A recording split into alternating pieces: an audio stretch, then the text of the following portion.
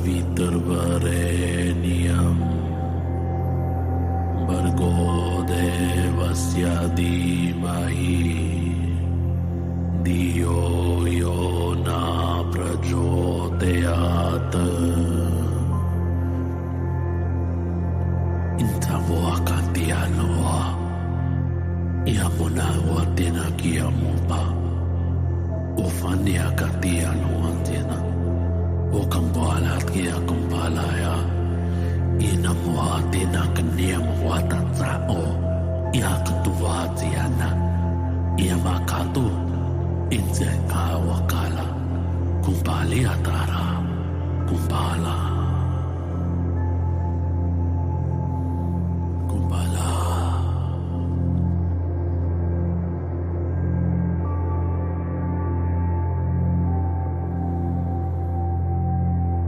Goes on for generations. The travels will disperse their light amongst all the willingly incarnated souls. But what of the ones that didn't know? Amnesia of the internal endowment to reserve a place in the fifth dimension for themselves, the ego to control, and a better life they shall never know.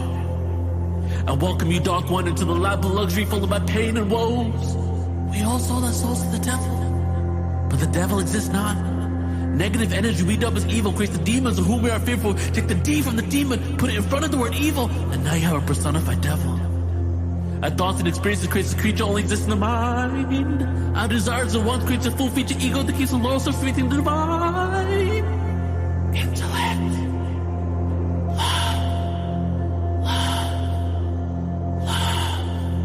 On the perfect understanding we will have of one another, I welcome you, my brother, my sister, my lover, to become one, to help me become one, before reality tears you for duality back in ether's imagination.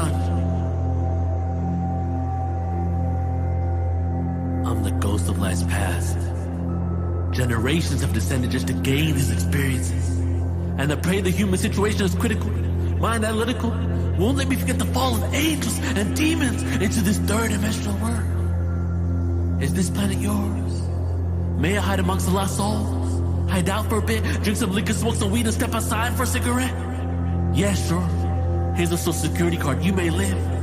Reincarnated to a kid and live, give back to the society. And I'm locked in borders, I smolder through the ash comes a horde of abstract thought. Who is not a ghost, a spirit, but just is. An enlightened individual, equality minus elitist political goal, the cynical flow, and pain and woes of shamanistic pagan rituals. We will resurrect the Messiah in all of us. It's time to trust our brothers and sisters. Unity of mind, consciousness, awareness on the rise. The yin-yang intertwined, masculine, feminine lovers intertwined. Spit worse than the chocolate points in my spine. Relentless but still find inner peace, so down the pace of my corrupted mind. Chemtrails, aspartame, fluoride, getting drunk and high. About the consequence, know why am I really here? But now I know is to help humanity steer into the right direction. For every single one of you, I feel affection. We're in the same situation, so erase the awkward moments, trying to walk around and get that bonus. You remember the Arcturians will be one of the group of interdimensional beings in the near future. The mass landings will help us souls really breathe.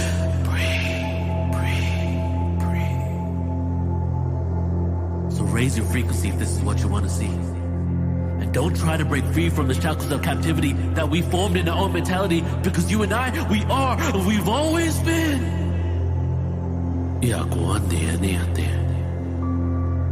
muakini azina wa inakni umana tialoa itangwa katina tsamuma kia ufana ianiaka inza uakni atsia uma faeniaka ualeando ande kia uanamia niatanu iakawa Uantia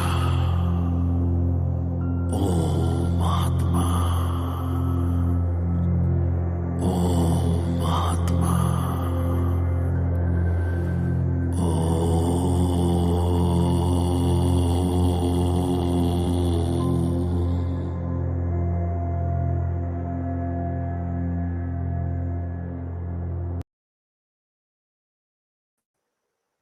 Hello. Welcome, everybody. Welcome. This is Neil with Portal to Ascension. So good to be here with you all. and really, really excited for what we're going to be embarking on for the next 11 days. So, just before we start, as we like to do at almost every event now, if not all of them, is just to go ahead and start to synergize our energy together and do a few breaths together into our heart, expand it out.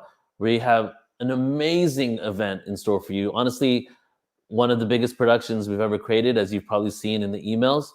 And also just the individuals that are here, the information that's going to be shared is running the gamut of awareness, everything and anything that we could put into this event that are different approaches in order for the collective mission, which is the ultimate awakening of humanity, is going to be a part of this experience today and for the next 11 days. So welcome, and I'm so happy that all of you are here for this event and for the 16th year anniversary at Portal to Ascension.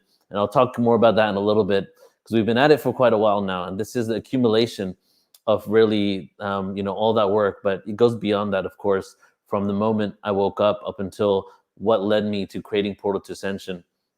And I see that you guys are saying hi in the chat. Please go ahead and say where you're from. Let us know where you're from. I like to see the Earth. Like, as I see you guys putting where you're from, I envision the Earth and all these little specks of light around the planet that represent us. And we're creating a grid work of awakening, and we're connecting through the internet, through our consciousness, with this awareness, and we send it out into the universe, But if you also feel a call to, because we're going to go super galactic too, by the way. So if you feel a call to drop in where you feel connected to from the stars, what star system you're connected to, love to hear that as well. So before we get into more, and before we bring on the MCs and really get into the experience for the next 11 days, I want all of us to just take a moment here and just go ahead. I invite you all to close your eyes. And there will definitely be a lot of information, a lot of experiences, and it's going to be back-to-back awareness. You're going to have a lot of time to go back to these replays and watch what you missed, and continue to, receive codes and receive downloads from this awareness. And at nighttime, you'll be integrating a lot of information. So before we get into 11 days of constant experiences and information, we're going to start it out with silence and connecting to the breath.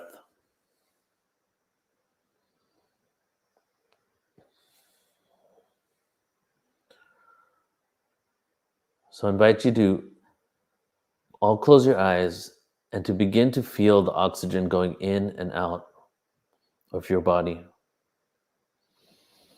in and out of your lungs.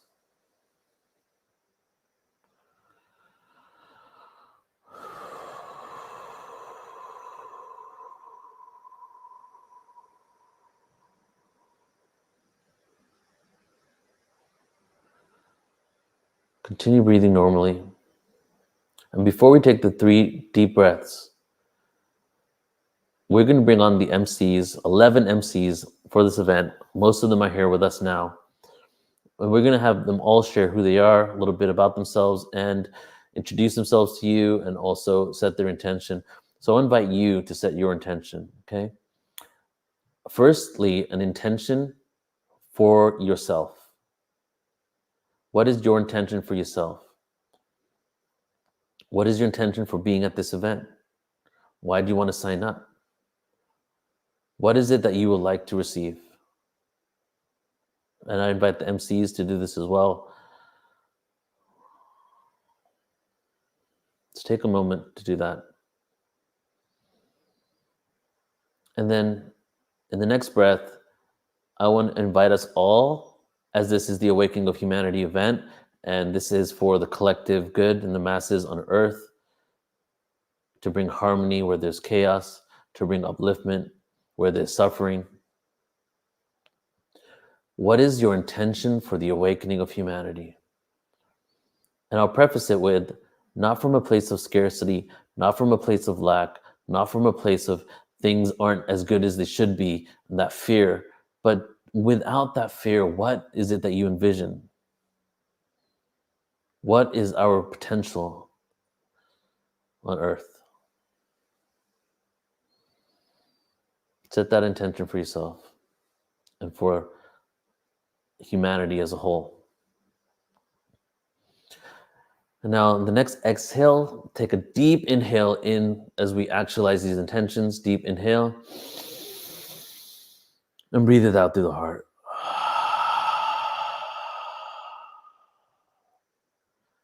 Deep inhale again. Out through the heart.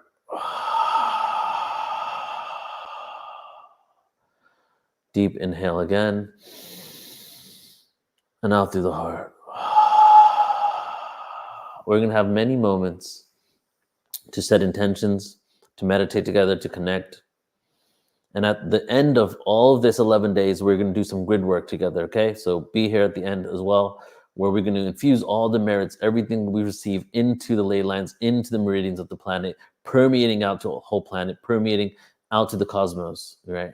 Because everything we do now at Portal to Ascension is no longer a conference. It's a ceremony. And this is the beginning of the ceremony. So take one deep inhale again. And exhale out. All right, everybody, go ahead and open your eyes. So officially, once again, to everybody who's joining in and just joined us now, welcome to the Awakening of Humanity. And we're going to have some time to go over how this event came about, but I just want to share a little bit, that I said, on the event, of course, it says that this is the 16th year anniversary. So I started this in 2008, Portal to Ascension. And actually, I have a couple of images I pulled up. So I'm going to just show you guys. My first event, I found an image on Facebook of my first event ever. In Ginger's Garden in Costa Mesa. Do I have it here? Here it is. Boom. This was the first event we did at Ginger's Garden in Costa Mesa, summer of 2008. It was a 432 Hertz event with Torquemji. It was his first event in California. And, when I started doing events, it started with just sound healing. And soon after that, after a couple years of sound healing events and just doing small little events here and at Ginger's Garden, who I love so much, Ginger really allowed me to experiment with the place. She gave me the venue for free, this area right here. And I would experiment and do all types of events, create holistic wellness centers, holistic fairs. And after 2 years, from 2008 to 2010, I started going on tour and doing different tours. And here's one of the tours, Galactic Remembrance Tour. We did the Shifting into Love Tour. I don't have the flyer here. And from doing events and doing tours, it was kind of a lot of energy just to travel around. And at one point in my life, actually for 3 years, I was just traveling from location to location. And whatever money I would make from that event would give me enough money to go to the next place. It's kind of funny because my ex-wife, when she got with me, when we got together, she would say, because I was in the middle of the tours, 2010, 2011, she told me she never signed up for missionary work, because we pretty much lived out of our car, just going and doing events. And I had no idea that it would get to where the point it is right now. But I always felt that, this is the work I was supposed to do. Every time something happened, I quit Portal to Ascension 4 or 5 times in the 16 years. And I was like, I'm done with this. I can't do this anymore. I need to go back and work a corporate job. This isn't paying the bills. It's not supporting me. It's not healing me. But every time I did that, something would pull me back into this work. And then 2016 was the last time I quit. And I was like, all right, I'm going to go work as an SEO specialist. I'm done with this stuff. And then again, within a couple of months, my friend told me, hey, have you ever thought of doing online events? And I was like, no, I never thought of that. And he goes, yeah, you don't have any of the overhead like you do when you're traveling, but you can go online and do these events. So I created my first event online, which was called the Starseed Summit. And the Starseed Summit was actually Dolores Cannon's last event she ever did. So her first event, my first online event was her last event. And it did pretty well. It was pretty successful. And I quit my job in that moment once again, jumped into the fire. And at that point, I made a decision to myself that this work and what we're doing for the Awakening of Humanity is so important that no matter what happens in my life, I won't quit again. I'll keep going with it. And I'm fortunate that since 2016, I've been able to do this full time. And it's getting to a point now, and we're going to speak again, this whole entire 11 days, we'll speak about this. but it's getting to a point where there is no holding back. You know, I was at one point, I was at trying to convince everybody, you need to change, this is the awakening. And then another point, I was on the other side of it all. Oh, I don't want to interfere with anybody's reality, they can do whatever they want. But at this point, the middle ground is speak your truth without attachment from the outcome, right? And the industries and the world as we know it, again, we'll be speaking about next 11 days, is shifting and changing. And this isn't just some pie in the sky metaphysical occurrence. This is some reality. You can actually track and quantify that what we think, what we believe, what we have, our industries, our jobs are all going to be shifting very soon in the next 3 years. And the new industry, the main one is the one, I don't even like to call it an industry, is that of consciousness, the upliftment of humanity, the healing process. We can't continue going on this world from a place of reaction and trauma, and it's not serving us, and it's creating more chaos, it's creating wars, the earth is fighting back. You know, we have to figure out a way to be in harmony. So what we're going to be doing for these 11 days with each other is infusing the timeline quite literally with this awareness. As we activate ourselves, we activate the planet, and then we can move one step closer to creating a world of unity, peace, transparency, and harmony, which is ultimately the mission of Portal to Ascension. So thank you all for being a part of this. I'm just checking some of the comments. We're going to bring on the MCs now in a second. Welcome, welcome. Please do keep letting us know where you're from. So the way we're going to start this, everyone, is first I'm going to bring on Alan Steinfeld because he only has a few minutes, has to head out. And then we're going to bring all the other MCs and you'll get to meet everyone. So let's go ahead and bring on Alan now. Well, thanks, Neil. Congratulations. Beautiful delivery and vision.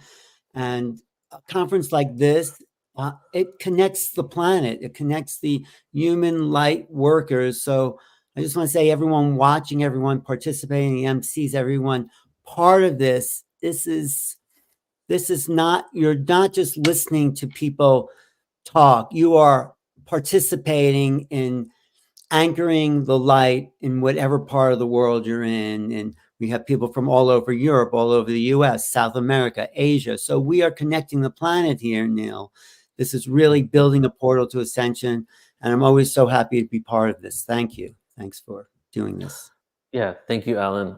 You know, I honestly, there's a few people in my life that I really wouldn't know where I would be without, and you're one of them. So I love you and I appreciate you, man. Yeah. Thanks. I'll be jumping in and out, but thanks so much for inviting me to be a part of this. So yes, I'm excited. Sure. Okay, we'll see you in about an hour, I guess. Yeah. Yes. Okay. All right. See you in a bit. All right, everybody. So give it up, everybody. If you're at home, put your hands together. We're going to go ahead and bring on your MCs right now. So let's bring them all on. We got Victor, Ashley, Lori, Isha, Tyler, Debbie, Emilio, and Michelle. Hey guys, welcome. So I'd love for us to just go around. Let's start off with you, Victor, and then once you're done doing your intro, I will go ahead and introduce yourself to everybody, and I would love for you to share your intention for this experience that we're going to all be having together. And then when you're done, go ahead and choose one of the other MCs and then pass the baton. Absolutely. Neil, I'm grateful to you for the opportunity to be part of this wonderful, wonderful gathering and sharing this energy that our world so desperately needs right now. I think we can all agree that these are times that I haven't seen. I'm 71. I haven't seen anything like this in my lifetime. And I think it's time for a true awakening. And many years ago, while attending a yoga and meditation retreat in upstate New York, this poem came through me, which I think exemplifies my intention for this and the work that I've been doing for the last 30 years. And I started seeing mathematical exponents, like you see the number 1 with a power, an exponent next to it. And the poem said, the energy flows from the love of the sun and charges a soul, the power of 1. That energy shared with a spirit that's new. A heart opens up, the power of 2. Ebbing and flowing from women to men, hearts on the wavelength, the power of 10. And when all of the millions with compassion run, the birth of the new mind, the power of 1. And that for me is my intention for the work that I do. And I'm sure for most of our MCs and presenters and participators here today. I led a 44-year career in an industry, and I also, on the side, had a spiritual calling and attended an organization called the New Seminary of New York back in the 1990s, was ordained, got my doctorate in ministry from them 3 years ago during the COVID times. And my whole approach to this is to bring service in whatever form or way that I can. And I'm grateful to you, Neil, for allowing me to bring part of that service to this wonderful, wonderful organization and gathering. And now I hand it off to Laurie. Well, thank you, Victor, and thank you, Neil, for having me. And thanks to all of you guys for being here. I guess first I just want to celebrate Neil. That was like, I loved hearing that. I loved hearing the path you've been through. And I think I know what I'm here to share this week is how to overcome challenges and how to navigate challenging times with, by taking the high road, by playing the long game. And I don't think it's going to be me so much sharing it as much as my collective. I've been doing this work for over 25 years professionally, and I've been serving the light. I haven't always served the light. In the earlier years, I was definitely serving more my egoic self and doing more spiritual capitalism, but it was always heart-centered with a desire to grow and commitment to the path and dedication to the journey.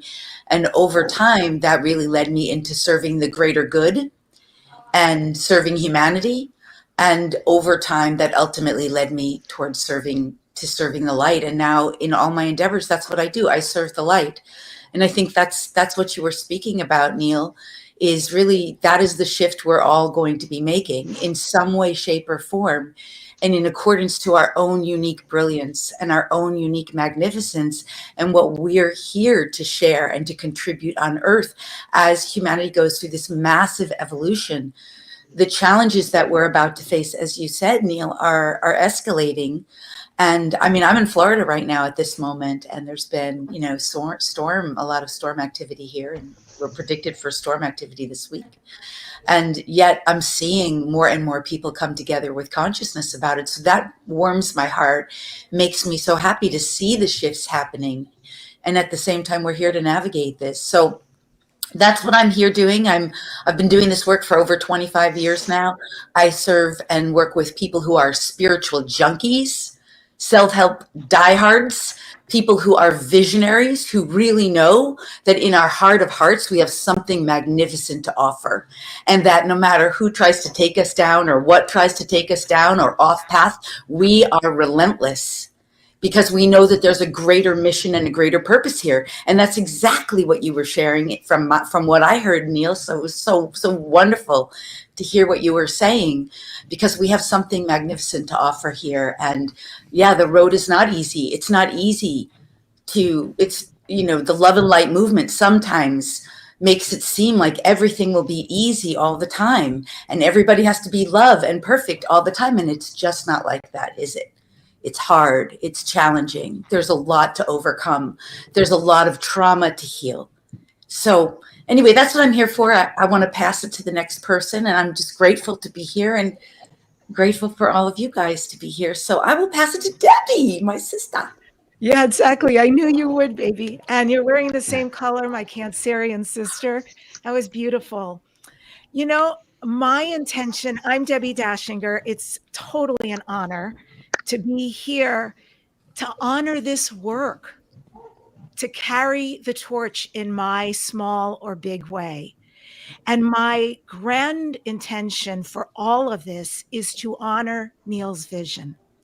Before this started, because I'm also presenting on Thursday, I reread, Neil, everything that you wrote in your promotional materials, what you said you were delivering. And I thought, I want to get behind that. That's a beautiful vision, and I'm all about it. How to get out of the matrix, how to start creating a new humanity and a new earth. What is our part in it, collectively and individually? So that's my big intention for all of this and the energy I plan to carry through the next 11 days. And I want to say happy sweet 16 birthday to Portal to Yes. Ascension and to Neil. I think it's kind of hilarious that every time you say, wow, this is so big, this is too much, I need to bow out, not me. The universe shows up and says, hey, buddy, we got your back. We love you. Here's another opportunity. And it just happened in England when I was with Neil. And again, it's a lot what he does. And I don't know how I sustain what I do. So I don't know how you sustain what you do. And I was there. Somebody's not muted, by the way. And anyway, you might want to mute yourself. But I was there when you were ready to say, I need some time off. And whoop, somebody swooped in who's extremely notable and said, I think I'd like to work with you and create something. And so I know things are afoot and are moving forward. And I know in your heart you said, oh, I think I have to say yes and keep going. And I love that the universe, the cosmos, those who are aware of the high game we're willing to play to finally become part of the cosmic community, the universal community, meaning our star brothers and sisters who have so patiently been waiting for us. I want that in my lifetime. And so thank you for asking me to play and to contribute and to show up to support other people. It really means a lot. And I just honor Portal to Ascension. Thank you. Thank you for all you've given so many to build community over the years. And for you, Neil, for being willing to be a leader in this area. Really, brother. I appreciate you so much. And Michelle, you go next. Wow, I didn't expect to go next. Debbie, thank you so much. I really resonated with that happy, sweet 16 that you came up with to share with Neil, because Neil, witnessing you for all of these years and seeing the ups and the downs and the triumphs and the challenges, it's really been something to see how you personally have navigated this experience and the way that you've cultivated each one of these high caliber, high vibration beings to not only MC and speak, but to all of the beautiful beings who are gathering here. Are you looking at the chat and seeing where we have a worldwide audience just streaming in? And it's really uplifting to see how many people are here with us to share and experience what this awakening of humanity feels like. And each one of us, I believe, are, answering the invitation to up-level our soul's journey. We're all on this evolutionary journey, and sometimes it can be messy, and we're still in the human body, yet we're yearning for the remembrance of who we truly are in these human bodies. And I want to thank Victor so much. Victor, just every single time you say one of your poems, I am so inspired to hear the truth in your heart and the way that you deliver it. And it feels like the new Renaissance. Neil, when Neil does his spoken word, and we hear all these words that come together that really fill our hearts with what unity looks like. We may not all have the same belief system. We may not all think alike or have the same upbringing or the same circumstances in our lives. But one thing I think we all resonate with is that we want peace on earth, and we want to experience harmony in our lives and see those that we love experience harmony. And the way through is what we're seeing here, joining together despite our differences and coming together and celebrating our similarities and this is a smattering with all these beautiful beings here of just showing what it looks like to show up and be here for Earth, Mother Earth, and all of humanity. I think you're going to see a lot of really beautiful personalities and hear beautiful intentions. And my intention is that we can move into this space of complete forgiveness and gratitude to project us forward into our heart's true yearning, to come back to remembering our heart of one. And I feel like, and Flo just joined us. I feel like, we're do a little dance. That's why we're here. That's why I'm here. That's why I keep showing up. Neil knew that I was pretty engaged during this time, and I didn't think I was going to actually even be a part of this gathering. And I'm so grateful that I was able to do that. And Neil, thank you again for honoring my time. And I actually have more time now because the conference that I was going to be emceeing has postponed till next year. And that's a conference in Sedona. So with that, I'm going to turn it over to Flo because he just joined us and I'm seeing you and you're my dolphin brother. So thank you again. And thank you to each one of you for being here, and Neil for holding this container of divine love. Thank you so much. Thank you, Michelle. So honored to be here and feel and receive you. Actually, I've been traveling with Neil, and I really get to see the amazing work behind the scenes. And I'm just so honored to be here with you all and for us to be doing the work. We are doing it, and that calls for a celebration on many levels, even though there's a lot of work ahead. And I'll keep it short and sweet. My personal intention is for us as a species to enter into collective consciousness together, for us to enter into this compassionate network where we can feel each other's deepest wounds and deepest greatnesses and amplify who we are as a species to enter into the new earth.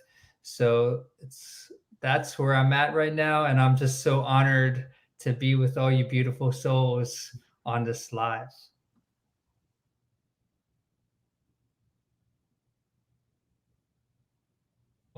Yes, and I don't know I just got in. I fell asleep and now I'm awake. And I passed the talking stick to my star brother, if he hasn't already spoken, Tyler. Thank you, Flo. I appreciate you. Can everybody hear me okay? Yeah? Okay, excellent. Well, I'm Hey, Tyler, and I'm from the Immersive Podcast. That's my current endeavor that I do. I do that with my partner, Jane. My intention for this event is really to just be a part of Neil's vision and help support it. I've actually also been traveling with Neil. And I'm in England right now. I'm from the States, but I really agree with what Portal's doing. Congratulations to the 16-year anniversary, Neil. Just bless that. I've heard bits and pieces of the story as we've known each other this past few months, so it's great to be a part of it. Neil and I, our visions seem to really mesh well with one another, and a lot of the people here that I've met since, both through Neil and just finding out that we had mutual friends, etc. There's a lot of common ground in Portal to Ascension, so I was very grateful to be asked to be a part of any of the events, and very quickly have made some very new, I would call them, family, tribe, and that was something I've always set out to do, is find my true tribe. But just like everybody else, I want to walk into the new earth. I think a lot of us are already there. We're already in and out of the collective consciousness. We dance with it. We dance in that quantum web every day. And, maybe it's a little bit grandiose, but now it's our job to help usher those who might still be a little bit lost kindly through that walkway into the new earth. So I'm happy to be a part of that. And thank you so much, Neil. I appreciate you.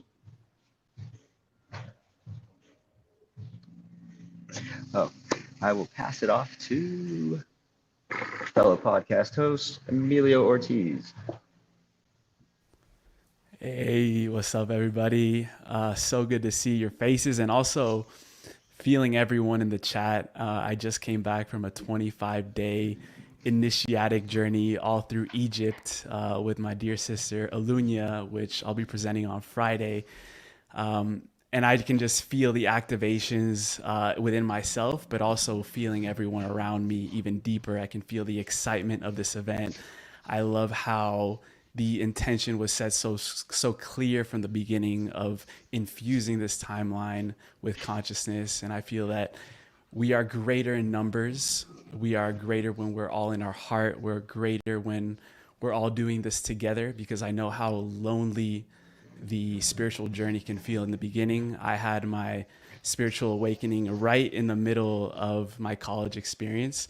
So as you can imagine, for me, it was like I'm learning about these things and, you know, I'm being introduced to these teachers and everything's going on around me, but it does feel very lonely in the beginning. And events like these are really helping us tune back into community and realizing that we're not doing this alone. We're not doing this, you know, in siloed spaces. Even though we might be all in our house, we can all feel the collective energy.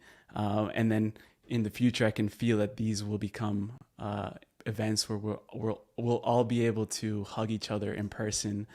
My intention is to, even though we're receiving so much information from beautiful minds, is to not allow that information to only sit in the intellect, but to really drop it into our heart. And anytime a sacred space is created, anytime there's a ceremony, it's important to feel in our heart first. And I learned that being in the temples right now in Egypt, realizing that the pyramids are stargates, but the true stargate is our own heart. And that's beating every second of the day. And we have access to travel. We have access to multidimensionality when we're in that heart space. So allowing every single piece of information that any speaker, any words that are spoken in this container, that we can really receive it in our heart. And I just love what Portal to Ascension is doing. I feel honored to be here. I feel like I just came into this space and we're all just getting started. And it's so beautiful to connect with so many legends, so many beautiful people. And with that, I will pass it off to Ashleah. Thank you guys so much. Thank you. Wow, what an amazing group of people. For those I'm new to, my name is Ashley Pfeiffer. I also go by Metaphysical Ash. I have always been psychically aware, and then in my adult life, I experienced a spontaneous Kundalini awakening that led me into mental, physical, and emotional challenges. So my intention is to assist those that are experiencing challenges with their spiritual awakening, providing practical tools, resources, and modalities to help them embody the frequency of their higher selves. So I'm excited to be here with everyone, to learn more about each of you, to step into that heart space and expand into the feeling of unity, of oneness, moving beyond the mind and into that space, which my belief system is that it is a feeling. So we can actually move beyond the thought streams and into the subtle feelings of our body to navigate reality in a completely different way. And before we reach that point, we have to do a little bit of what we call the work. So thank you, Neil, for your story, everything you shared, which continues to inspire me. Every time I hear it, I get a little bit teary-eyed because I relate with so much of that, so much of the spiritual journey that is so challenging at times, where so many of us, I know, can relate with that. We want to quit. We want to turn back. I want to go back into my sleepy slumber of that 3D world, but we can't. We have to keep moving forward and create a more unified field of consciousness, of awareness. And that is the body, the technology of the body. So I hope to unite the spheres of each electric heart. And I'm grateful to be here with every single one of you. I'm going to pass it off to my beautiful star sister, Isha. Thank you, Ashley. Gosh, I have been getting so emotional as I've been hearing everyone speak, because I can feel the energy that's radiating through. It's just the most incredible panel. And Neil, thank you so much for this amazing opportunity. I'm honored to be here. I mean, look at the panel. Everyone is amazing. It's just so beautiful being here with you all.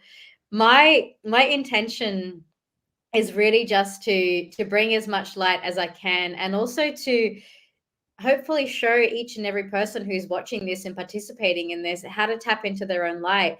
You know, sometimes as we go through the challenges of this world, we think that the light is outside of us, or that other people have it, but maybe we don't deserve it, or we're not experiencing it. And then we come to spaces like this, and it's like that kickstart, that booster that we all need sometimes. And we all need it. I'm sure every panelist can agree with that as well. We all need it sometimes. And so I just want to be here to support that, to support the vision. And also, as everyone's been speaking, I mean, my galactic team are going nonstop. I don't know about you guys, the rest of the panel, but like my team are just chit-chatting the whole way. And I feel the excitement. They get so excited when we come together like this, because, you know, the work that we do here on planet Earth, it's not just for us. It is for us. We, of course, get the benefit of that. We drop into our hearts and we feel the resonance of that. But every wave of light that we bring here, it resonates through the multiverse. And so every time there's an event like this on Earth, the angels get excited, the galactic beings get excited, the elemental beings get so excited. I feel the vibration of that. It's like Gaia is like beaming all this light in support of the work that we're doing. And so I guess it's just a testament to, you know, sometimes when we feel alone on the journey, we've got so much that we can turn to, that we can lean on. And I hope that I can just help people remember that we're not alone, and there is so much light available to us, but also that it's within us, and this is the homecoming. So that's my intention for you all. Beautiful. Thank you so much, Isha. Thank you, everybody. A perfect way to end the introduction of the MC by saying that this is a homecoming. It's not just a homecoming to a collective awareness, but something that we're going to be speaking about over and over and over the 11 days. The true homecoming is to the heart. And the true homecoming is even like the subatomic particles within, you know, to get to like the quantum level of the science of what we're really doing here. The external reality is a reflection of the internal world. And we're getting to a point now where we're starting to realize that on the scientific level, you know. And just to give you one kind of component of my first awakening, you know, when I woke up in 2001, I watched 17 hours of Nassim Haramein. That was my first day of awakening. And it's crazy because a lot of my friends here on the panel know, I always complain about my memory, but I remember almost all of that, right? And in there, he was speaking about a moment where he was 13 years old in a bus, and he basically had this experience where he kept going outside the solar system, the galaxy, the universe, the multiverse, and the further and further he went back, everything just became one dot, one speck of light, everything. And I started, from like all those videos, I started wondering, like early on the process, you know, our human minds can't imagine infinity. Like there's got to be an end to everything, right? Like outside this room is the town, outside the town is Earth, outside the Earth is the solar system, and so on and so forth. What's outside the universe? Can there be an outside of the universe? And that in itself makes me realize that we're not at the level of consciousness that we can be at, just because the fact that we can't even understand what's outside the universe, knowing that there has to either be something or we're just not seeing reality as it truly is. But one thing that we can do is we can divide a particle by 2, by 2, by 2, by 2, by 2 infinitely, and we will always know, and we can probably all agree, that you'll always have something left because you're always dividing it by 2. So why is it that our minds can't imagine the external, the opposite of that, but we can imagine that when you divide it, it's always still there, right? So that's what I got from his videos. And I started realizing, because the external reality is a holographic reflection of the quantum division within us. Our cells, the quantum particles, the black holes, the solar systems are all in the subatomic particles, and everything's reflected out. So what we're truly doing is we're getting to the singularity, but the only way we'll have open contact is the paradox. The only way we'll communicate with the rest of the galaxy is by paradoxically going into the wormholes within us, going into our own singularity, right? So we're going to be speaking about that a lot today, guys. I'm really excited for this. Thank you to all you guys, all the MCs here, all of you coming on. And I want to let everybody know that, you know, there's a couple MCs that aren't here you'll be meeting later, but each one of you, as you guys know, and for everybody tuning in, has been beyond hand selected for this, to be a part of this, because the work you do, the people you are, I've tuned into your energies, and some of you I've known for many, many years, and I love so much. So this is truly like a family coming together. And you know, a couple of you I've just met, and Emilio, finally seeing you for the first time here, but I've felt your energy for so long. So I'm just really happy to be creating this with you guys, and I want you to know that there's a reason why I chose you to be a part of this, and I'm just really happy that we're going to be creating some magic together. So love you all very much, and we're going to get into it, guys. So I'm going to go ahead and put you in the green room. The way we're going to flow is I'm going to play a 13-minute sound experience from Vox, and some of you might know Vox. She presents a lot on Portal to Ascension. She presents at all of our live events, but we're having an audio face issue with StreamYard. So she recorded this for us. So we're going to have an activation through the Elohim right now. And then I want to get into really grounding in some awareness here. And I have a small presentation before our first speaker, Raquel Spring.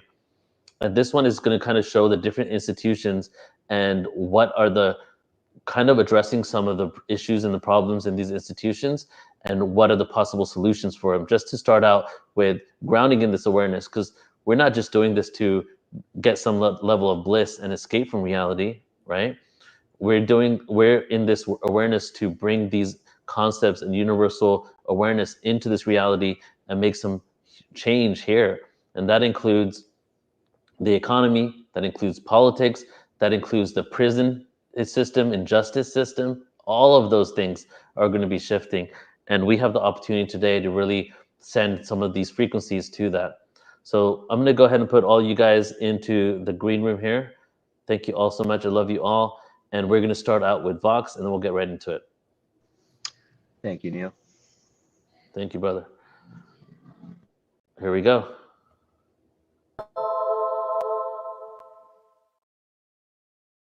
Hi, everyone. I am Vox Angeles, or Ra Benasatu, and welcome to the Awakening of Humanity. And I know that this is just going to be a glorious 11 days. And so I'm really excited to kind of open everyone up to all that you have the capability of receiving during this time from these wonderful presenters. Now, I am an embodied conduit of Elohim, which is a collective and infinite source, and an invocational sound or vocal artist. And I receive and translate the highest heavenly sound signatures of sacred design and creation into vocalized and written forms. And so with this vocal transmission, it is an alchemical transmission, so it affects you as far as your DNA, cellular structures, crystalline structures within your physical form, and also the energetic body. And I am going to create a transcendent bridge, kind of bridging you from the moment where you are presently to the next moment, that you can open up to everything that you can carry with you at the completion of this conference. So go ahead, and I'm going to set this up while I'm talking. Go ahead and close your eyes and just be open to receive everything that is in store for you. Bringing all aspects of who you are, physical, emotional, mental, spiritual, and energetic, into this present moment in time, now. Bringing all that you are into alignment. Finding that connection with the earth. And just relaxing back and listen with all that you are. The transmission will begin.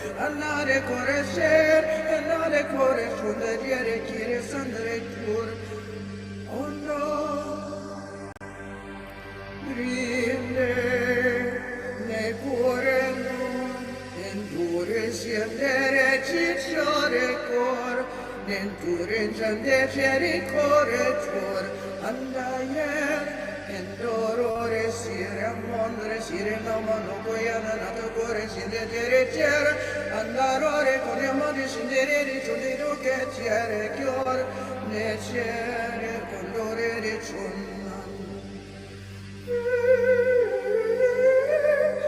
to kore shaya matre tere tere churu churu churu churu churu churu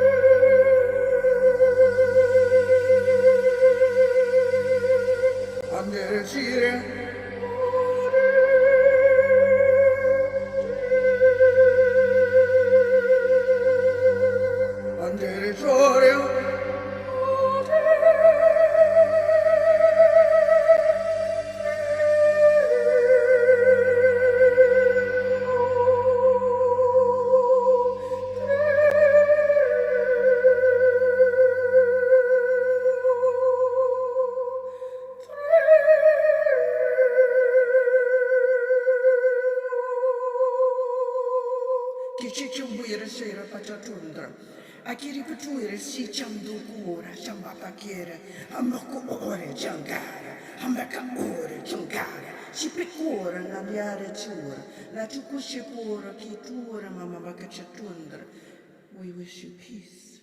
Shekari kuturu spuya na mabakachura. We wish you love. Kichunya mabakira tuture, pakure mechiri kuturu sundra. Thank you.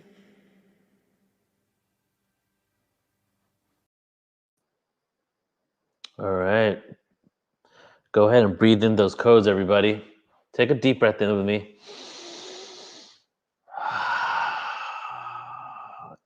At this point, an event won't be an event without Vox. She's amazing, and that's just scratching the surface of what she really brings forward.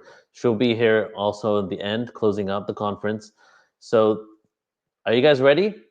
Let me know in the chat if you're ready to go ahead and begin officially here. And I would love for you to know, Ashley's asking, who's feeling that transmission? Go ahead and let us know here. And I'm curious, I normally ask this on a big event.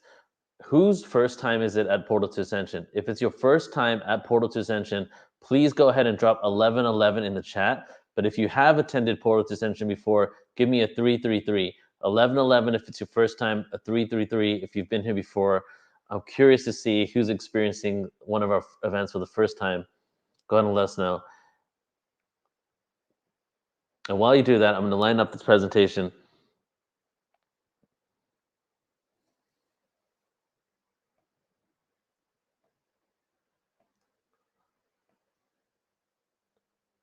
Beautiful, beautiful.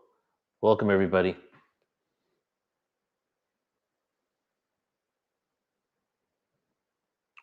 So in about 25 minutes, the flow for today, the schedule always starts at 8 a.m. Pacific time every day, which is 11 a.m. East Coast time every day, but the ending time will be a little different. Some days we go longer, some days are going to be shorter.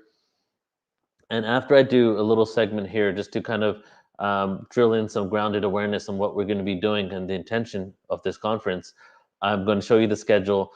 And for all of you out there, the schedule is on the website. So the quick way to get to the website, 11daysofawakening.com. 11daysofawakening.com takes you straight there. Let me write it in the chat for you. Okay. And then just scroll down a little bit and you'll find it there. 11daysofawakening.com.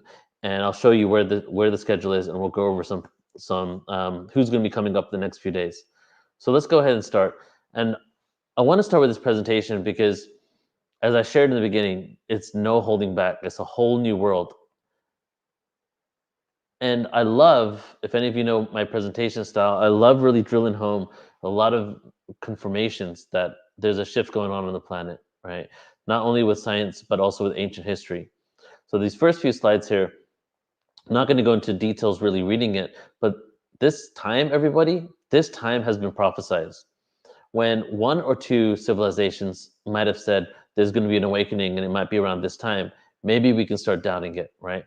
But when you have all of these six here, the Indians and the Indian Yuga, Hinduism, Greek mythology, Norse mythology, Roman mythology, Aztec mythology, and Buddhism all confirming it, maybe you start thinking, is there something here? Is there some sort of collective awareness that these ancient cultures had that they knew about some foresight of what's going to happen in the future? Let alone, if that's not enough, what about these other 100 ancient civilizations that speak about time being in cycles and us going through awakenings and a descension process, an awakening process and a descension? What is going on the planet right now isn't just to the metaphysical world. This has been discussed and known about by so many ancient cultures, so much so that you can almost look at any ancient civilization and they have some sort of story of awakening or some sort of story of an advanced history and then falling from grace, so to speak, and then a reawakening happening here. This slide I love to show because not only, the way I see it is we have Earth consciousness, right? We're on Earth and we're just aware of our surroundings and we're not even aware of us being inside a solar system, right? And in that kind of reality, it's almost a little narrow tunnel vision because therefore everything that you experience on Earth is connected directly to what is actually happening on Earth only.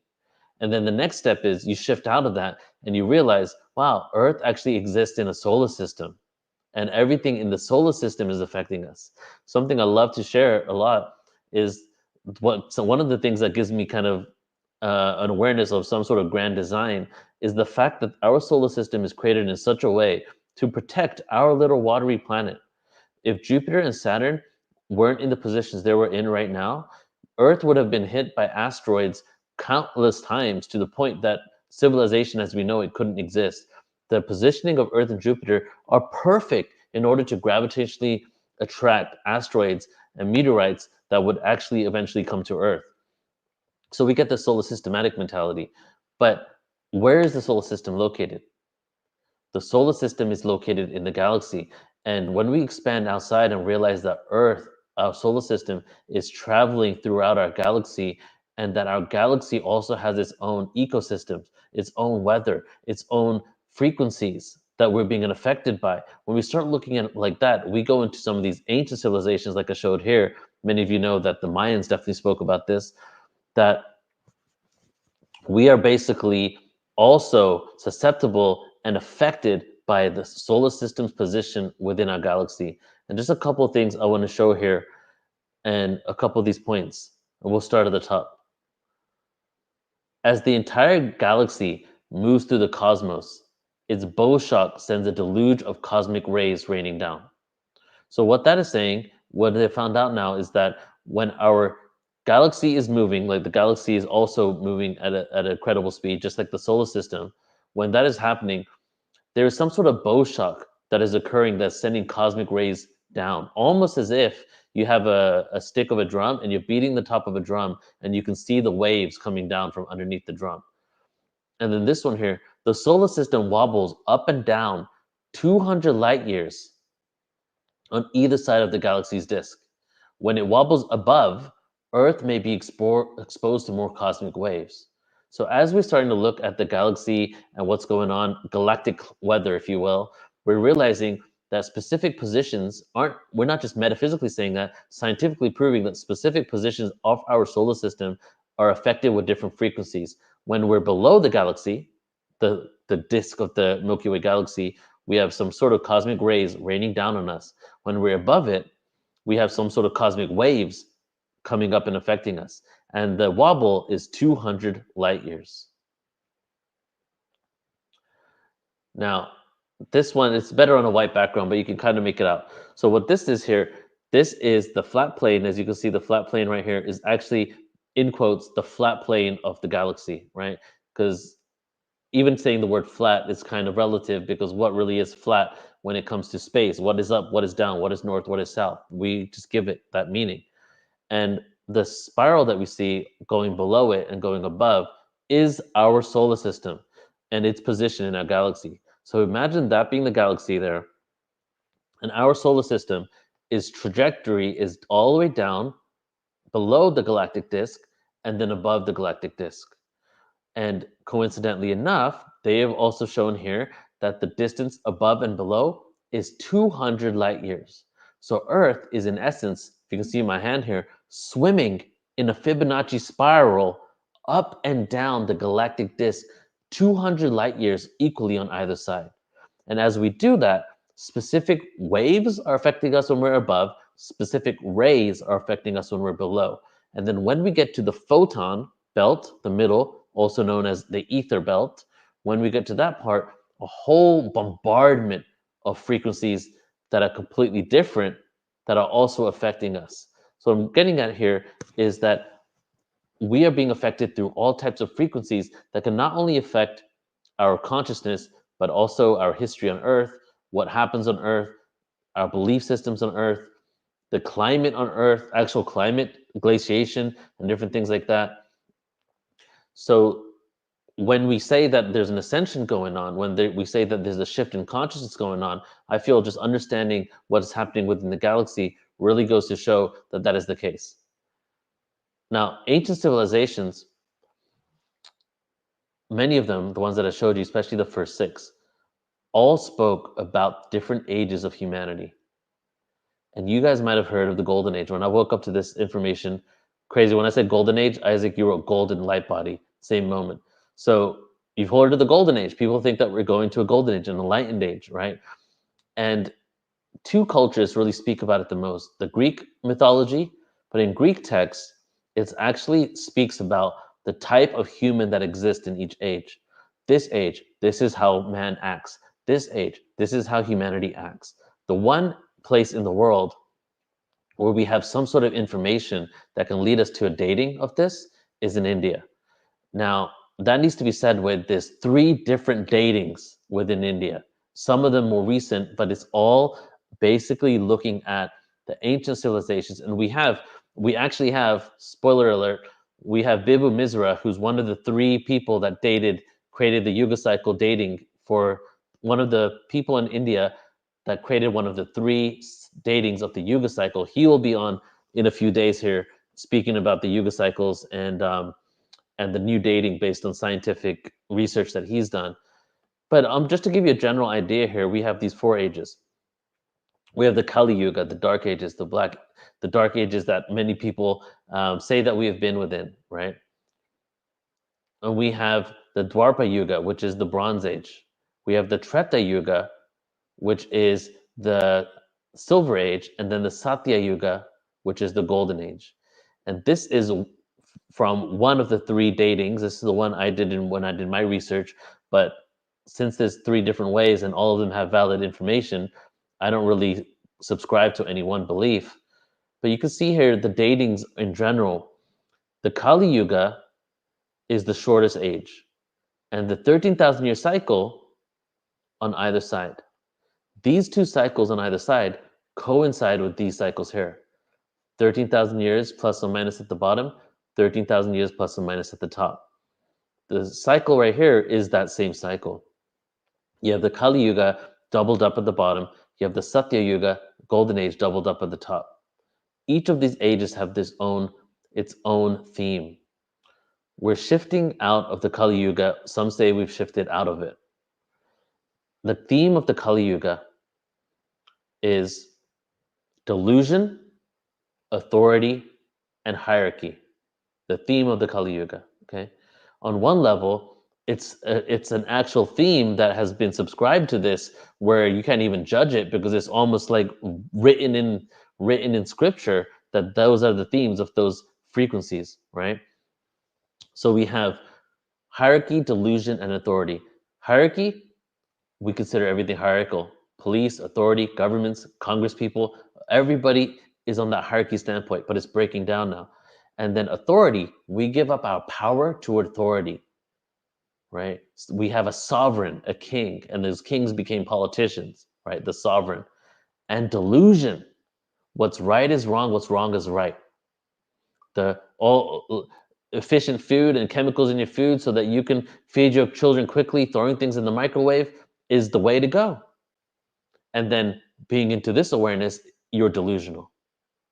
What happens as you shift from the Kali Yuga is we go from worshiping a sovereign to realizing our own sovereignty. That is the age of the Dwapara Yuga. Sovereign to sovereignty. And from delusion to awareness. Level of, so the Dwapara Yuga also has a theme. And the theme of the Dwapara Yuga is the theme of energy, right? And when we enter the Dwapara Yuga, when we started entering the Dwapara Yuga or shifting into it, we first started having electricity, energy, right? We're creating electricity, of course. And then as we start getting into it even deeper, we start realizing everything is made out of energy, and quantum physics is also is the beginning phases. Our quantum understanding is the beginning phases of us entering this new world. Now, what happens when we exit this world, when we go in from the Dwapara Yuga into a new reality? Well, what occurs is we then begin to become the masters of energy. Okay, so we see electricity, we understand the quantum reality, and then by the end of it, we realize we are energetic beings, and then we become the masters of that energy. And that is where we are in now, if you look at it through the Yuga cycles. Some people feel that we are moving from the Kali Yuga straight to the Golden Age, to the Satya Yuga. I don't really know what the answer is because I'm not really speaking to these higher dimensional beings telling me these answers. And the people that I go have on Portal to Ascension and connect with that are channeling aren't specifically talking about ages. However, anything out of the Kali Yuga is a golden age to this experience. Chaos, suffering, struggle, darkness, forgetfulness, lost, amnesia. These have all been themes that we've been experiencing. Now, in the Dwapara Yuga, as we realize that energy, we start healing our amnesia, right? And as we heal the amnesia, we then eventually get to the Treta Yuga. The Treta Yuga is the age where we start perfecting telepathy. And I love the way Bashar puts it. He doesn't call it telepathy, he calls it telepathy, because basically he's saying we use our empathetic bodies in order to connect through emotion. It's not mental. So it's interesting because the Treta Yuga is also the mental age, but the mental age connects to telepathy, where we are figuring out our energetic bodies over the next hundreds of years. We're transcending all types of traumas. We're getting to that 0 point. We're literally getting to the 0 point. Energy is quantum reality. Quantum reality is the 0 point. The 0 point is stillness. We're doing that. We're working on that. Like Ashley was saying, like this is real work, right? And then we get to the Treta Yuga, and the Treta Yuga is the age of telepathy. Has many other things as well that's connected to that. But by the end of that age, we don't need to communicate through words like we do anymore. We have full transparency. We have interconnectedness, compassion. We don't have anything to hide, right? We work through things. And then ultimately the golden age, the Satya Yuga. And the golden age is the age of enlightenment. The golden age has so many different themes involved in it. And as we're moving there, it doesn't mean that's the age that we have space travel, we go connect with the galactics. We can start doing that sooner than that. So I just wanted to show you guys kind of how this looks. Now, each age not only is twice as long as the age before it, Dwapara Yuga is twice as long as the Kali Yuga, Treta Yuga is twice as long as the Dwapara Yuga, Satya Yuga is twice as long as the Treta Yuga. But in every age, your age increases. It doubles as well. Kali Yuga, the age limit written in ancient India is 120 years. So of course, people can live older than that. People definitely live younger than that. And what that really represents is that without the chemicals and our food and all this crap and this air, oxygen, all this stuff, without any of that, we would live to 120 years old, right? That's how much our body has been created. And then as we start going into energy age, we start shifting the belief around age. We start cleaning up the earth. That's where we're heading. Age increases, 240. Treta Yuga, age increases, another twice as long. Satya Yuga, age increases twice as long again. And if you look back at the ancient texts of like Noah and before that, all these ancient people, you see that there's stories in there of how long they lived, right? And some of them seem that they lived a very, very long time, including the Sumerian Kings list, which is a whole other story of the ages on the Sumerian Kings list and what that represents. So we're shifting into these ages, and as we do that, our belief systems are shifting and the themes are changing as well. Whether we're going straight to the golden age or not, who knows? But one thing I want to share is I feel, and I don't think it's arrogant to say this, I think that we are not going to go to sleep again like we have been. We've been going through these cycles we signed up for. First of all, you can't judge the darkness, right? And that's a huge thing I'm all about. I'm going to talk about that a lot over the next 11 days, darkness and not judging it and why. But as we're going through these ages, this is a cycle that we signed up for. We fell into this construct. We created it, someone else created it, but we came into it. And we're going through this forgetfulness, remember. It's the definition of insanity, doing the same thing over and over again, expecting different results. But what's occurred is there's been breakaway civilizations. Some civilizations never fell from grace.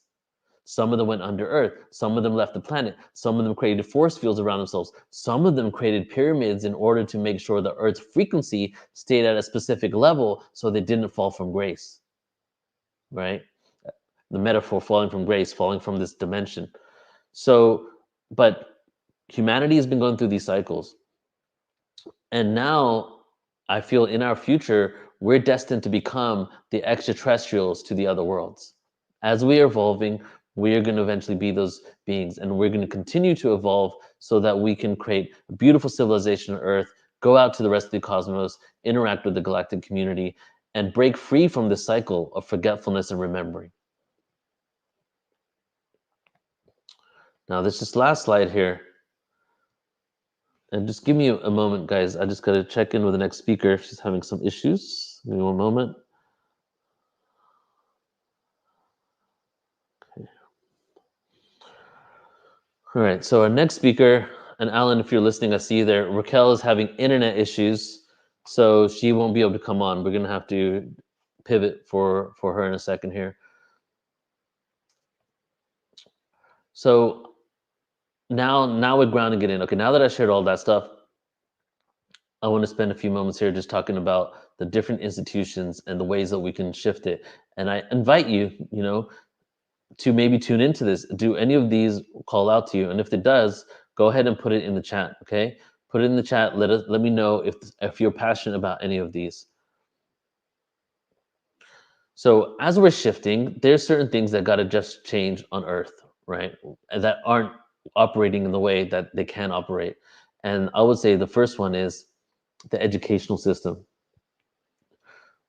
As we shift and create this new world and the awakening of humanity continues, we can move towards a holistic education that emphasizes not only academic knowledge, but also emotional intelligence, creativity and critical thinking, and mindfulness. We can also shift the way we communicate to children. Instead of creating limitations, we can create belief systems that empower them to tap into the innate abilities. Ever since birth, right, we're just told all these limiting beliefs. There's so much psychology books out there on how to still create boundaries for a child without saying no in a way where you're basically creating a limitation for them that they don't develop in certain levels, how to mitigate specific things so you don't inhibit emotional intelligence. And I'm saying this from experience because that all happened to me, right? And so there are ways, and we have the awareness now on what we can do in order to raise children to stop creating limitations. What if we started teaching them about how we're all energy, what the capabilities are? This reality, I'm believing more and more, is like an organic holographic matrix. And we are not only the actors, but we're the actors that forgot we're acting. We're the actors on a stage that literally forgot we're acting, just like Truman. And not only are we the actors, we're the directors, we're the script writers, we're everything. But we forgot we're doing any of that stuff. So what we can do when we say we simplify this awakening is we are realizing that we can rewrite the script. We can rewrite the script, quite literally, like a computer programmer. And as we start rewriting the script, that actually starts at childhood. You got to know you can rewrite the script. We're told that we can. We're almost like a victim to this reality. So this, from children to the educational system, if these kind of things are implemented, rather than most educational systems are designed just to put people into the matrix and get them ready for the workforce, right? The economic system, explore alternative economic models that prioritize well-being, sustainability, and equality over relentless growth. It's not, the solutions are easy. Getting 7 billion people to agree upon it, that's the challenging part. The solutions are easy. Getting the people that have this corporate greed to agree upon it, that's the challenging part. When I took Econ 101, I was told that for all corporations, the number one thing that they're responsible to is the shareholder, right? The shareholder. What does the shareholder want? Returns on their money and dividends. That's their number one responsibility. Therefore, the way the system has been created, right? And nothing against any model, but definitely crony, I would say capitalism, right? Get to a point where we are not regulated to prioritize what really matters. The earth, connection, people, health, well-being. That's why we have all these chemicals in our food. That's why all these corporations can get away with such huge crimes with a slap on the wrist or just a little bit of money that they have to pay that's a fraction Great example is the pharmaceutical companies and what happens with opioid crisis when the family that was almost responsible for it only paid a portion of money, even though thousands and thousands of people died from what they did. What if, we regulate all other types of crap? Why don't we regulate on some level, or give an intention and a reason for us to prioritize the earth and humanity rather than corporate greeds? Because you can still make money, but the amount of money that is made can still be quite substantial if we were to prioritize other things at first. And a good example is Bhutan, which is a country I can't wait to go to. They don't have GDP, gross domestic product. They have GDH, gross domestic happiness. They're based their economy on the overall happiness of their people. Healthcare system. Integrate traditional and alternative healing practices into mainstream healthcare. Focus on preventative care, mental health, and holistic well-being. New sound therapy technologies being released to combat different illnesses, like the one I wrote in this area here that I won't say on YouTube. And there's so many alternative medications, and as we're awakening, these are going to be implemented into society. Political system, collaborative decision-making, limit, this is something that I think of. I guess I'm passionate about it, but I'm not like holding a protest sign up about it, but definitely will wish this could happen.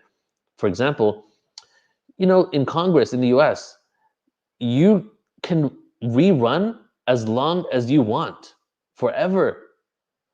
Judges, they're in there, unless they do something criminal, they are there in their seat forever, right? Limit term limits to 2 terms. Too many politicians are focused on running and re-electing and re-electing and re-electing, that all they're doing is raising funds and just running for re-election and coming up with lies to stay in office, right? We've created an inherent corruption within the system. There is no benefit in them assisting us, only lying to us so that they can continue whatever corrupt things they're doing, whether it's making money or whatever. Shift towards environmental stewardship. Shift towards regenerative practices in agriculture, energy production, and resource management. Prioritize sustainability and conservation. Technology and artificial intelligence. I don't know what all you guys think, but guys, AI is here to stay, okay? And you might think that, no, we can get rid of it. Everything is neutral, and we put our own energy into this, okay? Everything is neutral. We can create good or bad out of it. Every technology that comes out that is this revolutionary has been used by black budget programs and military industrial complex for at least a decade or more. You know how many of these corporations got the upper hand on us? And this technology that's coming out now it's coming out for the masses to use. But these types of technologies, guys, like AI, for example, in about 3 years, a good percentage of industry on the planet will no longer be needed to do by a human. And that's just what's happening. You might be the select few that say, no, you don't want that, but that's what's going to happen, right? The surgeons are the AI surgeons, the robot surgeons, are now having more precision than the regular people, right? Again, I'm just giving information here, okay? So what does that mean? Are we going to have a dystopian world? Or are we going to have an opportunity to focus on what really matters, ourselves and each other? How does the dystopian world come about? Well, if we're at a reactory, hateful, no inner work kind of reality, that's where dystopia happens. People start using things for their own agendas, nefarious reasons. If we do the inner work, if we continue to heal, if we send compassion, create harmony on earth, these things can be utilized for the benefit of humanity. In about, I said 3 years, but maybe a few years more, I have a feeling from my research that almost 50% of all the jobs that people are going to school for right now and getting degrees on, by the time they're ready to start working in that workforce, those jobs may not even exist anymore. That's how rapidly things are shifting now. The singularity for these technologies has already been reached. It just hasn't been unleashed. So what are we going to do? How are we going to develop and implement ethical guidelines for the use of emerging technologies, conscious technologies, sound therapy technologies? All these things are coming about. It's inevitable. They cannot, not only, I'm not just talking about AI now, I'm talking about other holistic technologies. You cannot deny the benefits that people are getting from those, right? So it's going to be here. Okay, energy systems, invest in energy. We've talked about this many times on Portal to Ascension. What's going on with our energy sources? You know, there's the technology out there that you never need to charge your phone ever. Everything's energy. We're just like going around in circles here. We're using outdated technology. Technology is already expanded to that. The energy for cars and all that stuff. Why is it that the electric car industries, people that own the electric car stations, are the same people or companies that own the petrol stations, right? They hijack all elements. Both sides of the coin are owned by the same individual. All conscious movements and beautiful things that happen get hijacked, and then an agenda is put upon it. And the energy system is a good example of that. Now, justice system. This is one I'm actually passionate about. Shift our perception on criminality. Go to the root of these situations. Why does criminality happen? Why do people commit crimes? Why do people do things that are hurtful to themselves or to others? Rather than offer punishment, find ways to rehabilitate, create harmony for that person, make sure someone is seen, and create a system that does not make an individual feel the need to resort to disharmonic expressions. You know, in the prison system and jail system in the US, maybe in other parts of the world, many places, you have to join a gang. You might go in there for doing some blue collar crime or some white collar crime, You might go in there for a DUI or something small, or you did some drugs and you hurt yourself and then you went in there. A lot of these places are designed that if you don't have protection from one of the gangs, you're going to be really, really screwed. So the criminal system is literally designed to create more of a criminal when you go into it. It perpetuates the problem. So, and then also, why do people do what they do? Scarcity, lack, suffering, pain.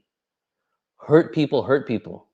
And as we start implementing that awareness in society, we start looking at people with evil, that they're hateful, and all this stuff. And we start really seeing people. And that's almost like what started with not being seen in the first place. It's the story of source and darkness fragmenting from source, and then darkness being a little wounded child that doesn't see himself anymore in the light, doesn't recognize himself or herself in source. And after you've been so fragmented and disconnected from the greater truth, you end up hurting yourself and you can hurt others. Corruption, right? One of the main reasons, the corruption, when it comes to extraterrestrial influence, these agendas that impose on us, political influence, greed, corruption. Oh my God, it's so deep. Even the most non-corrupt country in the world, supposed to be, the country in which I used to live, I guess I travel now, but you can tell from my accent where I'm at, where I lived, is one of the most corrupt countries in the world. The least corrupt country that has been marketed to us is actually one of the most corrupt. Delusional. Personal development and discovery. Encourage lifelong learning and personal development. Create systems that support individuals in discovering their passions and purpose. Mindfulness and conscious practices as well, which I'm not going to go into there. So that's it, guys. I just wanted to share that with you really quick, just to kind of speak about the different institutions and the changes that we are in store for on this planet. And if any of these resonate with you, actually, if any of them do resonate with you, go ahead and say in the chat which ones do. And we can hold all these intentions into our field as we're doing this. Because as I shared on the email, like doing this type of event, as we're picking up momentum and doing this, we can create a literal shift on the planet. And we are going to create a shift. But the more of us that are focused on this intention together, and the more of us that gather with the intention of this awakening, literally the wool being lifted from our eyes, the more of us that have that intention, the more that it's going to happen. So I'll let you go ahead and leave some comments in the chat if there's anything there that resonated with you. And Alan, if you're there with me, Raquel is not able to make it. Alan, do you want to jump on for a second and say something? No, you're gone. Okay, cool. He's not going to come on. All right. So, but I'll like to, since we have some time and Raquel is not going to be joining with us, I'm going to go ahead and tell you the schedule here for today. Let me go ahead and share the schedule with you all. And then Lori, if you're open to it, you can jump on and have a little discussion before we get into our first speaker for today. Okay, so for everybody tuning in, a couple things here. All of you on YouTube, if you want to go ahead and check out the schedule or sign up to join us in the StreamYard room, go to our website, upcoming events, or just search 11daysofawakening.com. 11daysofawakening.com. You can register free or by donation. Now, announcement on this, all donations that come in for these 11 days are entered to win 3 months of Portal to Ascension events. And I'll show you upcoming events. You can see the next 3 months of events there. We're going to do a drawing, and we'll draw maybe on the last day or the day after that. I'll see. But if you want to donate at any point here, we would appreciate it, and we will enter you into the drawing. Okay, so schedule. You go to the page, you scroll down, and it's right here. And you just can click on each day. Boom, boom, boom. And you can see who is going to be there on that day. So for today, in about 30, 40 minutes, we're going to have Emily Ghosh coming on. And then we have Lori coming on after that. We have Linda Starwolf, Dr. Susan Shumsky, and then Julia Balaz. And Julia Balaz Balaz actually is a galactic astrologer. So it's her first appearance on Portal to Ascension. Tomorrow, starting at 8 a.m. Pacific as well, Debbie Solaris. Tomorrow is going to be pretty cosmic, everybody. Debbie Solaris, Toni Ghazi, who channels the Mantis beings, Marilyn Gowacki. So Debbie Solaris is going to give us a breakdown on different galactic races, extraterrestrial races, their traits, where they come from, what their connection is to Earth. Toni Ghazi is going to go into the Mantis beings. Marilyn, she channels a being called Zazar. You might have heard of Zazar. Uri Lee, Igor Galibov, Zoe Davenport, and then Jay Clay. And then we're just going to keep going on from there. At the end of every day, we'll talk about the schedule for the next day, but you can go ahead and check everything out there. And after this conference, just another announcement. So actually, 2 days ago, Flo, I'm here in Spain right now with Flo. We're living together for a little bit. And 2 days ago, we did the Lyran conference. And if you were part of the Lyran conference, it was epic. It was an 8-hour event on Lyrans. I mean, we've done Palladian conference, Arcturian conference, so many different ones. And this one was really about our galactic origins. So many of the people that you can experience over the next 11 days is going to be of galactic origin awareness, but pretty much everything. We have Paul Wallace, we have Avi Loeb, the Harvard scientist that is going to be speaking about some new discoveries that is going into the mainstream of the fact that we have been visited or ETs could be on Earth right now, which is going to be very interesting. And the Lyran conference was super galactic origins, the inception of humanity, the human template and how it started in a galaxy, and the beautiful story that has taken place ever since that happened to this moment now on Earth. And then we have this 11 days, as you guys know. And then on the 12th day of Christmas, we're going to be doing the Cosmic Dragons Conference. So after this is done, we're leading up. This is it's a lot of energy and a lot of online time for these 13 days. And then we have the Dragons Conference because it is the year of the dragon. And that's also on our website too, under events. It's our second annual Dragons Conference.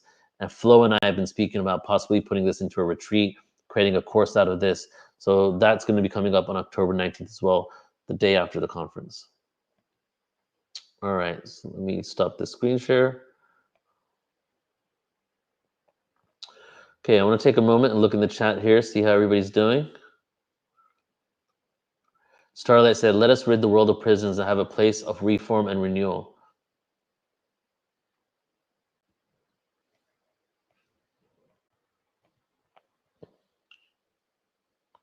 This is so important. Environmental stewardship, yet holding the vision that we all shift into higher alignment. Yes, exactly, Bridget. All right, Alan, I'm going to bring you on. I don't know if you heard me about Raquel, so let's bring you on here. Yeah, I did Hey, hear Alan. you about Raquel. Hey, You're you hear muted. me okay? Can't hear you. Your speaker's not on. Speaker, how's that? How's that? You got to change your setting, Alan. I do. Here, I'll bring you on a sec. Okay, let's go ahead and bring Michelle on and Lori. Hey, guys.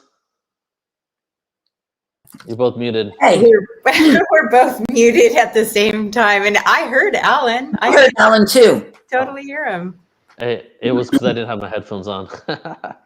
Let's bring him on. Oh, thank you. There we go. There he is. Just boost your volume, Alan, if you could turn it. Okay, there. How's that? Is You're that always better? on the go. Good. Anyway, Neil, I thought you did a great introduction to the whole conference with your presentation. Give us all a background of where we've come from and where we have to go, or where we are going as the vibrational shift happens. So thanks for that. Sorry, I've been in and out of internet service myself. Are we going to do Raquel later, or what are we going to do? She's having internet issues, so I'll text with her and we'll figure it out, but not today, another day. Anyway, I think it's great. Good to see you, Michelle and Lori. I'm excited about everything that's going to take place here in the next 11 days. You know, this is epic. And you have, what, 2,000 people signed up? Yep, we just got over 2,000 people, so yeah, it's going to be fun. I just wanted to say, Neil, I loved your presentation. I rarely listen to, because of the nature of my work, everything that I get is direct from source. Everything I get, I don't listen. I never heard that. I mean, I did know that all the religions predicted this time, but I thought your presentation was so inspiring and so hopeful, because it helps us to see that the power is within us, all of us, to make change. And so many people tend to walk the earth feeling like there's nothing they can do. But you're showing the different areas, like everyone has a role to play. It was a great presentation. Really inspiring. Really, I totally echo that, Lori. I feel that the way that you navigate the space of the space of division, because we're seeing on earth that many people have one belief system or another, pointing fingers, judging, blaming, shaming others. And yet what you're doing is you're bringing us all back into the reality that we really all want the same things. And limiting that outside chaos that's swirling around here, giving us that invitation to just engage with it. And really, the answer is not to engage with it, to not give it our energy when it's creating a discordant, non-harmonious feeling, to go back to that inner peace. And like Lori said, connect with source. When we're doing that, we're always on the path forward with this evolutionary spiral that you so brilliantly shared with us. You didn't have to be a rocket scientist to understand it. You made it so easy for us to follow along and dream with you and vision in the earth that we want to see, holding the space, knowing that there's corruption happening, and being able to come back to that neutrality and looking at it as a witness rather than a participant. So I really appreciate the way that you presented it. And Neil, you sort of laid out the map. And so all these 2,000 plus people that are going to be tuning in create the grid system around the planet. So we're actually tapped in.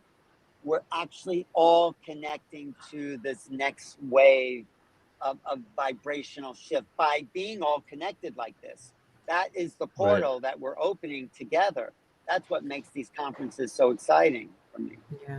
Yeah. I want to give a shout out to Tamara. She's been texting in. So I just wanted to say, hey, Tamara, it's great to see you. Adding her energy here. She's usually one of the MCs, so it's good to see her here. Well, the other thing I was going to say, Neil, about what you shared, when you went over the different areas that we all need change in, like there is not one of those areas that somehow we're not somehow involved in. And so what I'm hoping that people, one of the things I really want people to realize, and I think I said this a little bit, but is that we all, not only do we all have a role to play, my dog, but we all have the ability to make the change. We all have the ability to make contribution. If you're a school teacher, you can influence. You can have an influence. If you're in the healthcare industry, you may be in very 3D reality, serving in a very 3D capacity.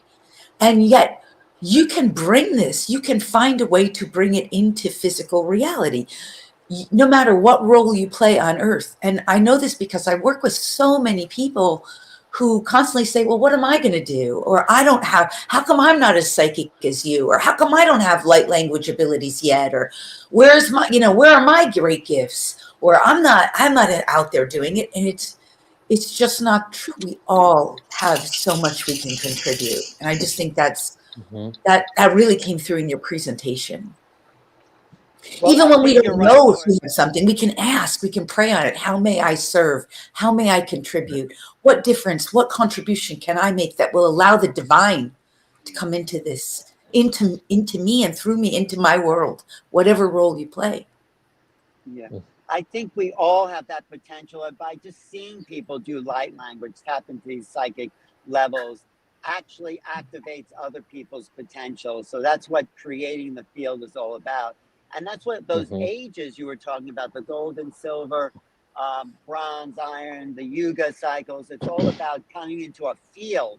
And we're emerging into a new field, new aptitudes come online, new qualities of potentials come online as the field starts to change. And that's where we're going as a collective consciousness. So yes, thanks. I feel something I often wonder is, well, I kind of have my own answer, but I'm not going to say it like it's doctrine because this is what I feel, is that do we choose to be ignorant when we incarnate? Do we choose to be unaware? Do we choose to have a life of suffering? Yeah, Alan, go ahead. No, what Bashar says is this is the lowest plane for density. So because it's starting to shift, get all the density you can because we're leaving that field. So we come in here to learn about the density of existence. And as we resolve and heal and evolve beyond it, we own those lessons and we go to the next level. But we do come in here to forget in order to remember. And that's my idea. So if that's the case, finish the question. If that's the case, right, that we choose, and Dolores Cannon, I always quote her, but she really shows that of these, like, we choose these experiences. And when I woke up in 2008, my second awakening, the spiritual awakening, before was a conspiracy awakening. The spiritual awakening was like me stopping judging the other and realizing the darkness works for the light, that people that chose to not be aware, that was their choice before they came here. Who am I to judge them? And if that's the case, does it mean that any person that does something that we feel as evil, hurtful, politically corrupt, the other, is actually the reflection of the darkness that we're trying to figure out how to reconcile with? And if that is the case, then the more we have anger or hate on the other, does it take us away from that goal, right? But then, I know it's a long question, but then how do we reconcile holding people accountable for their bad doings, but still being aware that they chose this incarnational experience, and the only way to ascend is to integrate the lessons from that? Does that make sense? Can I share on what you just said? Yeah. Because we came here to experience duality. Through the experience of duality, we get to explore all the realms of this dualistic experience. And then as we choose what you're saying, to see the good, the light, the up, the down, the left, the right, the good, bad, and center, we elevate in consciousness to plurality. That's something most humans, we're not really talking about that much yet, but it will be a conversation going forward. Plurality is where you begin to start seeing all aspects and recognizing, just as you're saying, clearly what you're sharing. Plurality is we start to see it all for what it is. It's all part of the game. We're not just in the game of duality, we're elevating to see all aspects of it. It's a more progressed, visionary perspective. And you move out of the judgment of the right and wrong of it, and you recognize, it's part of the whole thing. Duality to polarity. I've never heard that before. Polarity rather than singularity. Yeah. That's I where have we're too. Go ahead, Debbie. Yeah, that was beautifully said. And it's a powerful question. I think it's a really important question. I have to say, especially going into election time, where there's been a lot of chaos predicted. And, my point of view is that there's a beautiful visual of the astrological sign of Libra, right? Where you see the balance of the scales. And I know it's just one of the places where I function, where I'm able to see things, but also able to have compassion. I'm able to know what my boundaries are and what's acceptable and not acceptable, and also have empathy for why I don't have to understand why somebody is or a situation is why it is, but I know I can see all sides of things in some way. So to answer your question, I would say, and so I just want to pause here and say the reason why I was off camera is I actually almost fainted. After that thing with Vox, I got up and I thought I was going to pass out, and that's never happened. And I had to sit down and have my partner take care of me for a moment. I'm originally Elohim. I've never heard anything like that in my life. And that, like on a lot of levels, slayed me. That is one of the most beautiful things I have heard. And felt like a gorgeous balance of the divine masculine and feminine up high. I totally resonate with what you're saying, Debbie. The first time that I experienced Vox, it's like an out-of-body experience where your heart explodes open and the tears just pour. She's just so incredible. And Neil, I'm glad that you've made that commitment to have her bless every event, because she was at my first one in 2012 too. Yeah, I remember meeting her there. It's not her even doing, it's something bigger. I mean, coming through there, it's huge. Whatever she's bringing through, it's just fantastic. Plus the activations, it was just like frequency over here. But I hope I answered your question and what my take is on it. I can see everything. We can see everything. We can acknowledge everything. We don't have to resist anything, by the way, including the matrix, because the more you resist, it does persist. And the more you say, I see you, I acknowledge you, I'm even grateful. And there's lessons, but I don't choose you. And I think that's how it is with a lot of that darkness and duality. We can bless it and say, that's beautiful, because I even more choose the light and choose the path I'm on. And it is very much every teacher I've ever had on my podcast, worked with, etc., has always spoken to this, and that there's this need for the source, all that is, God, Goddess, to understand itself so that it comes in every form. From that position, I can have gratitude. And from knowing that in many lifetimes, I probably also was that, I can have empathy. Straight up, right? Like we played so many different roles. And I want to just share that I'm actually going to be creating a course, because this, as you know, because everybody here, actually, all you guys are some of my best friends, that I speak about this often now, the darkness, right? We've had long conversations about it. So in Vipassana a few weeks ago, or a couple months ago, I had a whole course come down to me. I downloaded a whole course, and it's called the Shadow Workers course. And it's because, you know, we talk about light workers, but this is a shadow workers course, and I'm going to launch that in February. Moving to courses on Portal to Ascension, I'm going to do the first one. And the whole entire first slide came to me on day 11 when I left the Vipassana. And it was the science of darkness. Before we get to the embodiment of how do we integrate darkness? How do we see ourselves in the other? Or how is the darkness a reflection of my own darkness that I can't accept in me, right? Before we get to that, we can understand the science of it. And what I like to share, I think you guys might have heard this one, is that, you know, when the singularity, the oneness, right? Quantum physics, singularity, metaphysics, oneness, same thing. When the singularity bursts into duality, right? Did it judge one part of itself more than the other? Or did it love both of itself equally? And when it became duality, I am source, but I'm also not. So I don't know what it looked like. But let's say that duality eventually coalesced to darkness and light when it became physical. And the darkness and light was the sun, the space, the white hole, the black hole. None of them was good or bad. It was just dark and light. And then as dark and light slowly descended into densities, and we were allowed to inflict our own intentions and agendas on our physical reality, we began polarity.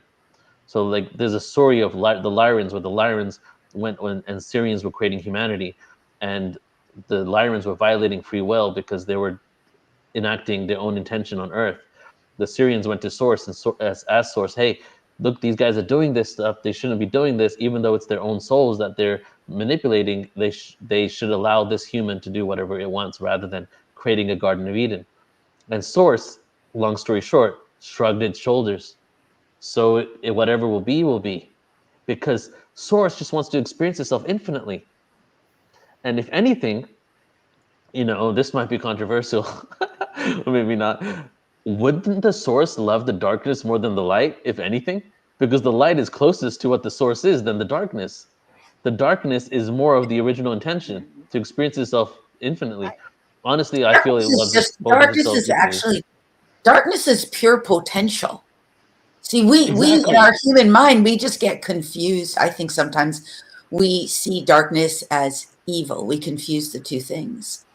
But evil is the intention to take free will and to do it typically in a way of coercion, manipulation, secrecy, conspiracy, etc. So, but darkness is just pure potential. Yeah. Shadow is just an aspect of darkness where one is unconscious of the potential. But I don't think it's about loving the dark more than the light or light more than dark, because that's going back into duality. Yeah, I was saying like theoretically, since the darkness is more potential, wouldn't it tilt towards that side? But ultimately, both sides are equal. You know, the dark and the light. And ultimately, there is no dark or light. Those are just categories and shades. I think on this other level, it is the oneness of consciousness, and we just go through the illusions of seeing dark and light and making judgments that's dark and light. But on this whole other level, there's just whatever is. That's my feeling. So it's what level you want to look at. You want to look at duality, polarity, singularity, being, it's however we come into the game and whatever way we want to play it. So it's all fun. I noticed earlier in the chat, Bernie Traub wrote, "I've always thought that the best way to learn is to screw up. That's the only way, I think, to really learn the lesson. And maybe that's the reason we choose not to remember our divinity, for we need to screw up to get to the knowledge of the divine within us." And that statement really stood out to me. I mean, we've had many comments since then, but I highlighted it on my screen because it feels to me that when we encounter that, a lot of times we say, "Oh, I screwed up," or "I made a mistake." But aren't those mistakes? Well, and yeah, I think that's what Lori was saying too, is, I use you know, coming from that place and yeah. using it to grow. Well, about what you just said, Michelle, I think I used to like getting lost and finding new places I haven't been before. So getting lost is a way for me of learning. And it's like, oh, this is a territory I didn't know. So it's like that. It's not Yeah. necessarily screwing up. It's just kind of finding more of creation if you look Absolutely. at it that way. So Yeah, we're here. absolutely. I love that Thank you're in you. your car saying that, because I tend to get lost a lot when I'm in my car. I don't like to use the GPS. And my husband will say to me, Michelle, you've lived here for so long. How is it that you always seem to get lost on the freeways or something? And I said, you know, sometimes I think I just need to get lost to be found. And I found a new way to get to where I'm going, but it's just not the direct way. It just took me in a roundabout way, and I got to experience something new. So I love that you're in your car saying that. Such a metaphor. I'm not driving, but yeah. But no, yeah, you found something new. That's incarnation. That's the adventure of being embodied. It's like, oh, we forgot who we were, and we're exploring the lostness of the density, and we've learned something new. So I think you kind of summed it up there. That's hilarious. I relate so much to getting lost, I will say. Yeah, I'm geographically challenged for sure. And I want to say, in my estimation or my experience, the darkness is always, it's the aspect begging to be healed. So I think it's actually needed, because we know we all have shadow. We've all done things that we regretted. We've all had behaviors we were blind to, but for whatever reason, whatever lifetime or this one, were put in place to protect or enact or enforce or whatever it was. And inherently, I think most of us, maybe not all, but most of us, especially here, are very good people. And if we were really aware of our blind spot, we wouldn't choose it. We wouldn't choose to hurt other people or impact others or ourselves, certainly if we're impacting ourselves. And I just feel like, I know my life path has been about, when those things come up, it's like, oh, you know, thank you for revealing yourself. Now that I am aware, I wouldn't choose you going forward. And I'm fully open to that aspect being healed and integrated. Sometimes it's certainly because I'm on the shamanic path. And that's a lot of what I do, is intersect shamans and extraterrestrials. And shamanistically, there are so many things that happen to our soul that disconnect that piece of us. And that piece of us hangs out somewhere we're completely unaware of, because we keep going forward. And when we take that pause and say, something's not right, there's some pattern here, and I'm the one bringing it to the party. And when we work with a shaman, you know, to heal that aspect, to become aware of that aspect, to bring that puzzle back into who we are. So there's synergy and harmony and all of that. But I also see that very globally with things that happen. You know, it's like you're talking about shamanism, and a part of shamanism and ceremonies and ayahuasca even is soul retrieval, fragments of us that we're bringing in. And I feel like the micro and the macro, you know, have similar, as above, so below, that the earth is its own being, and all the humans on earth and all the beings are collectively doing a soul retrieval for our collective soul. And I just finished a book on Jesus's life in India. And in there, it talks about, these are from ancient scriptures found in North India of Jesus' life, 3 different scriptures, right? Details, in-depth details, more details than any of the Bible stuff. And in it, it talks about how Jesus was a bodhisattva. And, you know, he spent a lot of time with the Buddhists. He spent time with the Jains, time with the Nats. He spent time with like 10 different ancient Indian groups. And when he finally got to the Himalayas and was about to go back to Kashmir, where his family was from, because they were what's it called? They were relocated there by the Assyrians after the Syrians invaded Jerusalem and Israel. Not Israel back then, but he was on his way back. He stumbled into a cave, and he met Chaitan Nath from the Nath people. These are the beings that have been in the Himalayas for thousands of years and lived for thousands of years and have siddhi powers.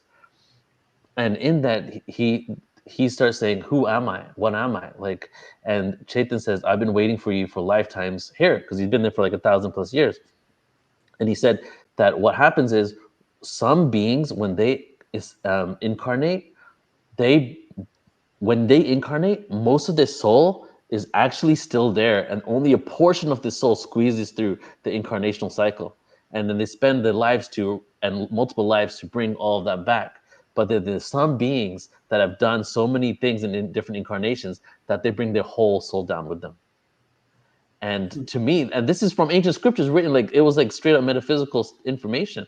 And they were saying Siddhartha Gautama, the Buddha, was one of them. Yeshua was one of them. That they had all these experiences, that they had some sort of soul contract to bring all of this soul. And I feel that is what we're doing. We're bringing our, and it's part of the game. Like as Alan said, like ultimately everything is one, but we've created all these different codes and these gaming, these programs and these belief systems around it. And part of that is to bring in all these other parts of ourselves so that we can create wholeness. And I would say that's a huge part for me, because not only from my past lives, but from this life alone, I've fragmented, disassociated, been out of my body. You know what I mean? Past lives is a whole other story. The traumas of this life send you away, right? And it's The like traumas part of from us your bringing past it down. lives, the traumas from your past lives show up in this life anyway. All the traumas Yes, from yes, yes. show Yeah, up in this life. exactly. And You could play all it's over again. true. It's also true to say that for those of us who have experienced great challenges, and everybody has experienced challenges in this reality, but the greater the challenge is typically equated with the soul's desire to overcome, to elevate even more in this reality. So it's kind of like, I guess you could say it could be like a little bit of a badge of honor in a way. I'm not really sure how you could interpret it, but that those who have faced such great challenges and hurdles are choosing on a soul level to really progress, because those challenges provide opportunity for up leveling, for elevation, for expansion, Exactly. for evolution, for clearing of the soul's traumas that may be linked to other life, that are typically linked to other lifetimes. Right. Other All right. incarnational And I experiences. love that we started, how we had a moment to have this conversation, to really start it out like this, because everybody strap on your seatbelts, okay? Or don't strap on your seatbelts and just take off from your seat and go into the cosmos, because we're about to have the most amazing awareness-filled 11 days together. And we're going to get into our first guest in just a moment here, Emily Ghosh. I think it's the perfect way to start it out. So Debbie, Lori, Michelle, love you guys so much. And I'm going to go ahead and Love bring on our you. first guest here. Thank you. Okay, ready, everybody? So our first presenter today is Emily Ghosh, and I'm really excited to bring her. A little bit about Emily. Emily Ghosh Harris is the intuitive guide, sound alchemist, facilitator of sacred ceremony, and multidimensional business mentor. She is founder of Soul Media, a company that serves as a portal of expansion and elevation for heart-centered entrepreneurs, light workers, starseeds, and conscious companies. She assists clients in taking quantum leaps in their lives and business by bringing forward their highest, most authentic, and creative expression. Through the integration of galactic astrology, human design, gene keys, self-inquiry, and quantum energy healing techniques, Emily helps clients to deepen their understanding of the divine blueprint, heal core wounds of separation and limiting beliefs, and step forth in their highest available timeline. Fully activated, the music in their heart, soul came here to share and express. Eternally Curious, Emily is a host of a great podcast I've been on a few times called The Soul Collective, featuring interviews with inspiring people who are dedicated to serving humanity as we collectively ascend and raise in consciousness. And I'm excited to bring her on and definitely start out with Emily. What I do for the first day at all conferences, I start the day with activations and awareness that really set the energy for everything we're going to experience. And I feel Emily is definitely in alignment and perfect for that. So everybody join me in welcoming Emily Ghosh. Hey, Emily. Hey, Neil. Oh my goodness. Thank you so much for that introduction. It's such an honor to be here. I'm so excited for the next 11 days. Me too. I'm excited to have you. How you been? It's good to see you. Doing well. I'm in Florida, so just, collective energy and prayers. It's Yeah. amazing to see the beauty that can come from, times that are challenging. And that's one of the themes that I would love to explore today. Beautiful. All right, go ahead and take it away. Do you have a PowerPoint, or are you just going to go ahead and flow with it? I do, yeah. I would love to share my screen. Okay, click present, share screen, entire screen, and then you can select it there. Perfect. Thanks, Neil. Okay. Can you see my screen okay? Yep. Okay, take it away.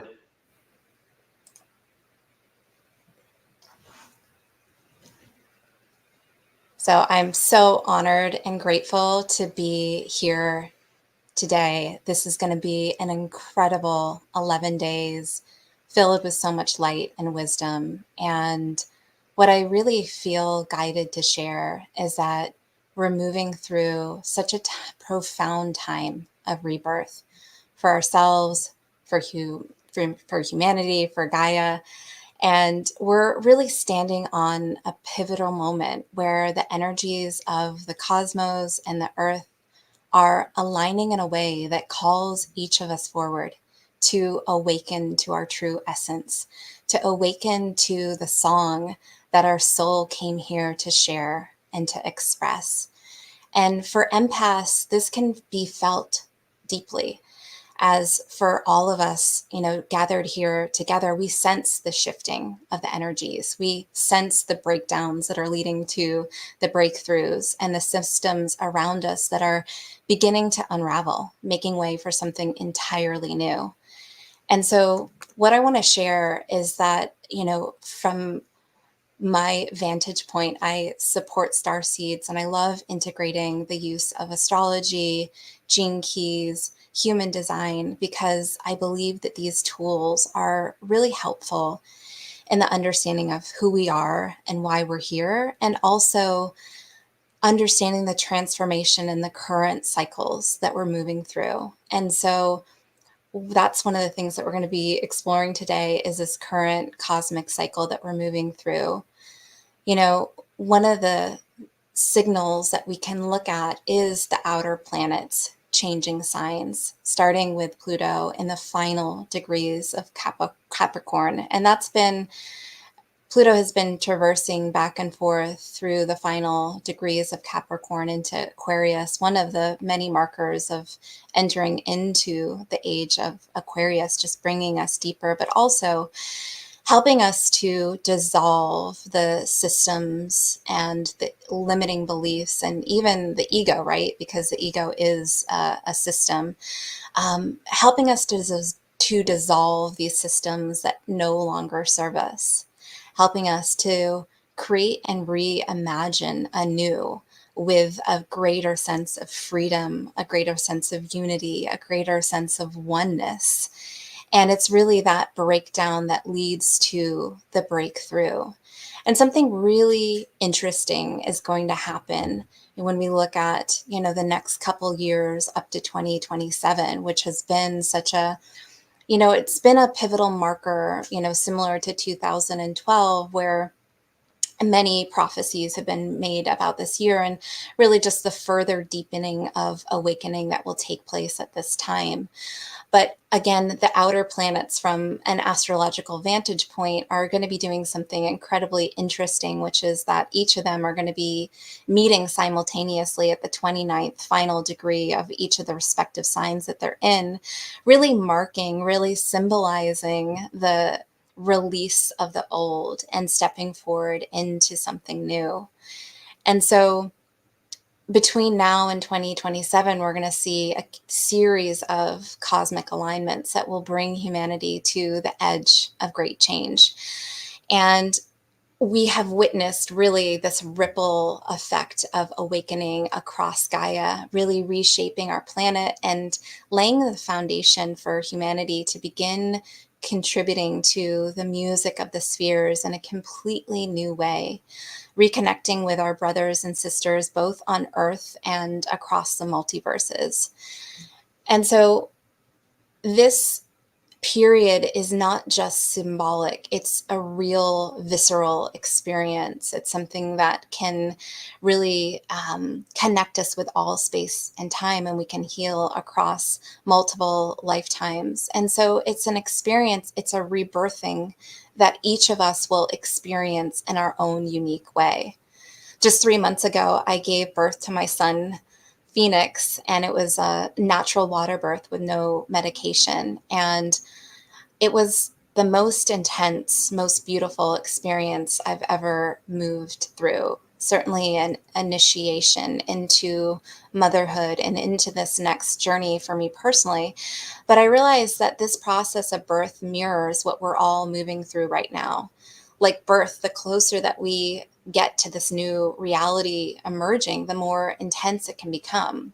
Whether we look at war that's happening, taking place, or politics, or the health or climate crises, we see that there's an intensity growing, and we are really approaching this collective rebirth. And like any birth, there's an element of surrender. As much as we in the Western world especially have tried to control birth, there's just an element of birth that is unpredictable, that is messy, and certainly that needs to surrender into the opening and allowing of something greater to emerge. And the closer you get, the more intense it becomes. And so there's an inherent invitation for each of us to surrender at this time.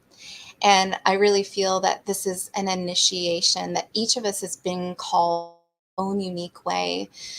And as we awaken, we're gaining access to more of multidimensional realms and abilities, and expanding our understanding of what it means to live in unity. Together, we are truly creating heaven on earth, both in small and large ways. We're helping to birth a world where harmony and love and oneness prevail. And so really during this time of cosmic planetary cycles, we realize that it is always going to be a time of heightened chaos. We become more aware of the forces that are not in alignment with our highest and best good, those that are trying to prevent a collective awakening. And so what we'll see is Pluto entering Aquarius, Neptune entering Aries, and finally Uranus will be entering Gemini. And this all is leading to this time of transformation and rebirthing. And so I'm just going to share a few thoughts further on some of the cosmic planetary alignments that are taking place, and some of the themes that are really helping us, from multiple perspectives, helping us to rebirth and to transform at this time. Again, these years between 2025 and 2027 are a highly period of time of change, and we'll be moving in January 11th of 2025 into the Pisces Virgo axis. And this is a time where we may see even further deepening of spiritual healing, of people really looking for some of the tools, the gifts, and each of us being able to share those in unique and individual ways to help humanity to grow and evolve. And it's a time where we can see a release of some of that critical perfection tendencies that have been interwoven into systems and structures, making way for the release of judgment, the release of not good enough. And the year of 2025 symbolizes the year of the snake. We're moving from the year of the dragon into the year of the snake. And the snake is a time, I believe, of, further embracing the divine feminine and kundalini energies, but it also signifies this rebirth, this shedding of the old in very courageous ways of moving forward, kind of in a humble and intentional way. And then in 2026, we'll see the nodal axis shift yet again into Aquarius and Leo, which is further bringing us into the age of Aquarius. We'll also see Chiron move into Taurus in 2027, which I feel will be highly significant. And so what I feel is really exciting to share is something from a human design perspective. We have all these different ways of understanding and looking at these cosmic cycles. And from a human design perspective, every 400 years, we see, based on planetary alignments, the new emerging of incarnation cross that is prevalent for the collective. And we in 2027, collectively, as we are building into this energy as we speak, right, is we're going to be witnessing the change from the cross of planning into the cross of the sleeping phoenix. And this era, the past 400 years, the cross of planning really signifies it's about building, it's about maintaining community, infrastructures, social contracts, mutual agreements, through government and other systems such as this. And you can see how over the past 400 years, we have seen that in society. But what's interesting to note is that when we move into the cross of the sleeping phoenix, we are emerging into a completely different energy. And this energy is really all about rebirth and resurrection. It's about this creative potential that we are able to ignite individually. It's about self-empowerment. It's about individual transformation. And so we're going to explore that a little bit more, but here you can see all the different global cycles and how they affect global consciousness. So again, the right angle cross of the sleeping phoenix is one of the most transformative and profound incarnation crosses in human design. It's all about inner rebirth and awakening. It's about personal themes of transformation. And it's about really breaking old patterns to release and step into something new and to really step into our creative potential, which is one of the most magnificent resources that we have to activate change on such a magnificent scale. And so you'll see the gates that are being activated here. And again, this is also about a dissolving, as we mentioned, of structures, but it's about dissolving the ego and coming into unity. And so really exciting. And what I love to do in my work is to layer on these different modalities that are so helpful during these times of transformation and change. So looking through the lens of astrology and human design, and also layering the modality of gene keys, which was a system that was brought through Richard Rudd. It's a profound system, and really it blends aspects of the I Ching, of human design, astrology, modern genetics.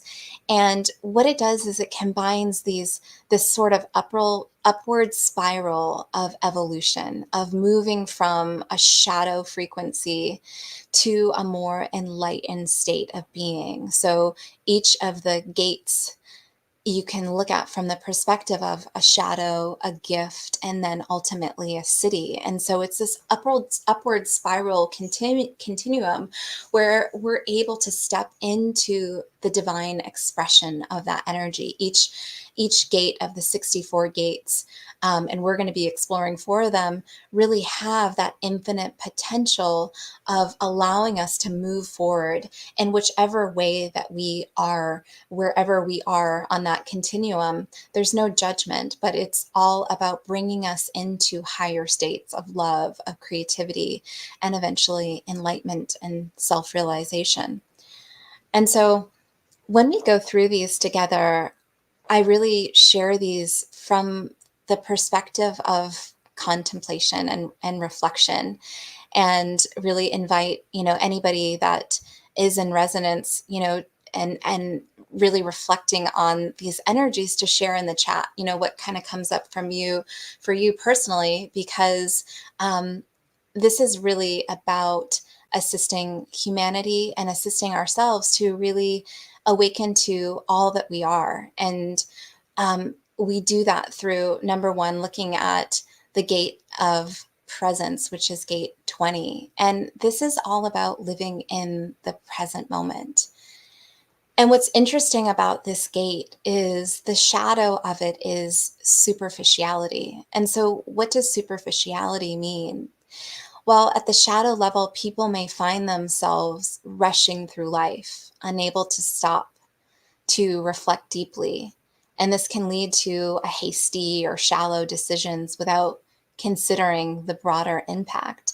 And I know, from myself, personally, I've experienced this energy, when, before, prior to my own awakening, where I was really in more of a fight or flight energy, a go, go, go energy. And what's interesting about that energy is it really doesn't allow for the deeper connections with life, with nature, with Gaia, with the world around us, right? Because we're constantly, in the mind, we're racing around. And so this gate really allows us the potential to drop into our heart space, to be centered in the present moment, to let everything else dissolve away. And it really allows us to be fully and completely aware in the present moment. And you can see, right? You can see in our society how, the rushing and the not acknowledging and the not seeing each other and the magnificent beings that we each are, how that contributes. And how when we do get present, get still, recognize the magnificent being that we each are, and really come from a place of love and compassion, we're able to see that and recognize that in another. And so some other thoughts about this energy is that this is about the quality of consciousness that can express itself through a human being. And people that are in the shadow really are carelessly on the move. They're unable to stop in their hectic self-absorption. But really, the key to healing this lies in divine relaxation and quieting the mind, surrendering to life in every moment. And from this state, really, our greater nature emerges. We're able to connect more fully with our higher self, our oversoul, our multidimensional connections that are wanting to emerge at this time. And so it is really this meditative awareness, the ability to witness the mind without getting caught up in it, the ability to come back to center, come back to the 0 point with the breath. And just some practical tools, are the breath. The breath is such a powerful modality to bring us back into center, as is meditation, which is really, just the simplicity of quieting the mind, of returning back to the breath, of dropping into the heart. Any practices that really allow us to connect to the heart in powerful and meaningful ways really help us to realize the city of this gift, which is divine presence. So then we move to a really exciting energy. This is gate 34, which is called majesty. And the shadow of this gate is force. And so what's interesting about this energy is that you see this really being enacted out in our external environment, where there is a tendency to control or to dominate and to come from a place of forcing. And this can lead to burnout. It can lead to destructive outcomes if the energy is not used consciously. And so with this awareness, we recognize our infinite power. We recognize that we can align with something far greater than forcing. It is surrendering to divine will and allowing that to channel through us. And that really gives way and gives birth to the city, which is this majestic sense of being and interacting, where you're really allowing the mind to be a supporting character, and you're allowing the heart and really your own divinity to channel through, and to be this sort of divine messenger of what is wanting to emerge and give birth through you as you. And this is really us being able to contribute, I believe, to the music of the spheres in a completely different way, for each of us to be expressing our own unique soul song, to be contributing our gifts in exciting and interesting and beneficial ways to uplift humanity at this time. And so the key to mastering this gate is allowing divine will to guide the use of power rather than the ego. It's really acknowledging that true power doesn't come from controlling others or asserting dominance, but truly from aligning with divine will and allowing a greater power to emerge and move through. And, you know, something that Richard Rudd has shared is that in today's modern world, this ferocious competitive power is actually the greatest threat to our collective survival.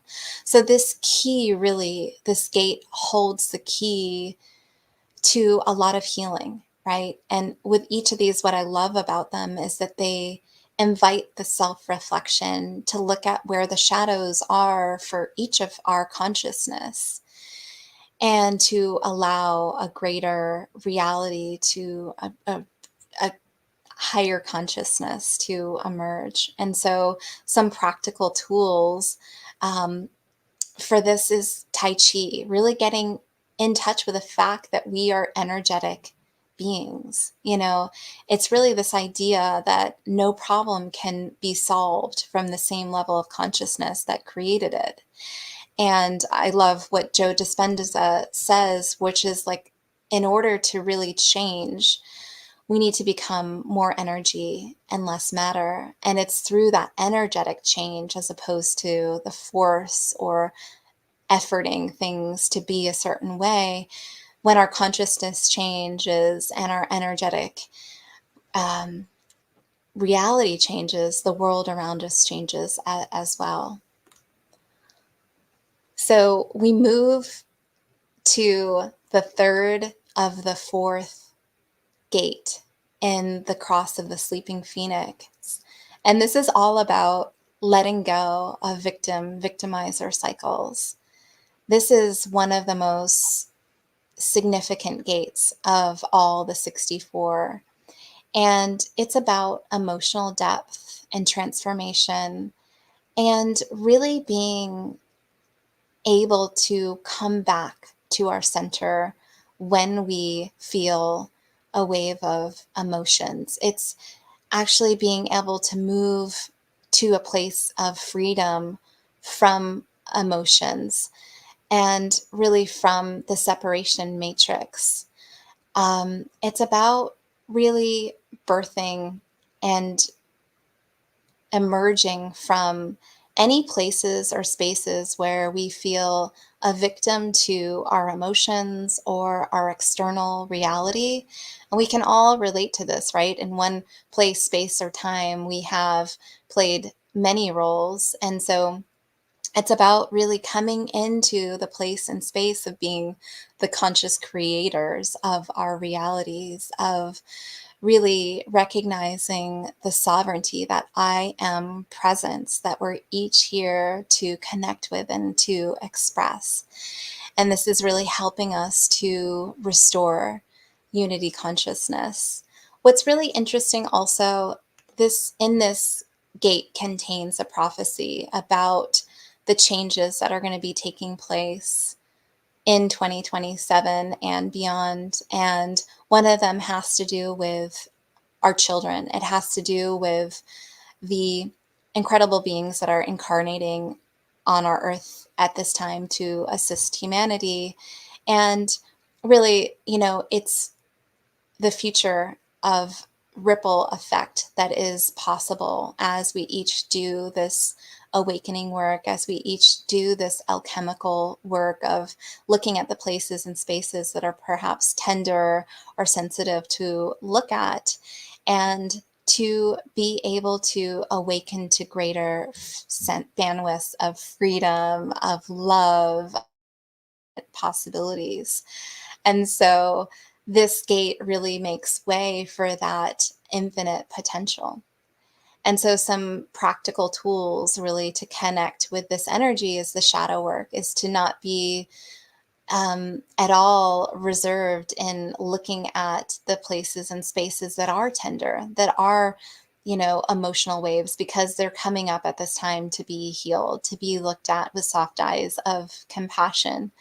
And, emotional freedom technique is a tapping technique, which also encourages connection with the body, bringing the consciousness back into the body and connecting with, places on the body to activate higher levels of freedom and awareness. And this is really about stepping into being the conscious creators of our reality.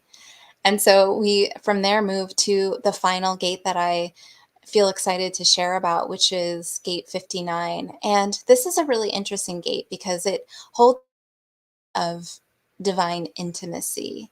It's also connected with sacred sexuality. It's that divine union, the highest union, which we know is so incredibly transformative. And there is so much creational energy that is held here that is just pure potential. So it's no surprise that this gate is held in the sacral energy center. And so really the shadow of this is dishonesty. And dishonesty can be maybe confusing, right? But really, it's about a fear of being fully and completely vulnerable.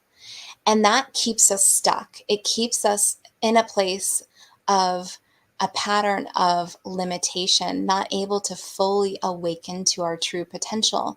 And when we really recognize that we are these divine children of the universe, and we get to play, we get to be here to create, and we get to do it completely different. And that's actually the joy and the fun of it, is that we're meant to be the unique beings carrying the unique soul song that we came here to emanate and to express. It gets to be a lot less serious. And this is another part of the dissolve of the systems and structures that maybe have the sense of, it has to be a certain way, or, there's an inherent sense of seriousness, when really this is meant to be joyful and fun. And so this gate brings us into this place of vulnerability, of transparency. We really truly are entering into the age of transparency, where we can engage in these deep, authentic connections with others. And of course, the key therein lies in first connecting deeply and meaningfully with ourselves. We're only able to meet another being as deeply as we've met ourselves. And so, another reason why anytime these shadows or places of tenderness arise, it's really about letting go of judgment. That is Christ consciousness energy. One of the key frequencies is letting go of judgment of ourselves and others, really looking at it from a place of compassion and allowing for this energy of openness, of open-heartedness, of really recognizing the pure potential that we are. And so that allows us to come into a place of from a place of dishonesty, a place of where you feel like you have to wear a mask, to a place of just being really in your authentic, full embodiment. And of course, one of the keys for this is to be able to connect with others. This community is so powerful and healing. This portal to Ascension community, not only does it provide such deep wisdom and tools, but it also helps us to connect in a deep and authentic way. And that's what is needed at this time, this connecting of spiritual family, not only in this earth realm, but also beyond through the multiverses. And so this key of transparency is such a beautiful gift to be able to bring us back into unity.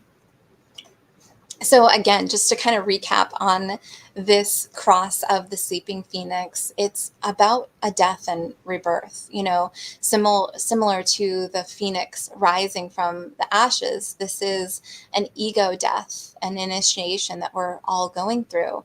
And it's about aligning with love, aligning with presence, aligning with universal consciousness. And it's a powerful lens to help us move through this cosmic cycle. So I just want to share at the, as we kind of close and wrap up our time together, it's just some of the things that I feel called to share is that, the world is different now. It's calling us to be different. And we are really called to transform, and that requires courage. But we can look no further than nature, because nature does this so beautifully. Whether it's a leaf or a flower or a seed, whether it's a butterfly, transforming from the caterpillar, there's a sense of courage in dissolving, in making way for something new to emerge, making way for more of our creative potential to be activated at this time. And we recognize, the key with this gate too is that there's a self-responsibility. There's a self-empowerment, that it's nobody else's job. If there was something that we were missing from childhood or from another timeline, it's our responsibility now to give that to ourselves, to nurture ourselves, to be, the gift of self-love. And we really hold the keys to evolving into a more beautiful, harmonious future. So I just want to leave with a couple thoughts of self-inquiry. Where can I be more present and in my heart space? Where can I surrender to divine will and allow that to flow through me? And where can I take responsibility as the conscious creator of my life? Where can I be more transparent with myself and others? These are some of, I feel, the most powerful questions we can be asking ourselves at this time.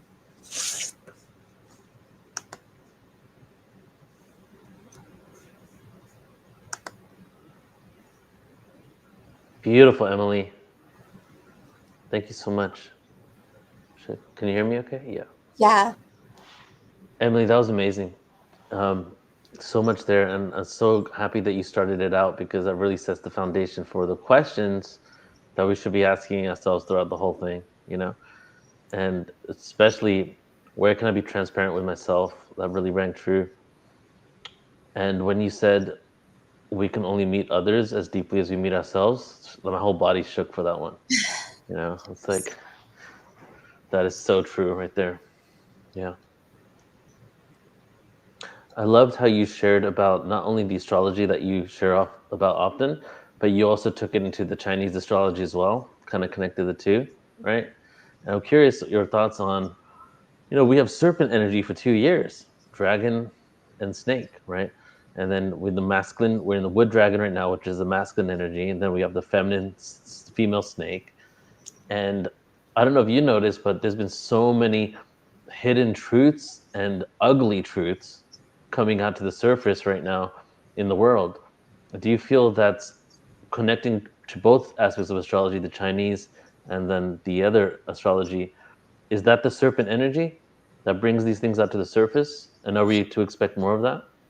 Oh, that's such a great question. I've often had dreams with snakes in them, and I feel very connected with the snake totem. And I think the energy of the snake can be a little bit daunting at times, right?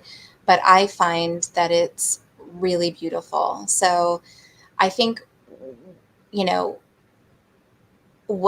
what is coming through around that is just to really embrace the transformation that the snake brings, because it does. It brings, it sheds its skin for a reason, but it does that process by, such divine design to emerge into something more beautiful and that serves a higher purpose for, the snake. And so I love how you bring through the masculine and the feminine. I feel like there's no accident. And I also feel, I shared about the phoenix, which I feel also the phoenix and phoenix collective and dragon collective are very present with assisting humanity at this time. And the phoenix collective is the divine feminine and the dragon is the divine masculine, and they work together in union. So I feel that there's a lot of support there.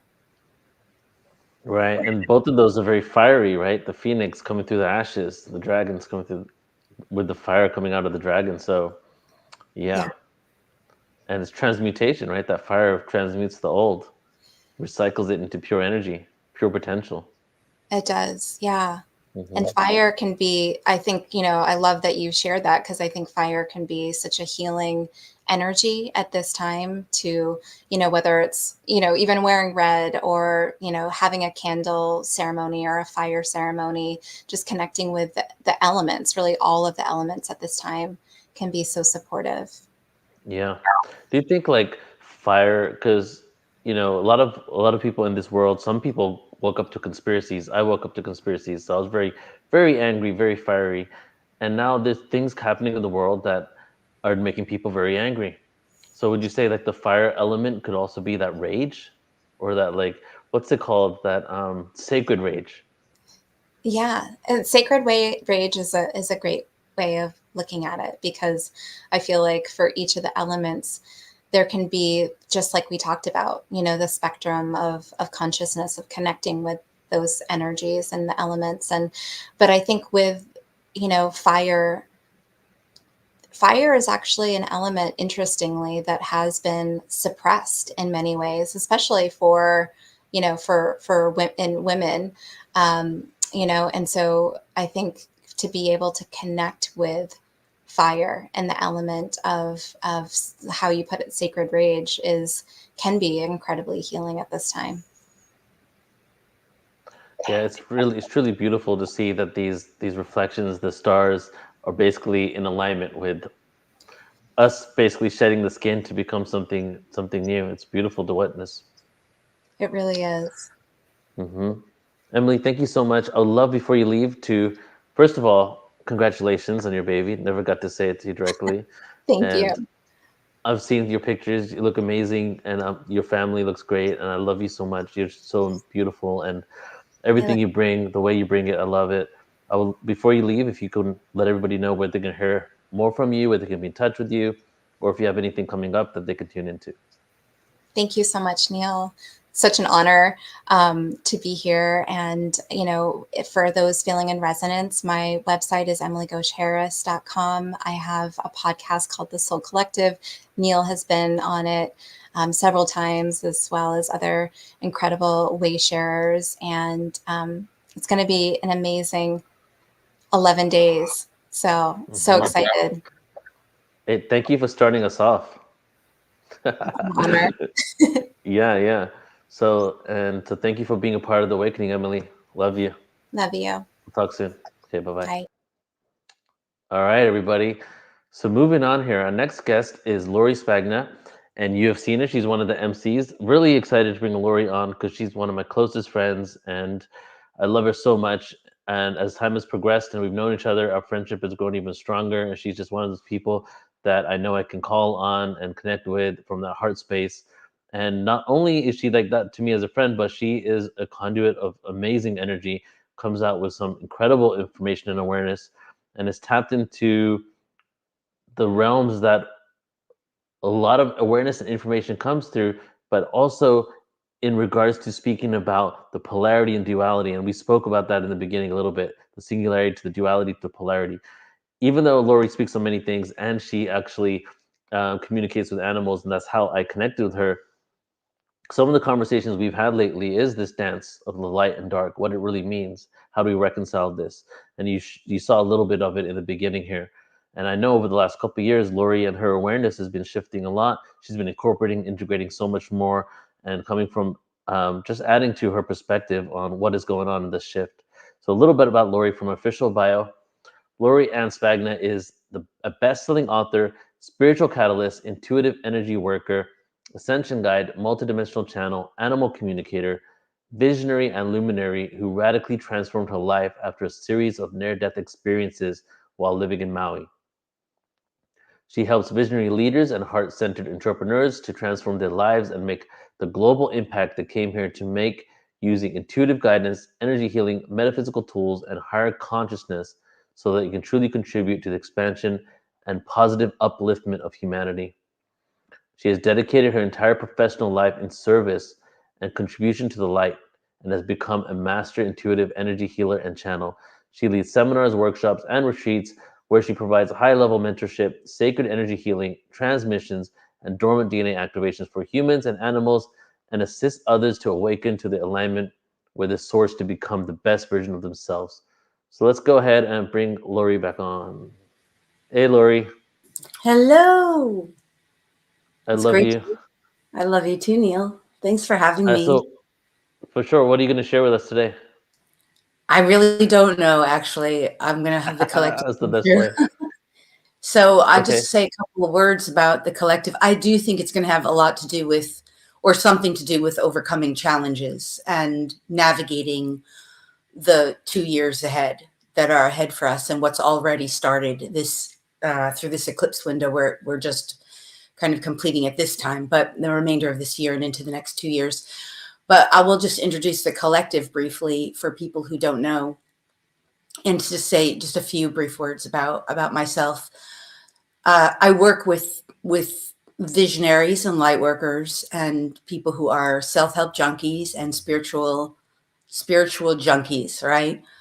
Who have been on the path for quite a while and who are ready to up level beyond just the basic love and light stuff, because you get to a certain level and you start realizing you want to break through, and that's not readily available on Earth. And it doesn't mean someone can't be a beginner. It just means that whoever works with me has to be ready for a next level, really want it, and know that you're here for something magnificent, because that is the truth. We are all truly magnificent beings, and each and every person listening is here because you have something magnificent to offer.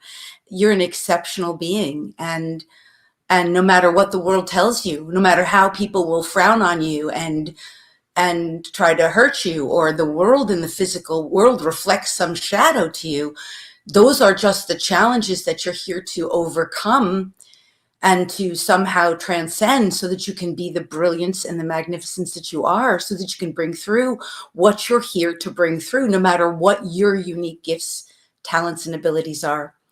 So the collective then is a team that I've been working with for many, many years in the non-physical. They consist of ascended masters, divine goddesses, star family races, the consciousness of planetary bodies. There are times when the consciousness of a weather pattern or storm might come, or else I might call it in to explore its purpose, its reason. Obviously, the consciousness of planetary bodies could include Earth, Gaia.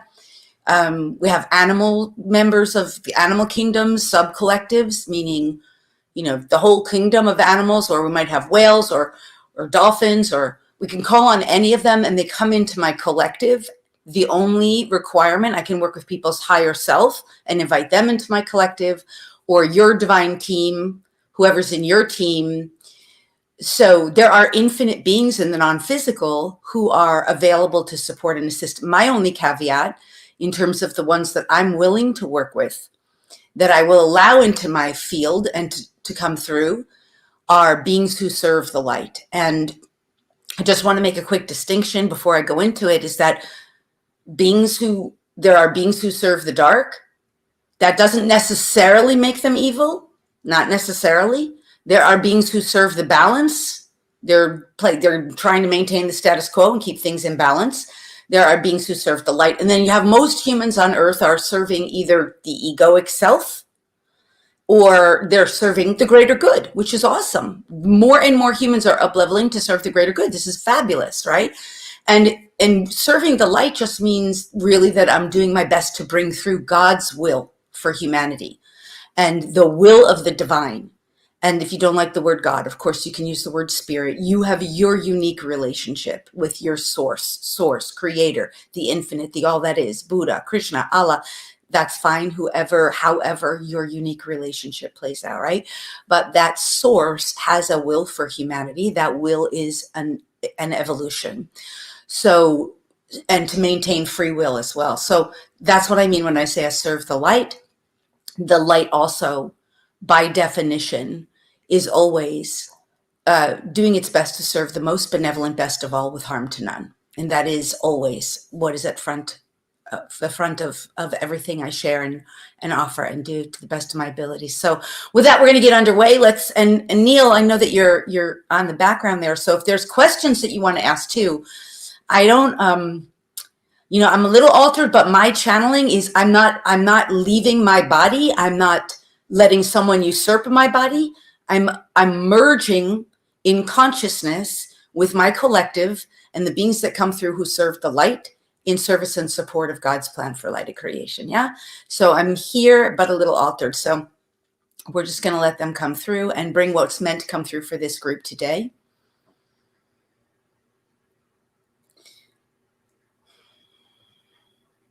Good greetings and blessings.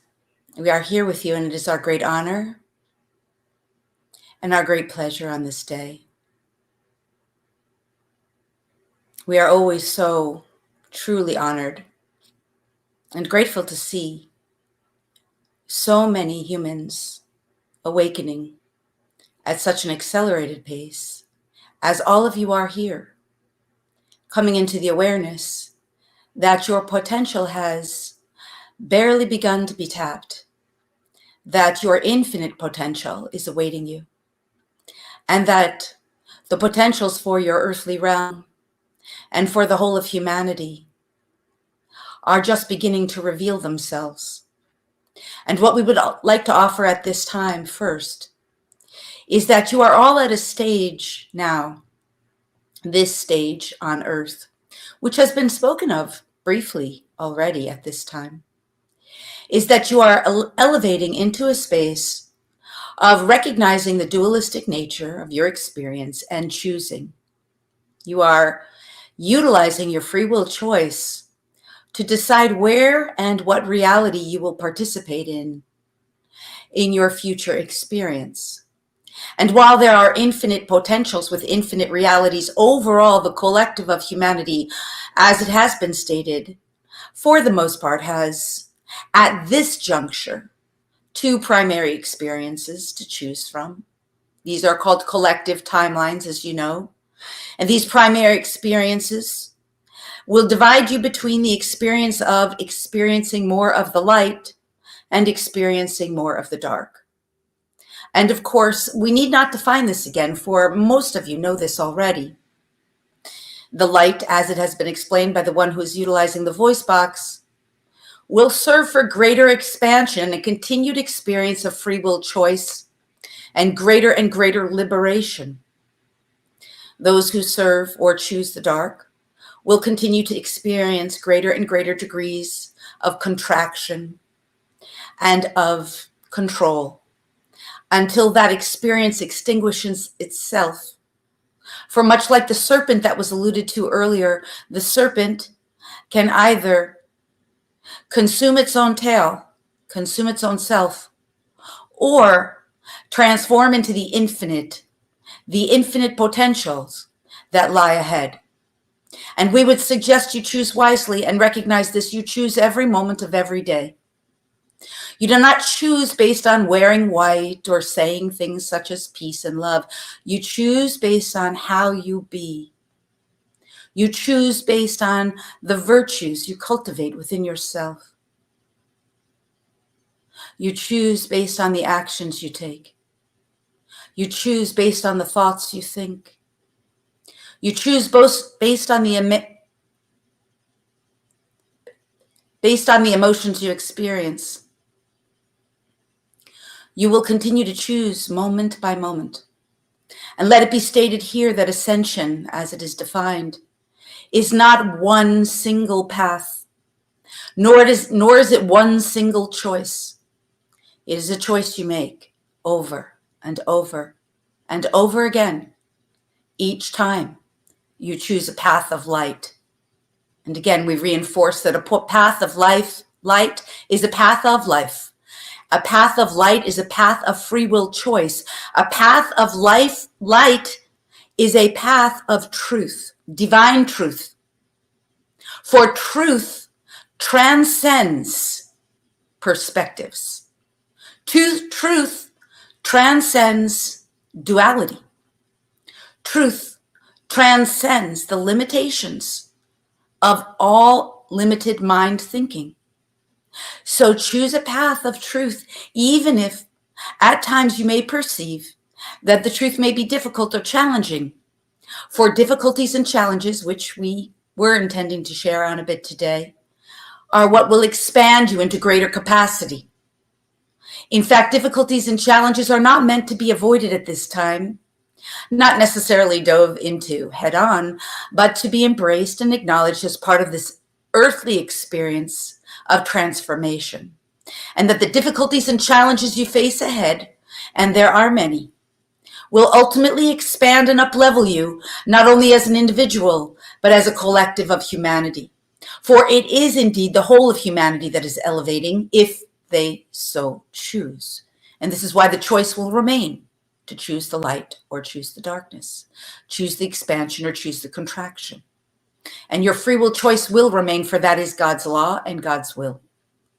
Now, we would like to expand on this concept of plurality, which was earlier discussed. And we would like for you to understand that the next level of the dualistic experience that many of you will begin to embrace in the coming years is the experience of plurality. And we recognize this has not yet been discussed much on your earthly plane, for it is evolved information. The pluralistic experience will provide the opportunity for those to recognize the wholeness of all that is.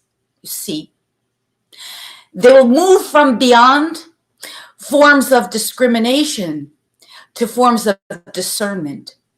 They will move beyond skepticism, cynicism, and doubt to higher levels of advanced discernment. This is what we would like to offer you. For while there are many of you at this time going through experiences that may lead you in much disarray, chaos, confusion, uncertainty, and yes, doubt and disbelief, you will be quite dismayed at much of the information and experiences that will reveal themselves in the coming years. As you begin to elevate into more of a pluralistic experience, you will see it all for what it truly is.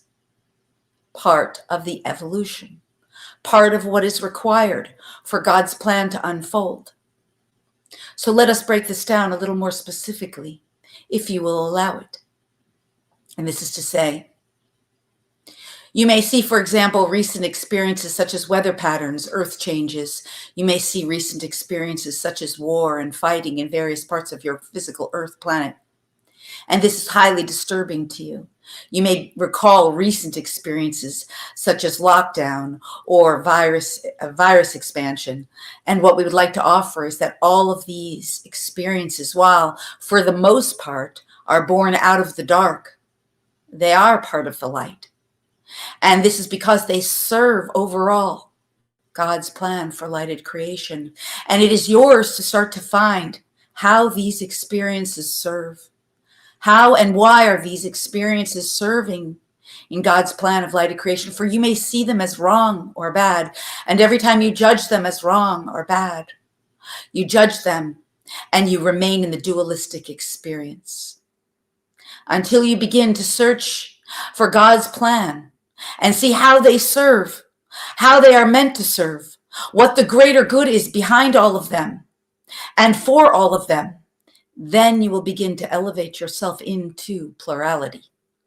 You see, for there is always a greater good, and there's nothing that is allowed in your physical world that is not allowed by the light. For if it was not to be, the light would not allow it. If it did not somehow serve the greater good in some way, shape, or form, in some form of capacity expansion, it would not be permitted, you see? So find the good in it all. Seek the good without denying without denying the hardship of it or the wrongness of it. For the moment you as a light worker, light seeker, truth seeker, or evolving being attempt to deny anything, attempt to push it away or force it into refusal to acknowledge the truth behind it, you put yourself into a space of duality once again, only to perpetuate the very types of experiences you choose not to experience. So embrace it and see the higher purpose. See the higher reason for all of it. Ask if you know not what it is. Ask your own source, for there is not but one of you. Not but one of you that has ever denied source consciousness. If you so embrace and allow it into your own heart, into your own sacred center, and as you elevate in your own consciousness, you will learn over time. You will develop your capacity to know and discern fact from fiction, truth from untruth, realness from unrealness. And let us give you a clue here.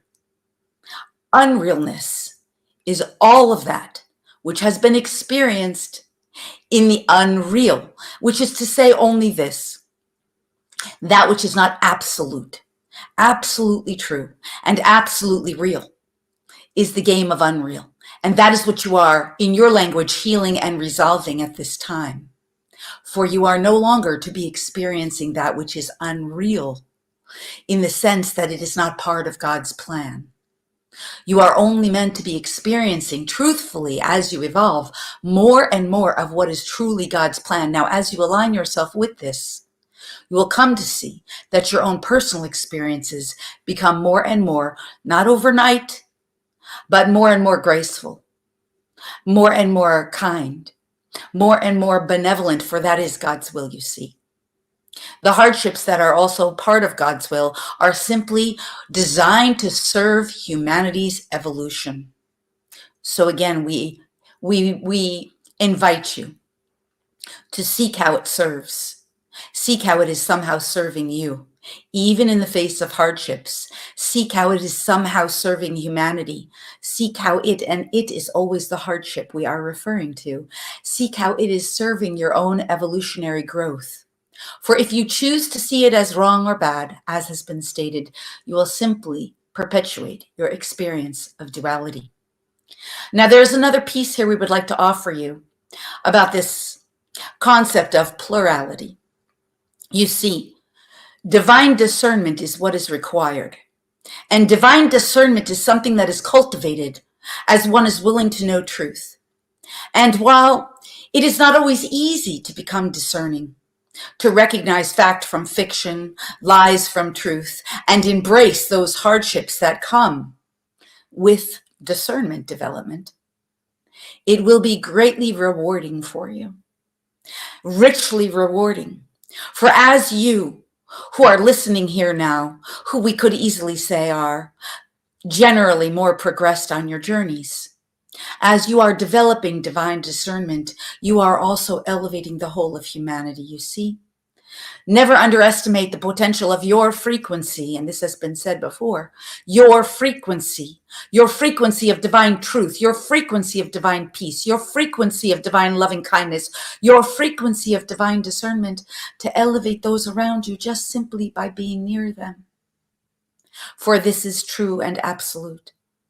As you make space within your own energetic container, which, by the way, is much more than your physical form. In fact, we invite you to recognize this truth as well, that your energetic container is greater than the house, the size of the house that you live in, or the building that you dwell in. Your energetic container as a unique individualized being is greater in mass of non-physical light, of non-physical frequency, of not the energetics of the frequency that are moving through your field is greater than beyond your wildest consciousness at this moment in time, for you are mostly identifying through the physical body, or even slightly greater, but your multidimensional self is quite larger, greater than that. So we say, imagine, sense, and see and experience that you are as large as potentially the building you live in, or even greater. And you will come to know yourself as this, as you allow more light to come through by developing and expanding your discernment, and also opening up your sacred core pillar. Now, this will not be learned overnight, nor will it be mastered overnight. And you see, humans are being called more and more. They're being called to the light. Hardships call people to the light. Challenges and struggles call people to the light. And the agenda of the light, and we will begin to close with this now, for we are aware of your linear time. The agenda of the light, ultimately, is for the least amount of hardship and the most amount of expansion and elevation of consciousness, energy, frequency, and vibration. Now, we will pose this question to you in direct response to what has just been stated. How does one source, one infinite source, which you could label as God, or the infinite, or the creator, or the divine, or mother, father, or any way you decide or choose, how does one infinite source awaken the most number of people in the least amount of time? Well, that is the answer to your question, you see. Challenges and struggles oftentimes are the great calling that allows humanity to make that change in the most rapid, loving, and compassionate way.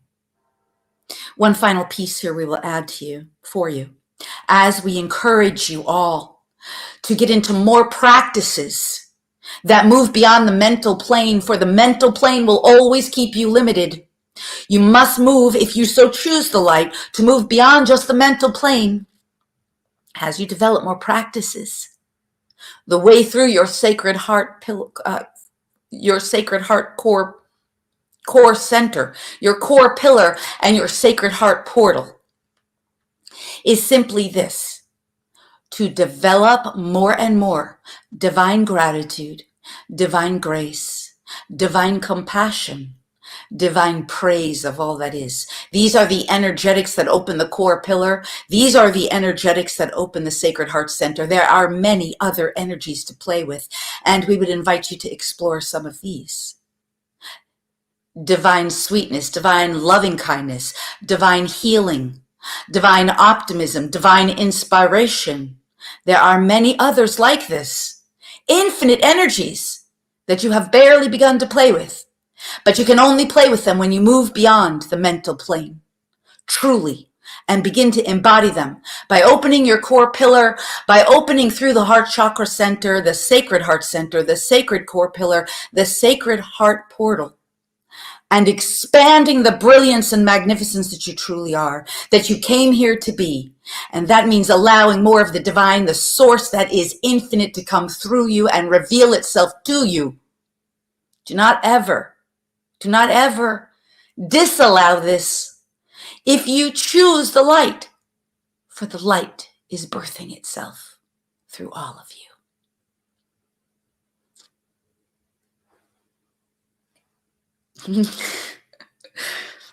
Okay, always a lot of joy in the aftermath. Neil, I don't know how I'm doing on time. How am I doing here? Oh, there's a lot more time. You're doing great. How much time do I have? I'm a little altered. Let's see here. You have 25 minutes. Oh my goodness, there's so much more. Do you want to ask some questions? If you want to keep freestyling, that's good for me. That's okay. Beautiful. And I will just say, just a comment, I guess, no real question, but so much came through there. There were things that you said, and then I lost those thoughts because something else came. Yeah. I couldn't hold on to it. But the beauty of recording things. That makes me happy. Right? But they're already adding more to this now. That's so interesting because they're always in no time. And to me, they were like, oh, so much time has gone by for you guys. I was like, I have no idea what time it is. Okay, good. Let me come back. Okay, go for it. Okay, good. So here we are. As we are not quite in the same experience of time as you all are, as this has been clear, for we are always in the infinite now. So let us elaborate on what was stated earlier and what we will offer here, since we are aware there is more time permitted. We will offer some transmission. This has already happened of course. However, we will intensify it for those willing. We will explain this as it begins. But first, let us say that the sharing that we are offering here is coming from frequency bands of consciousness that are far beyond what you would measure as, in your language, sixth dimension. They are coming from beyond seventh dimension. They are coming from beyond eighth dimension. They are coming from beyond ninth dimension. They are coming from beyond 12th dimension even. We could skip beyond all of that. For dimensional measurements in your physical world are how you humans are labeling and identifying, and that is fine. There's no wrongness to it. But what we are suggesting here is that when we bring through these sharings, your brain does not need, nor is it required to hold on to this. And that is something that our brother Neil has so adequately, more than adequately, explained. The brain needs not hold on. You see, these frequencies of consciousness simply elevate you into the awareness where they exist. These frequencies of consciousness, which are being shared here now, where we all as a collective are merging and unifying to bring through into this physical world, these frequencies of consciousness are always infinitely available. The human brain, while it is a magnificent tool of human form in your physical world, is not needed to access, let us rephrase that is not absolutely true, is not required to operate in the way that it has up until now in your linear time period in order to access these frequencies. You see, these frequencies are not required to be remembered. They are not required to be memorized. They are infinitely available to you. And so you can recall them and even more and reclaim them as consciousness at any time. And that is why the one who is utilizing her voice box at this time has been able to access them, for she has been able to move beyond the densities of the physical world to access these frequencies at a realm of consciousness where they exist infinitely, and to bring them forward utilizing the physical form. And so you are not required to remember them or even reclaim them, although those are certainly tools you can utilize to access them. You are simply able to access them as you begin to up-level your own frequency so that you become harmonious with the frequencies where these consciousnesses reside. And when we say these consciousnesses, these frequencies of consciousness would be more adequate to explain. Now, let us explain more about the transmission we would like to offer.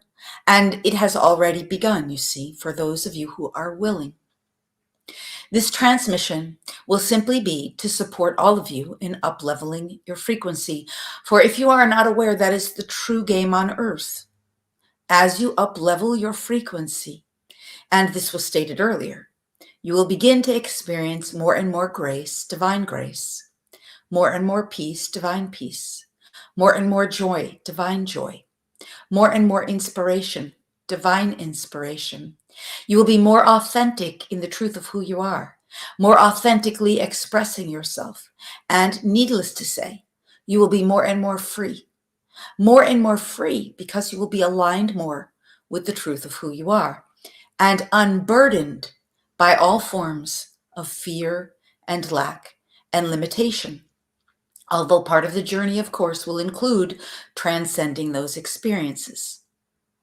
Now, raising your frequency and your vibration requires you to participate in experiences that allow you to release and let go. So you must give yourself permission now, for your free will always be in the driver's seat. Your free will remain in this reality, no matter what evolution takes place over the coming years. Your free will to say yes or no. Your free will to say please and thank you or no thank you. So at this time, we invite you to choose with your own free will, if you so choose it, to allow yourself to experience the transmission.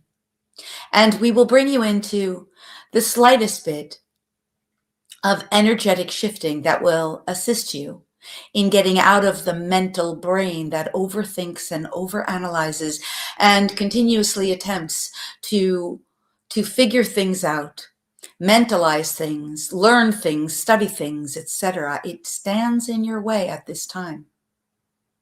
Not all the time, but at this time. So if you are willing now, simply take some deep breaths, relaxing breaths. And if you feel comfortable and safe to do so, let your eyes close if you are so willing, for it will eliminate the distractions. And as you are taking the breaths, with your own intention, decide that the energy that you are breathing in through you is the energy that God or Source, Creator, the Infinite, the Divine, sees fit, right, and perfect for you as a unique individual at this time, and know that that Source is infinite and knows exactly what energy you as an individual need at this time.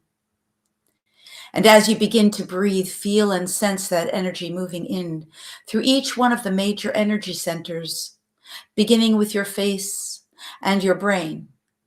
And just breathe it in and fill up that space. And when you exhale, release out that same energy that God, Source, Creator, sees right and appropriate for you at this time. And when you take in the next breath, drop deeper down into the throat center. And then release and let go with your exhale.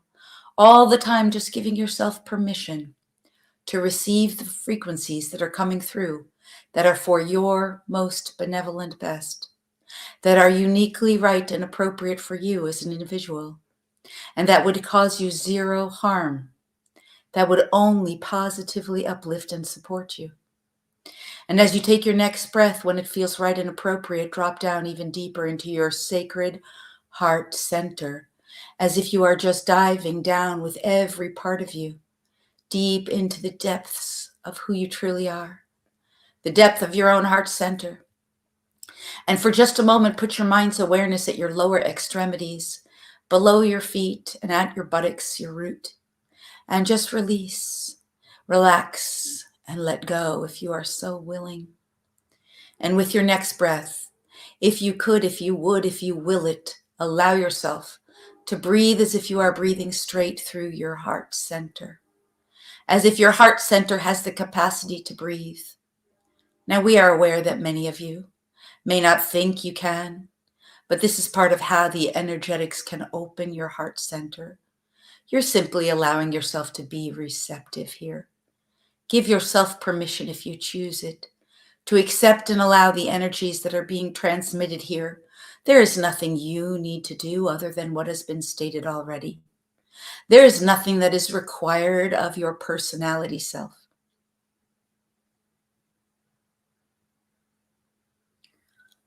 You simply give yourself permission and breathe and relax and allow. For in truth, raising your frequency, elevating your vibration is simply a choice you make, and then the breathing and the willingness that allows it.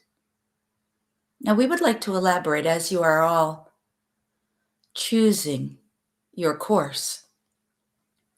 Part of how you will choose your course going forward is to continually reaffirm, not every moment of every day, but as often as you remember, that you do choose the light, that you choose a path that is in alignment with God's will for you, God's plan for you, God's plan for lighted creation, and the agenda of the light, and that you choose continuously to align yourself with your most benevolent best.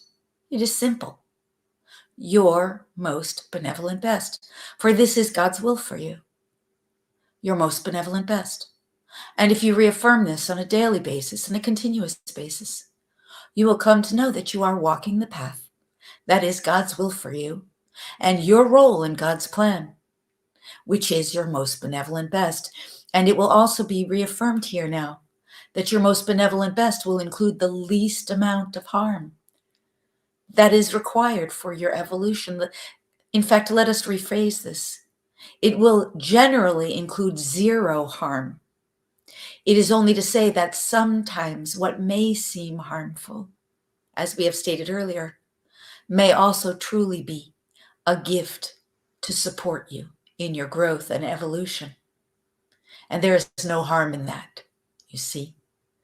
So this is why we say your path that is the most benevolent best for you will typically involve zero harm, and certainly will involve less and less pain and suffering for you and others involved. We would also invite you more and more to recognize that as you choose this path, you may also choose to align yourself more and more with those who are also choosing this path, for you will support one another. Be a supporting guide for others. Choose not to harm one another. Choose always the high path, the high road, the long road. You see, the long road is not a road of short gains or immediate gains. The long road is not instantaneous wins. The long road is not instantaneous pills and solutions, but long-term solution.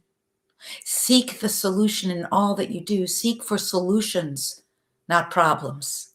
Seek for opportunities that serve the light, that serve the most benevolent best, not traumas and difficulties. And at the same time, recognize the traumas that are unfolded and revealed are the very opportunities for your growth. And there is no wrongness ever in addressing a trauma head on, recognizing that in resolving and addressing it, you become more of who you are meant to be. Now, we would like to address this issue of ego, for we know it has been misunderstood and misdefined by well-meaning humans on Earth. First, we would like to invite you to this concept of archangels, who many of you know well, of course, who are here with us now and part of this collective. Archangels who are often said to be at the right hand of God, and indeed, we who are of the archangelic realm serve God and God's plan. We are here helping humans because that is part of God's plan.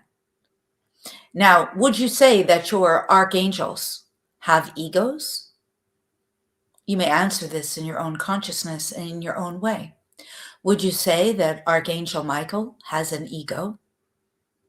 Let us also call upon many of your ascended masters and divine goddesses. For example, one you know well, Jesus, Merlin, Hilarion, any of these ascended masters, and so many others, Sananda, etc. Would you say that they have ego? Would you say that any of your divine goddesses, Kuan Yin, Mother Mary, Mary Magdalene, would you say that these goddesses have ego? What we are suggesting to you is that ego is nothing more than the energetic of inertia, non-material material, non-matter that matters, that is substance in non-physical. And most of this inertia is comprised of various forms of judgments and fear-based realities and perspectives, beliefs that are incongruent with truth, beliefs and belief systems, judgments and opinions, and you identify with them, and you take them on, and you believe they are yours, but they are not. We would like for you to begin to identify more as the truth of who you are, which is a various form of God embodied, some form of a master awakening embodied, some form, and while the angelic races are generally not of the same soul families, exactly precisely as human races, some form of an angelic being awakening in physicality. And we would like you to begin to disassociate, not from a place of rejection or denial. Please hear that clearly. But to disassociate with believing that you have an ego, for you have been told this for far too long. Now let us describe this even more with more clarity. You have parts of your brain that are designed to keep you in survival. These parts of the brain are part of your fight flight. And that is not ego. That is natural and innate to your human form and required. That is not ego. Ego is inertia, energy that is not the truth of who you are. So begin to recognize you do not have, nor are you, an ego.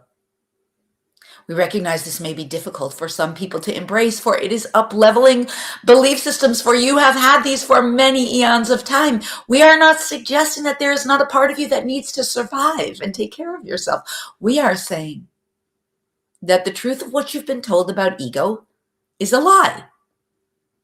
And we are asking you to become more of who you are. For you are the divinity in form. And you have the potential to completely transform the earthly experience as you choose to continue to navigate your challenges, seeing them as opportunities for growth and expansion, and choosing to break through your own limitations and glass ceilings of what you previously believed was possible for yourself, and into more of the alignment with the greatness of who you are. Create your reality as you choose it, moment by moment, not by denying what is or has been, but by choosing from the purer frequencies, which we have already mentioned some of them, and by choosing to embody the great virtues such as magnanimity, equanimity, divine peace, divine grace, divine kindness, divine loving kindness, divine compassion, divine inspiration, divine optimism, divine enthusiasm, divine joy. You cannot be divine joy if you are being miserable. You cannot be divine joy if you are being sad. You can have divine compassion and be divine joy. But they are not the same resonance as anger or resentment. And there's no wrongness with those fiery energies, you see. You can choose them too. There are times when it is important to express your anger if you have it, knowing that it is not the truth of who you are, knowing that it is not required for your evolution. It is a tool that you can utilize. And it is an energy that will show you where you are residing at any point in your frequency bandwidth. And we use anger simply as an example.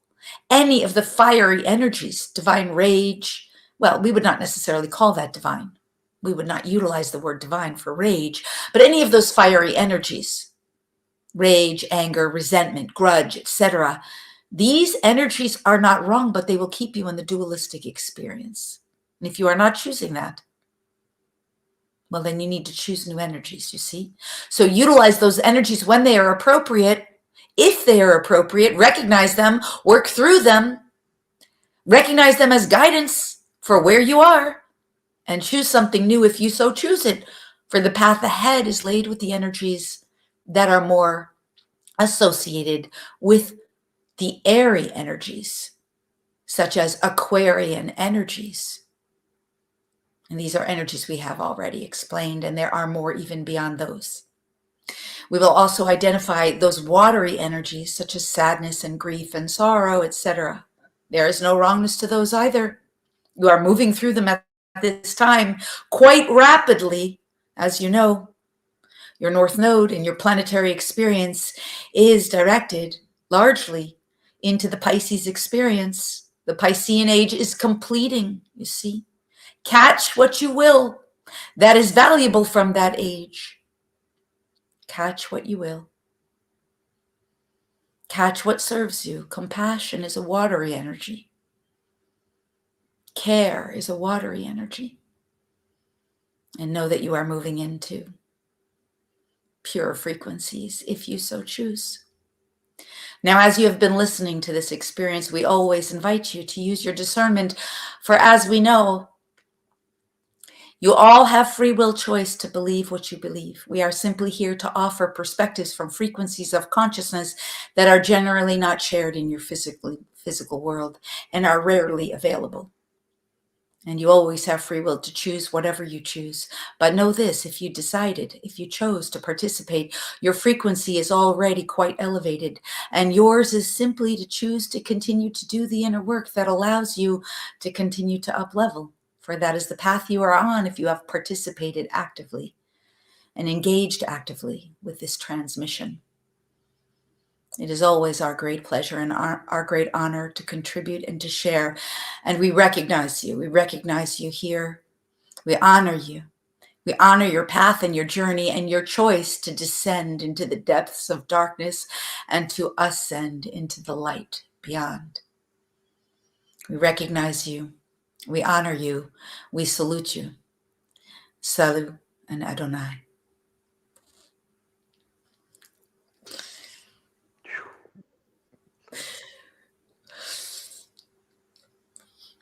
I just have to come back from. Sorry, there's just so much joy that they leave behind, and I don't always know. Like, it's just good stuff. Wow. Yeah, I could feel that you just hit that flow state and that you were in just that meditation state where you're receiving it. I could see that. Oh. Beautiful. How was that? So was much that beautiful. helpful? Do you feel like that was helpful? Yeah. Definitely helpful. Lots of wisdom there, and also many things that I feel people are shifting towards when it comes to what is the darkness, how do we obtain true light without ignoring what has happened. You know what I mean? There was a time when it seemed like a lot of people are just one side or the other, an extreme, but this conversation that you're bringing forward now seems to be prevalent. More and more people are sharing this, and in the chat a lot of people were resonating with it, so I think it was perfect. And one thing that you said, a few things you said, but one thing that really hit with me, because I'm looking at this in my own life. Well, first one was the traumas are opportunity for growth, right? Definitely, it's one thing knowing that, it's another thing implementing that, right? And then the long road. Now, when you said the long road, like it's the to me, what came forward is patience, right? Discipline, no quick fixes, commitment to it. And often we want just that pill to just shift out of it and that suffering. But some of these traumas, speaking from experience, take years and years to go through before you even feel like you're on the other side of it. And even then, there's layers that keep coming back. Yeah. It really is discipline. A couple things I want to say to you on that is that the traumas are, when you're in the trauma, you almost can't see it. Or even if you know that you're in a trauma, it's the experience of the energetic that you're in during that period of time when you're going through some kind of trauma, like someone's been harmful or hurtful to you, or, some drama, or, a hurricane or whatever it is. You can't always see in those moments that you're in it, or you just can't, even if you know you're in it, you can't get out of it because you're so engulfed in that energy that's moving through your field. So it's those times that you really do need to call upon a third party, usually in physical form. I mean, definitely the higher realms, but also someone who can help steer you, help move that energy quickly. That's what, to me, that's part of what I do in service, is to help people move energy out of their field, because you don't realize when you're going through it, like whether it's loneliness or shock or whatever, that's just energy. It's not truth. And it wants to be resolved. But you're going through it and you're like, this crazy, horrible thing. And you're in the emotionality of it and it's consuming you, but it's designed to be moved out of the field. And that's why energy workers, brilliant energy workers and healers, and I know there's so many here, so many who will be speaking and teaching this week over the next, the whole summit. That's what a huge part of what we help people with. And I will say one of the most, and then I just want to say one thing about Jesus too. One of the most challenging things that light workers do, because we're so powerful, is we think we can do it on our own. And we tend to isolate. There's a lot of isolation. And that does create sometimes, a lot of loneliness. And then sometimes if you reach out, if somebody's not really qualified, they knock you down, they kick you when you're down. That's happened to me, where I've reached out to people and they don't see you for the magnificence you are. They see you for the struggle you're going through. So this is part of developing discernment, to choose someone who really is trained to work with energy and consciousness. These are the gifted healers of the world. Healers are just, and again, I just acknowledge and recognize the amazing healers that will speak and who are listening, because that's the work that healers do, if they're really gifted healers. Then the other thing about Jesus I wanted to say, because you had mentioned earlier when we were chatting about Jesus, is that I've been doing this for probably something like 7 to 10 years. I've lost track. Every Thursday and Sunday, I participate in a very small, very progressed inner circle that I do of light workers who are really working with what we're being told and asked to do in service to humanity. It's none of our own personal agenda. And it's been the most rewarding experience of my life, the most humbling, and has just created so much growth in me and transformation. And in doing so, this past week, we always work through the lineage of Sananda and the hosts, who are, part of my collective, and also through the lineage of Enoch and Melchizedek and the Melchizedek order. And in so doing, this week we had like a circle where we were met with like Jesus and the disciples, and we learned like that these disciples, they knew they were choosing the long game. They knew that this was going to be a long game for humanity. They had the ability already, because they were worshiping the Christed light. They were worshiping Christ consciousness. And so they were able to transcend the dimensions of time and space, that they could see into the future of linear time where we are now, knowing that this light would be needed, this consciousness would be needed. Yeah. It was so powerful. So that's what we're doing in a sense now. We have to disciple ourselves and unprogram ourselves from thinking we need a quick fix or a pill. Yeah. I'll wrap up now. But at the same time, to know that it doesn't have to be as long, hard, and arduous as we've endured. We can move it faster. We can move through faster, more gracefully. I love that. I especially love, instead of discipline yourself, disciple yourself. Yes. That's a good one. That's Yes. amazing. Lori, thank you so much. Thank you for your transmission. It was beautiful as always. I love you very much. Love you I'll be too, seeing Neil. you soon. Thank you so much. I so honor you and everything you're doing. Thank you. I'll see you Okay, in the see you in a chat bit. in the conversations this week. Sounds good. And check out the chat. There's a lot of messages there for you too. So engage there. All right. So let's go ahead and bring on Alan, and we're going to get into the next Hey, guest in a second. Hey, how's my Alan. sound? Okay. Sounds Oh, good. good. Perfect. Okay, I'm in my office here. Okay, so yes, I'm really excited because I hadn't seen Star Wolf in a long time. So you want to talk about anything before we bring her on, or No, let's go right into Star Wolf. Star, if you can go ahead and switch your camera on, I'll bring you on here. There we go. Hi, guys. Hey, It's so good to see you, Alan. I know it's been like 20 years, right? I know. I know you're doing amazing things on the planet. You know, for people who don't know Star Wolf, she's a shaman, she's a healer, she's a sound therapist. She goes deep into I would call it the Akashic records, but you might call it something else. But healing the wounds that have affected all of us. And how have you been, though, Star Wolf?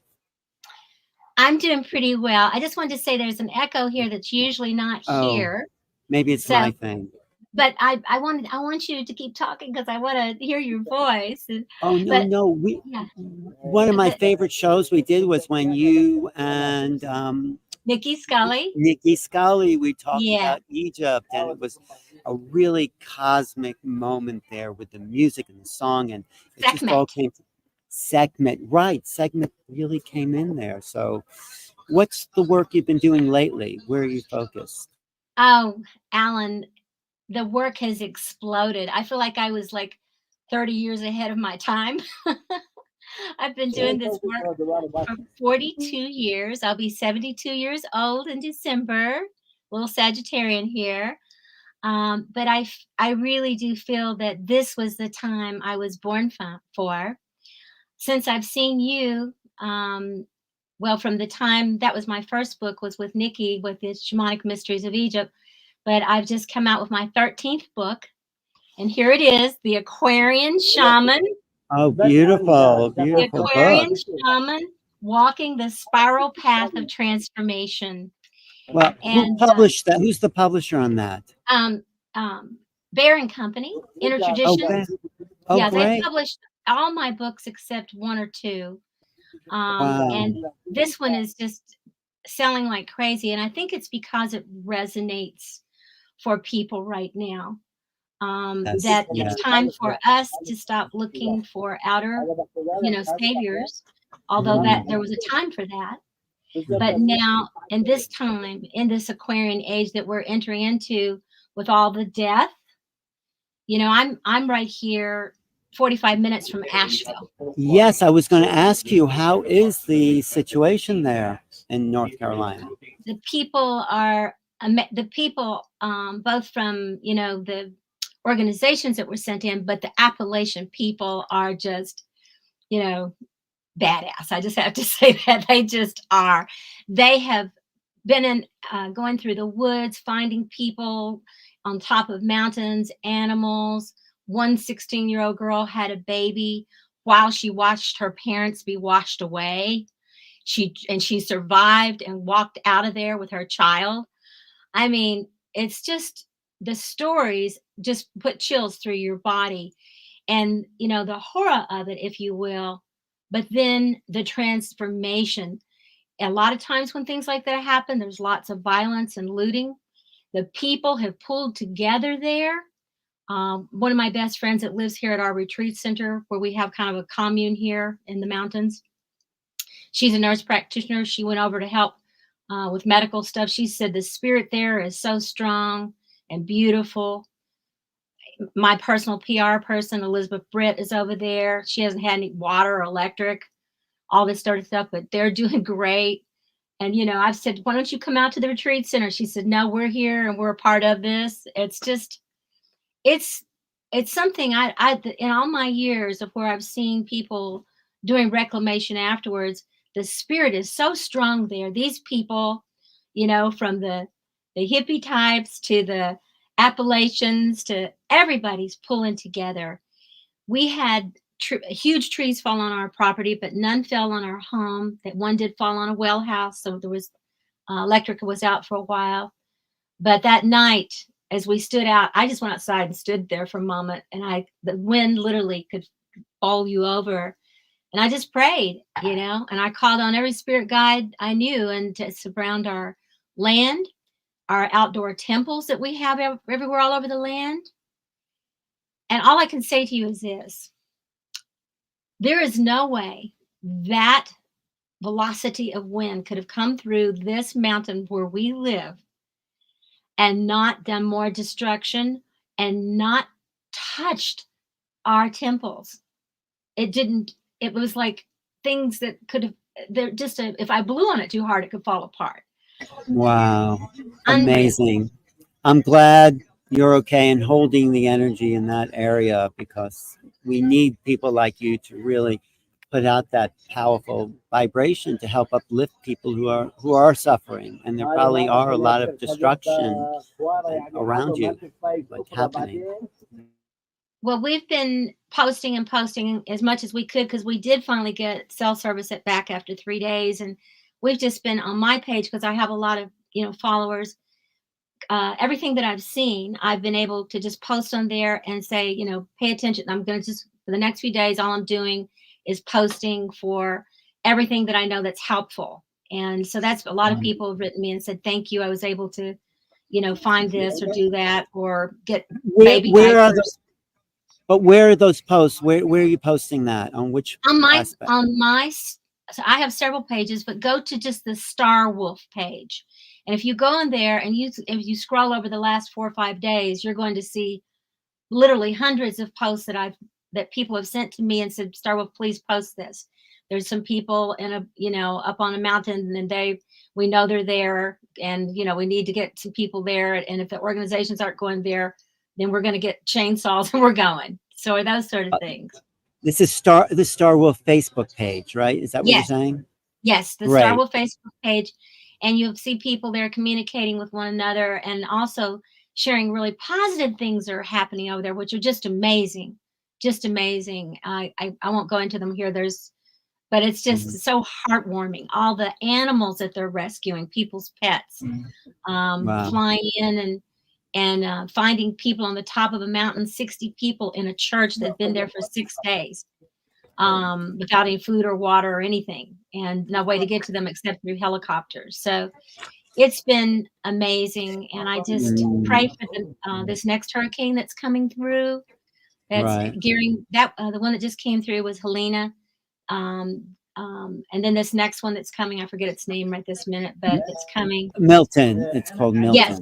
Strange So name for a praying. hurricane. And I remember years ago, and I can't think of his name. Oh my gosh. He wrote Oversoul 7, and I can't think of his name, but he taught how to move clouds with your mind. Oh, this is Seth. The Seth book? Yes.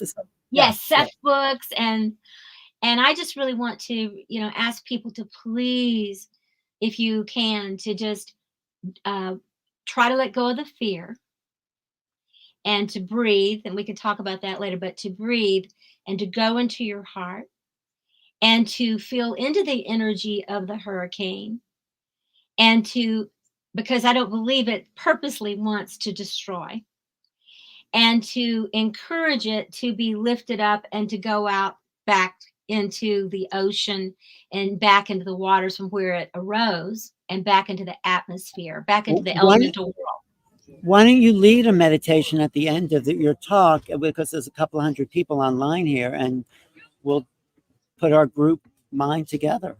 That would be wonderful, Alan. And we're getting ready to get on a plane tomorrow to Egypt. Oh. In Asheville. The airport's open, so we're getting ready to go over there and be flying to Egypt tomorrow, and with our full group that's going there. And I want to say this now, if there was a way to connect with you while we're there, we'll be going to all the temples, special times. And while we're there, we'll be sending this energy and healing back, especially right now, for so many people we're connected with who have been affected by this storm, and for everybody everywhere around the world. It's, it's not just here. Well, Neil's here. Maybe you could come on the stream, right, Neil? And, give us an update, because we just did a big trip, me and Neil, Portal to Ascension. Right, Neil? Could Star Wolf come on and do a little thing from Egypt? Can't hear you, Neil. You're muted, Neil. Unmute.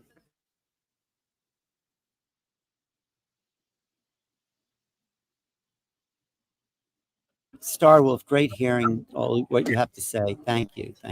Alan, let's connect again after this. I want you to come out here to our center and meet Isis and Sekhmet. We have life-size statues that we created here that are in temples. You will love it. Promise me you'll.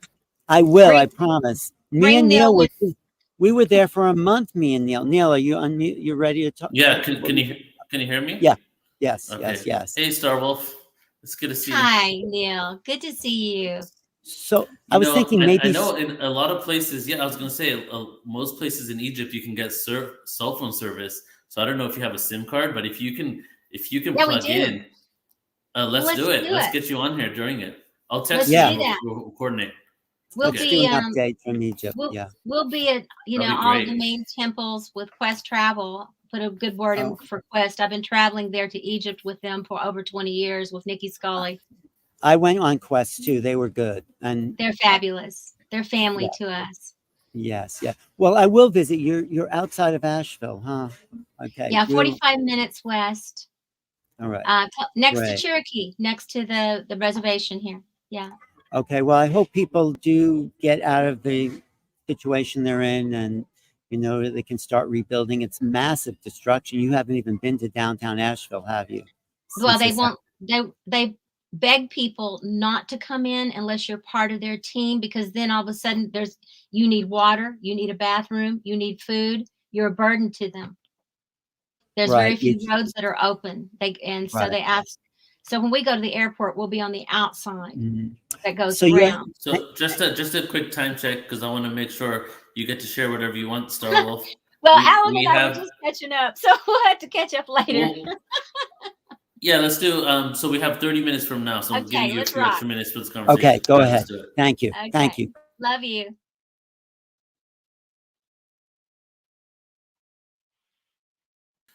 Okay, it's all yours, Star Wolf, and I have your music lined up, so let me know whenever you want me to play it.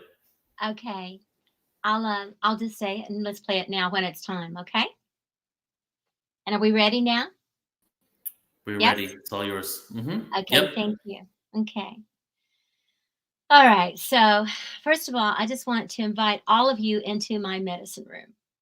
And I thought I would straighten it up before I came on, but I didn't have time to because I'm packing for Egypt. We leave tomorrow.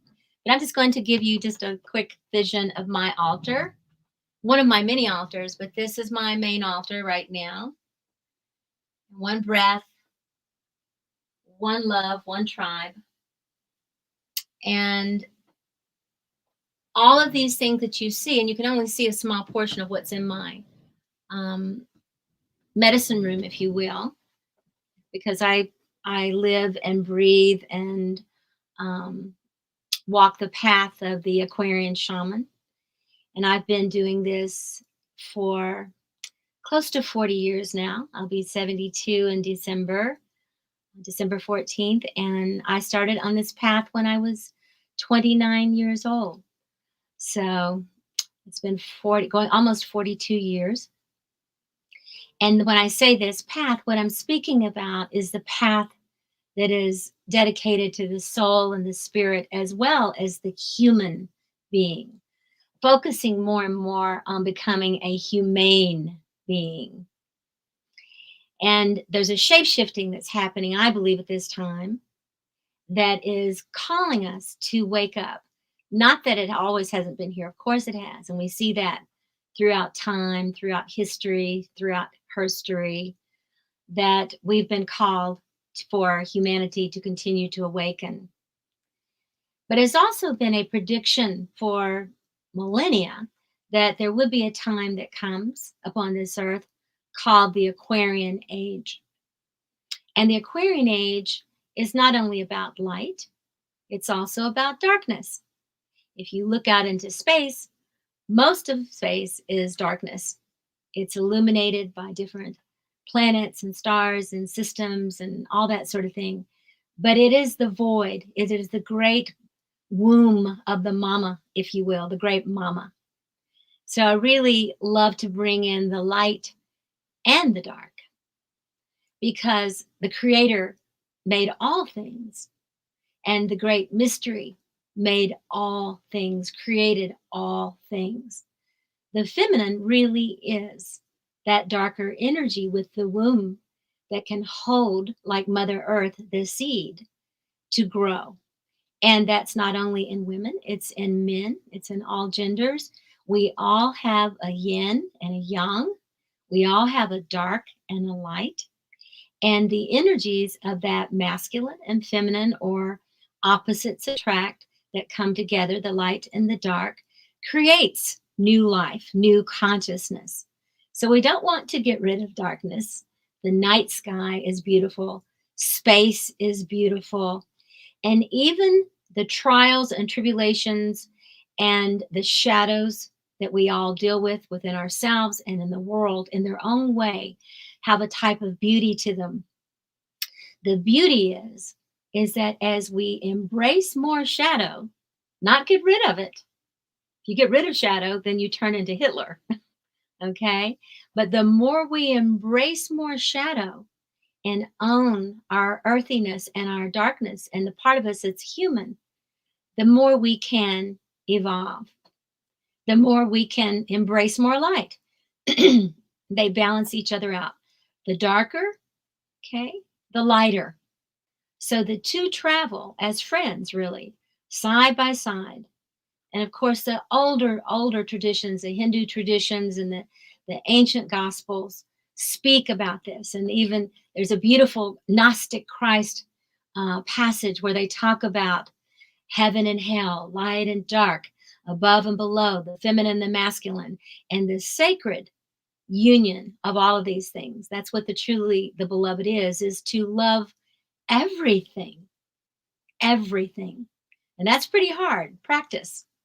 And for me, it's a shamanic practice. And I've been on the shamanic path, as I said, for almost 42 years. And what that means to me is that I've been dancing with the light and the dark. And it begins with me. It begins with me that I'm taking stock, I'm taking inventory of my quote, character defects, or the parts of me that get myself into trouble, or that maybe is not even as conscious and loving as I would like to be in the world. Or could even be addictions that I don't know I have. You know, that's the thing about addiction, is that we're often what? In denial. Denial means don't even know I'm a lion. So what am I in denial about now? You know, am I in denial about climate change? Not for me right now. We just had this hurricane come through Asheville, 45 minutes away, and we got the winds, some of the winds here, lost some trees. I'm not in denial about climate change. I'm not sure what to do about it. You know, one of the things I did many years ago was I moved from the San Francisco Bay Area that I love and treasure very much after living there for 7 years, that I kept having a vision of these waves and these climate changes, and it began to be night terrors for me. And I'm not a person that's super afraid. I've faced a lot of things in my life. I have what I would say is your average amount of fear and healthy fear. But I got the message very strong that I needed to move to a place. I needed to become a guardian of a piece of land, that I needed to connect to the elemental world. And I needed to not only be spiritual, but I needed to be earthly. And that I needed to ground all the teachings that I had learned over the years from channels, from masters, from all the books I read, from all the teachers I studied with Ram Dass and Stan Groff and Jackie Small and Grandmother Twyla, the Seneca Nation, my Wolf Clan grandmother. From all these beings had said to me the same thing. The most important thing is to keep your heart open and don't get lost in the light or the dark. Own them both.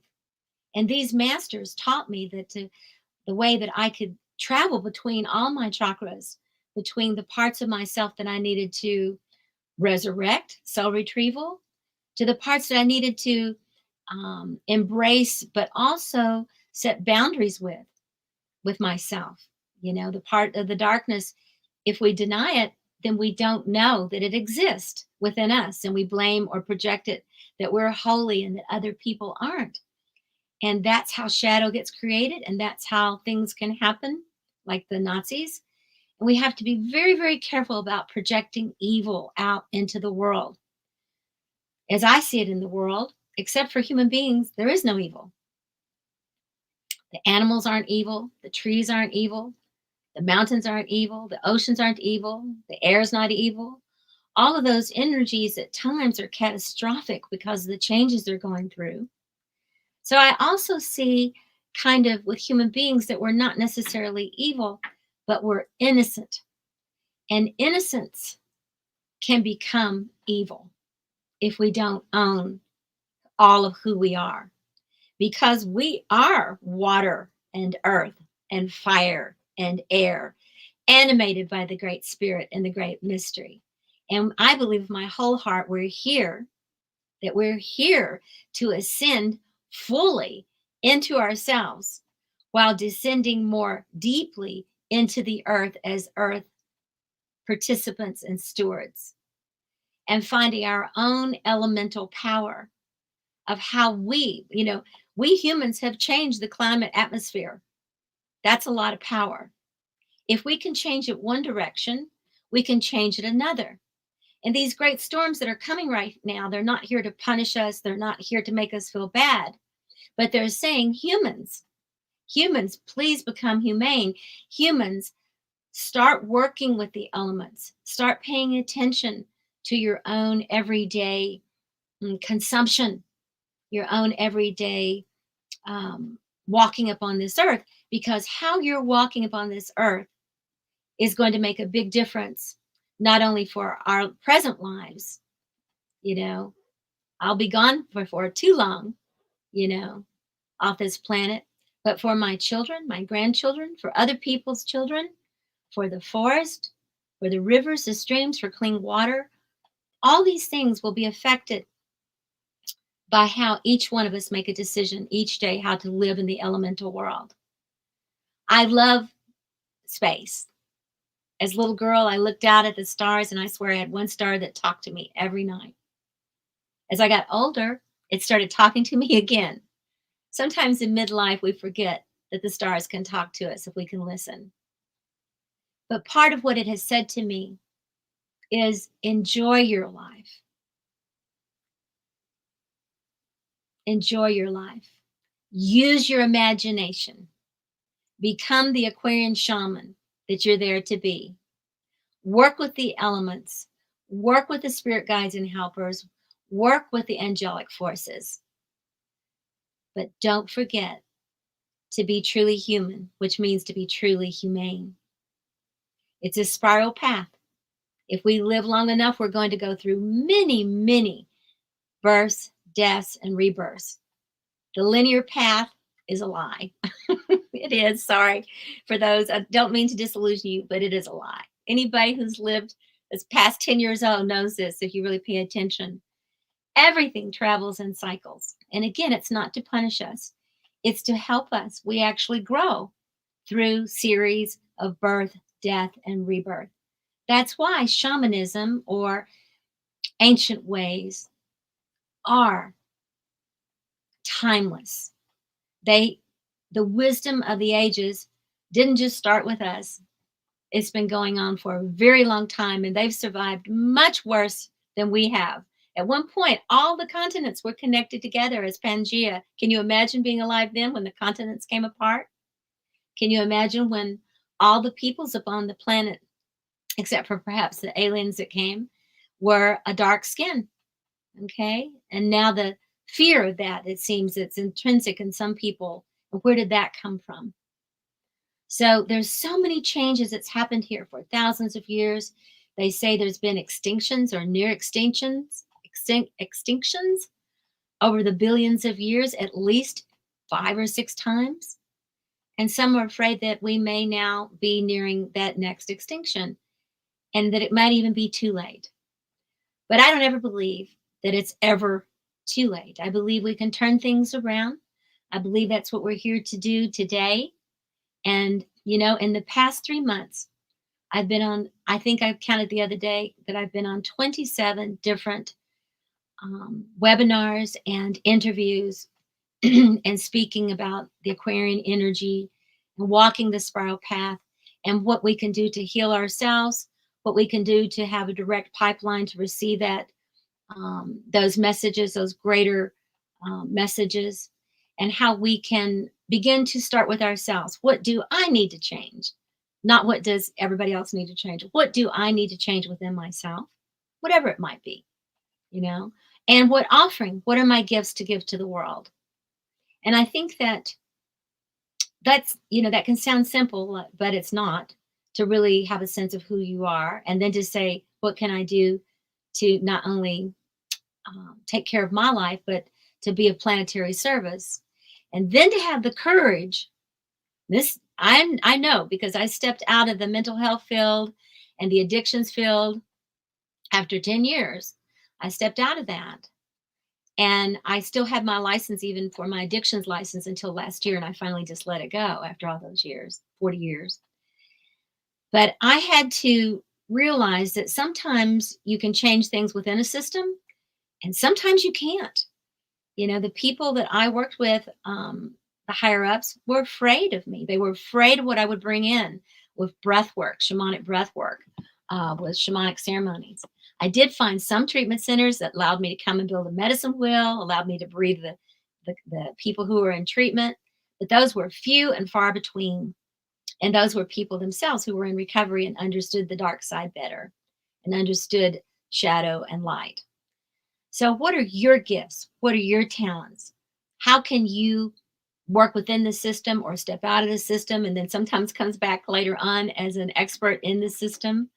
It's kind of bizarre. That happened to me too. But what is your dharma? What's calling you right now to awaken your own inner Aquarian shaman and to do your piece in the world, to bring more peace, both inner and outer? So what I'd like to do, if I still have time there, Neil, is I'd like to put on a piece of music to give people the opportunity in just a moment to do a little breathing. And the particular piece that I chose in honor of Sekhmet, the great lioness goddess of Egypt, who herself got out of control and became like a hurricane upon the earth. But then when she calmed back down, she saw the destruction she'd created, and she had great sorrow over that. And she became apologetic, and she became, we could say she got into recovery after a binge. And when she did that, she grew this beautiful heart, and she went on to marry a great god called Ptah. In the Egyptian astrology, she's Sagittarius, and she can be a little rambunctious sometimes, like the hurricane. But Ptah was a masculine that could channel the energies from the stars and bring it through his heart. So the two of them in Egyptian mythology married, and they gave birth to a son called Nefertum, which is like perfume. And he, everywhere he walked, created beauty. So that those two energies came together to create this divine third. And it's said that Ptah and Sekhmet reigned in Egypt for over 2,000 years. Some say that it might even been Lemuria or Atlantis when they reigned. Who knows? But whether that's myth or whether it's literal or something in between, these archetypes are alive and well. And so I want to play a piece today that I helped co-create many years ago with a group named Soul Food, and my friend who started that group and who played it many times at Burning Man and various places around the world. But it's called the CD, or whatever you would call it now, it's called The Spiral, and it was created for shamanic breathwork. And I use it a lot in my breathworks. But one of the songs in there is specifically dedicated to that energy of Sekhmet and to the fire. And that's the song that I have here today to play. It's about 8 minutes, Neil, I think. And what I would like, if we have time, is to ask people in a moment to let me do about 2-minute meditation to take them in. And then I'll say, let the music begin. And then they would begin to breathe. All right. Just to confirm, that's the Pluto song, right? Yes, it's called Pluto. And okay. it's the lion. Perfect. So we have time for the 2 minutes and the 8-minute song. Let's do it. Okay, let's do it. Okay. So I want to invite you to close your eyes wherever you are, unless you're driving. And then maybe you can listen to this later. But with the breath work in just a moment, I want you to, before you open your eyes back out, before you start breathing, here's what it looks like to do the shamanic breath. You breathe if you can, in through your nose, and fill your whole body up, and then out through your mouth. And this is what it looks like.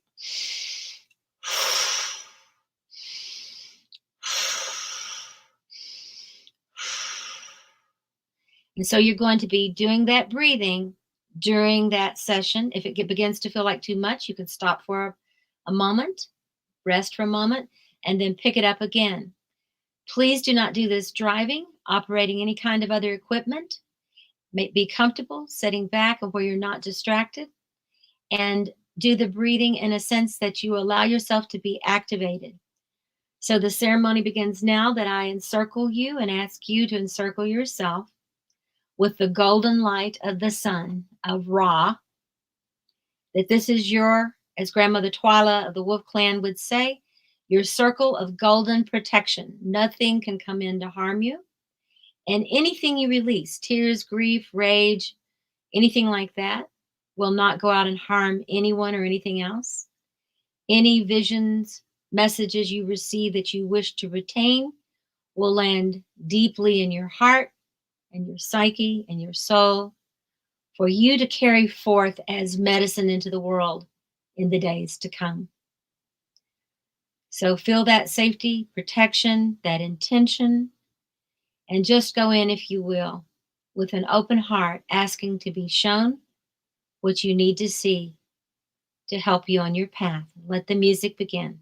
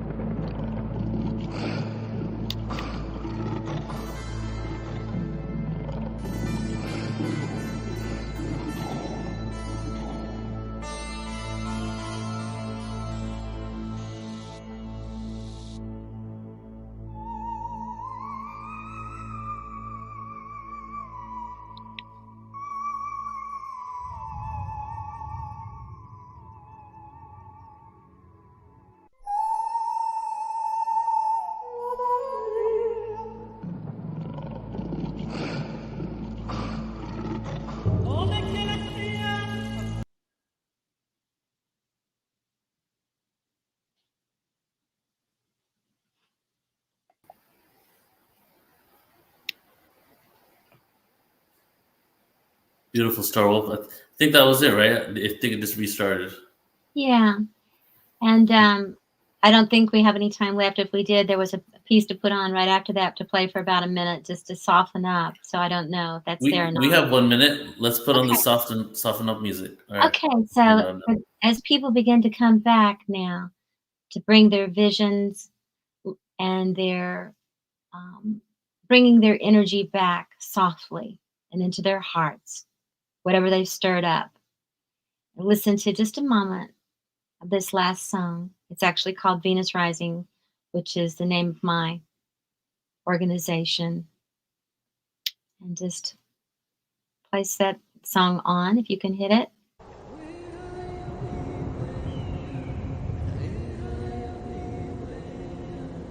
Let your heart soften. Your nervous system settle down. New imaginal cells activated. The Aquarian shaman awakens inside of you. Thank you.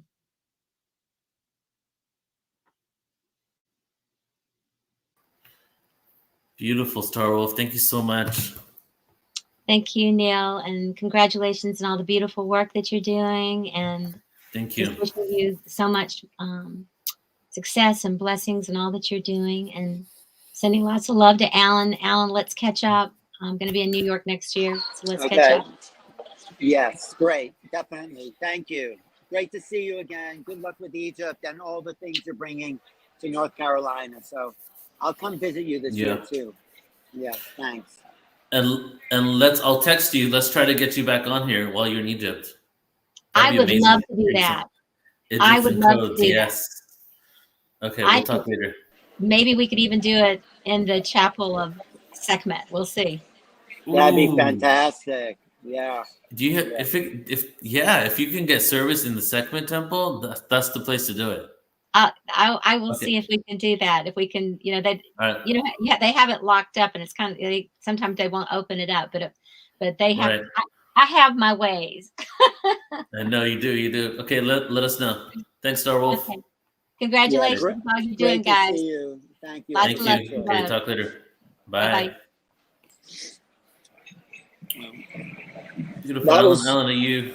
I'm here. That was Can you hear beautiful. me Yeah. okay? Yeah. No, she's Are you? great. She's so dedicated. Am I what? You say? Am I? No. Oh, I was just saying. Are you about to get on a plane? Looks like you're No, traveling. not yet. And I'm just hanging out. So who's coming up? Yeah. Who's our next? Susan Shumsky's next, and yeah, I love Star Wolf. Her energy is just like so refreshing, Well, and do you her want- dedication and commitment to it all. Let's visit her in North Carolina. She has a great retreat center there. So We should one day. Yeah. No, definitely. All right, I'll so go. let's get into our next presenter. And you gonna stick around, Alan, or are you heading out? No, I'll stay around for a little while and see. I've known Susan for like another 30 years, you know. But You've known? yeah, Do you know Susan Shumsky for 30 years? probably. You know, she was a big force of spirituality in New York City, and then she went on the road. Of course, she was with the Mahesh Yogi for years, doing the TM program, and she's written lots of books. Divine Revelation was one I had interviewed her about, and lots of books since then. So yeah, let's bring her on and talk about our big adventure with her, huh, Neil? Just a little bit. Yes. And I'll just say I've known Susan since 2012. She spoke at my first live in-person conference, and we've been in each other's fields. We've gone to birthday parties together at Serena Taylor's house, and we've we've known of each other, but we haven't really worked together as deeply as we are right now. And for a lot of you out there, you know about the Galactic Origins Cruise, and we'll be sharing more about it over the next 11 days. But in the last year, since I've been working with Susan, I've had an opportunity to work with her on a deeper level, producing this event, and just her dedication and commitment to what she does is truly inspiring. Just seeing that in her, and it's been really beautiful just getting to know her on this deeper level. And so I'm excited for you guys not only to experience about what Susan is all about and what she's doing, but also her work and her book, because a lot of information and awareness has come through her. And as you shared, Alan, she's been doing this for a long time. So let's go ahead and bring Susan up. Yes. Hey, Susan, welcome. Hey, I'm so excited to be here today for this fantastic, amazing event. Thanks, Susan. I appreciate everything that you do, and I'm excited to have you on here. I felt like you needed to be a part of this, and so I'm excited for what you're going to share today. And there's all your great books behind you, Susan. Amazing. Yeah, there's some of my books. And you're a great cruise organizer. I had a great time on our cruise, and we're going to have a great time on the upcoming cruise in December. So, Yeah, we're really excited about the cruise coming up. Galactic Origins Cruise, December 7th, 14th to the 21st. December 14th to the 21st. Galactic Origins Cruise. So what are you talking about today? What are you going to talk about? Today I'm going to lead a guided meditation for the awakening of humanity. Perfect. Ooh, let's do it. Okay, so let's get started. So let's just get comfortable. Get very comfortable, because comfort is the most important thing when it comes to meditation. So get comfortable in your chair or whatever you're sitting on. And let's just close our eyes. And let's just keep our eyes closed until I tell you to open them. So let's take a big deep breath to unite with each other. Breathe in. And let it all go. Let's take a big deep breath of divine love. Breathe in. And release.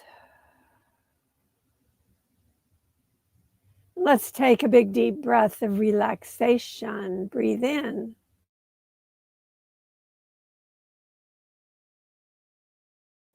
And let it go. Let's take a big deep breath to unite with God. Breathe in. And release. Release, release, release. Release and be at peace. Peace, peace, be at peace.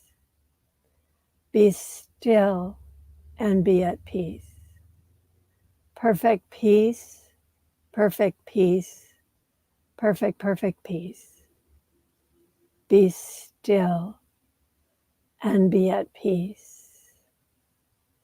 We now know and recognize that God is peace, God is love. God, Goddess, is that perfection of being, wholeness and oneness. God, Goddess, is our true divine nature, our higher self. We are that peace, that light, that love, that perfection of being. We are the all that is, the all powerful, all embracing, all encompassing, all loving power that unites and gives rise to the universe. We are that divine beingness. We are that truth, that light, that awareness. We are the awakening of humanity. We are a perfection everywhere now. We are perfection here now. We now therefore know and claim that humanity is awakened now, and that we are the awakening agents of humanity now. We now see, know, and accept for and with all of humanity that it is awakened to its true divine nature, and we are the instruments of that change. We have come here for that purpose. We now see that in our past, before we ever incarnated, that we made this vow, we made this decision to bring about the awakening of humanity. And we now see that this purpose is being fulfilled. We call upon the divine beings of light to assist us in this effort of awakening humanity to its true divine nature. We call forth the Holy Spirit, the Spirit of truth and wholeness, to shine the light of truth upon us and to shine the light of truth upon all of humanity in this earth plane and in all planes of existence, in all dimensions, in all places, not only in this small earth, but everywhere in the universe. We call upon Babaji to bring forth divine wisdom into our being and into all of humanity, to allow humanity to rise to its highest, most profound, most meaningful, most perfect awareness of its nature. And we call forth beautiful Jesus Christ to bring forth health and healing and well-being and resurrection and salvation, and to bring forth the nature of peace, love, wholeness, truth, compassion, and wisdom. And we call forth beautiful Kuan Yin to bring forth compassion into all of humanity, to bring humanity to a higher vibration that we may now experience and share brotherhood, sisterhood, peace on earth, that we may bring forth the promised land, the land of peace, the land of wholeness and oneness to this entire earth and beyond into the universe. And we call forth beautiful Mother Mary to assist us in this awakening of humanity. We know that she brings forth kindness, love, patience, tolerance, wisdom, and truth. And we call forth all the angels and archangels who come in the name of God to assist us in this awakening of humanity. We call forth beautiful Saint Germain to bring forth the violet cleansing, purifying flame, to lift our vibration, to purify our minds, our hearts, to bring forth purposefulness, true purpose, true meaningfulness. We now bring forth the divine meaning of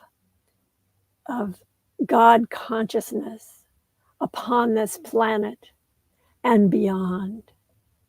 And we call forth all the streams of identity of every person who is tuned in to this particular seminar.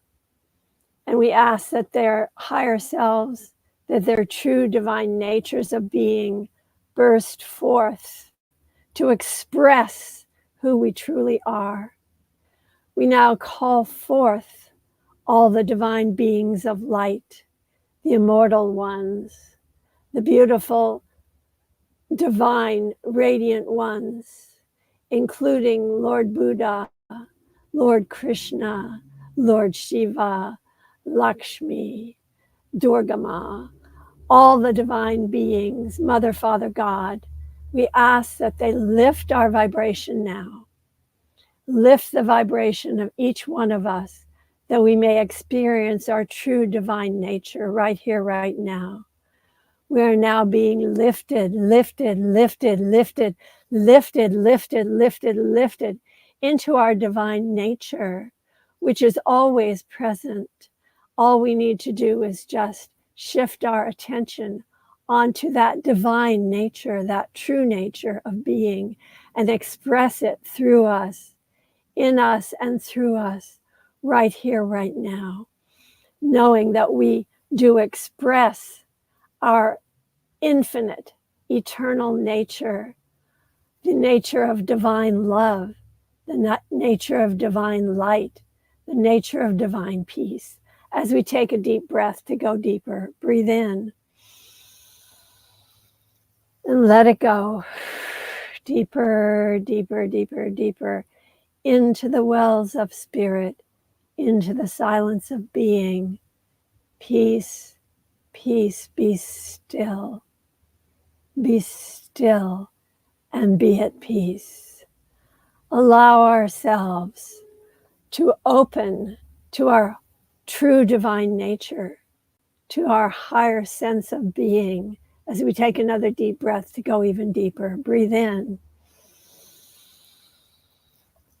Deeper, deeper, deeper into our true nature, into our divine nature. And now let us just focus on the heart. And in the heart of hearts, in that place of the heart, the cave of the heart, let us see a beautiful spark, a beautiful divine light that begins to flame, begins to spark, and it starts to emblaze into a bright light. This bright light within our hearts now begins to expand and grow brighter and brighter and lift our vibration to higher level of consciousness. And that flame is growing more and more bright. It is starting to spread throughout our entire body and throughout our entire energy field. And this is the beautiful light of God, which is beginning to grow and expand and get larger, grow larger, expanding past our energy field, larger than our body, larger than our field, becoming brighter and brighter as it expands to encompass the place where we are right now, wherever we happen to be, to grow brighter and brighter, to expand out into the neighborhood, into the city where we are, starting to expand outward and outward and outward into the state or province, filling that entire state or province with this God light, which is brighter and brighter and brighter. And divine love is starting to awaken and to spread throughout the land, throughout our city, throughout our province, throughout our country.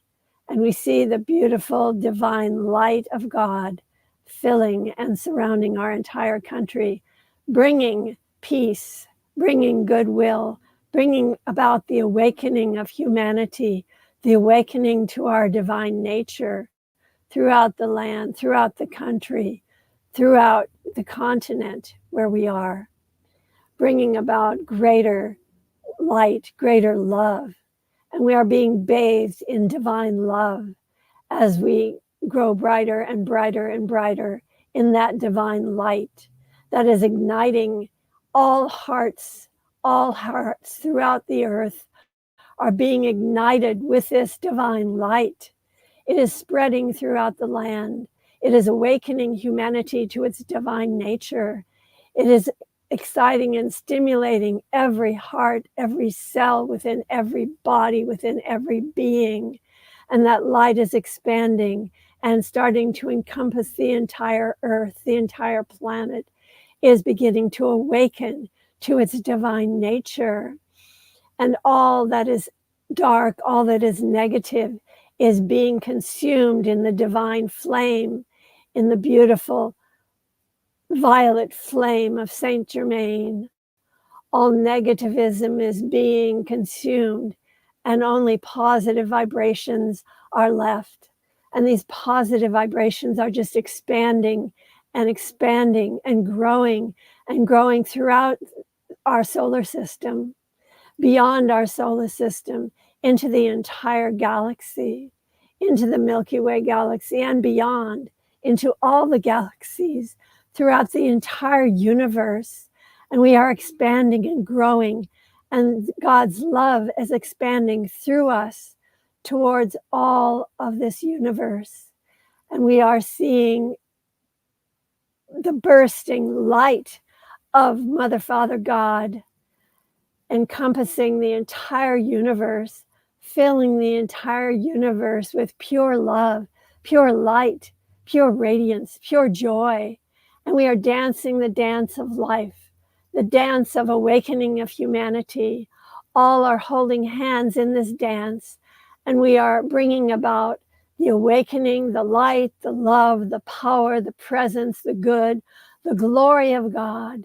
And that glory is spreading throughout the universe to touch all hearts, to awaken all minds to the true divine nature of being.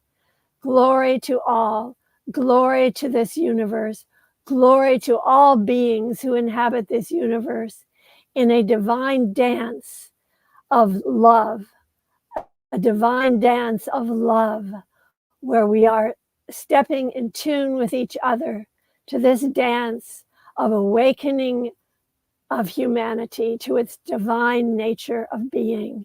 We are the light, we are the love, we are the power, we are the protection of being, we are the purpose, we are the good, we are the glory. And we live in the light of God, we live in the presence of God, we live in our God Goddess nature. All is well, all is light, all is love, all is purpose, all is power, all is well. Peace, peace, be still now. Be still and be at peace. And we now come forth from this meditation. Just keep your eyes closed until I tell you to open them. We come forth with the sure knowingness that we are God, Goddess incarnate in human form and human flesh, and that we bring forth divine love into every breath of our breath, into every atom of our being, into every purpose and presence of our being. And so we now come forth from this meditation. What we're going to be doing is pretend we're blowing out a candle like this. Let's do this together. just like that, blowing out a candle. And we now come forth from the level of spirit to the level of mind, knowing that our minds have been permanently transformed, lifted, and healed by this meditation. And we now blow out another candle, coming forth to the level of body, knowing that our bodies have been healed and lifted, and that if it is our desire for ascension, that our bodies are being transformed into light bodies, and we are becoming light beings. And we now blow out another candle, coming forth to the level of environment, knowing that our environment is healed, lifted, and transformed by this meditation, knowing that we are now filled with the light of God, Goddess, and we are living our true divine purpose in each and every moment, that we are breathing the breath of divinity with each breath we take. And we blow out another candle, coming all the way out, keeping our eyes closed. But let's just now blow out at least 4 candles and then come all the way out to inward and outward balance, and then open our eyes. So let's just blow out at least 4 candles. Come all the way out, open our eyes wide open, looking at the screen now, eyes wide open. And let us just say together, just repeat after me, I am alert. I am very alert. I am awake. I am very awake. I am inwardly and outwardly balanced. I am in control. I am the only authority in my life. I am divinely protected by the light of my being. I close off my aura and body of light to the lower astral levels of mind, and I open to the spiritual world. Thank you, God, and so it is.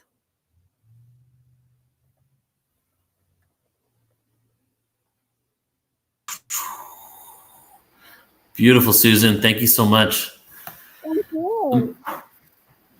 And I love how you started it. For almost about half of it, you did an invocation. You brought in so many energies.